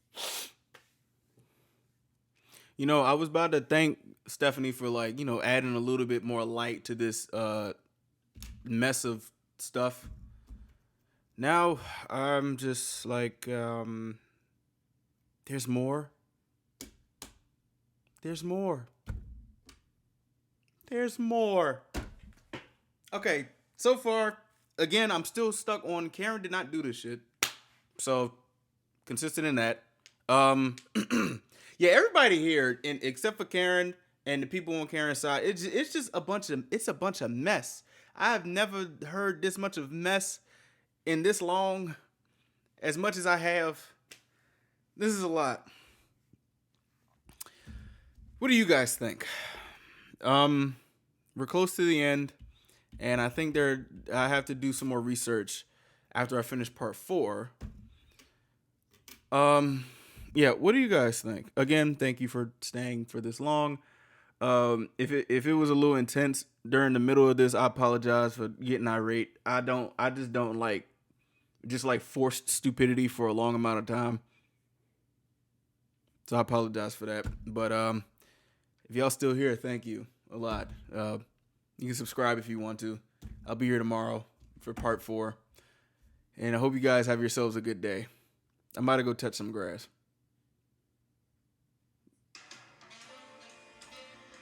It looks like my alarm went off. Okay, bye. See y'all tomorrow.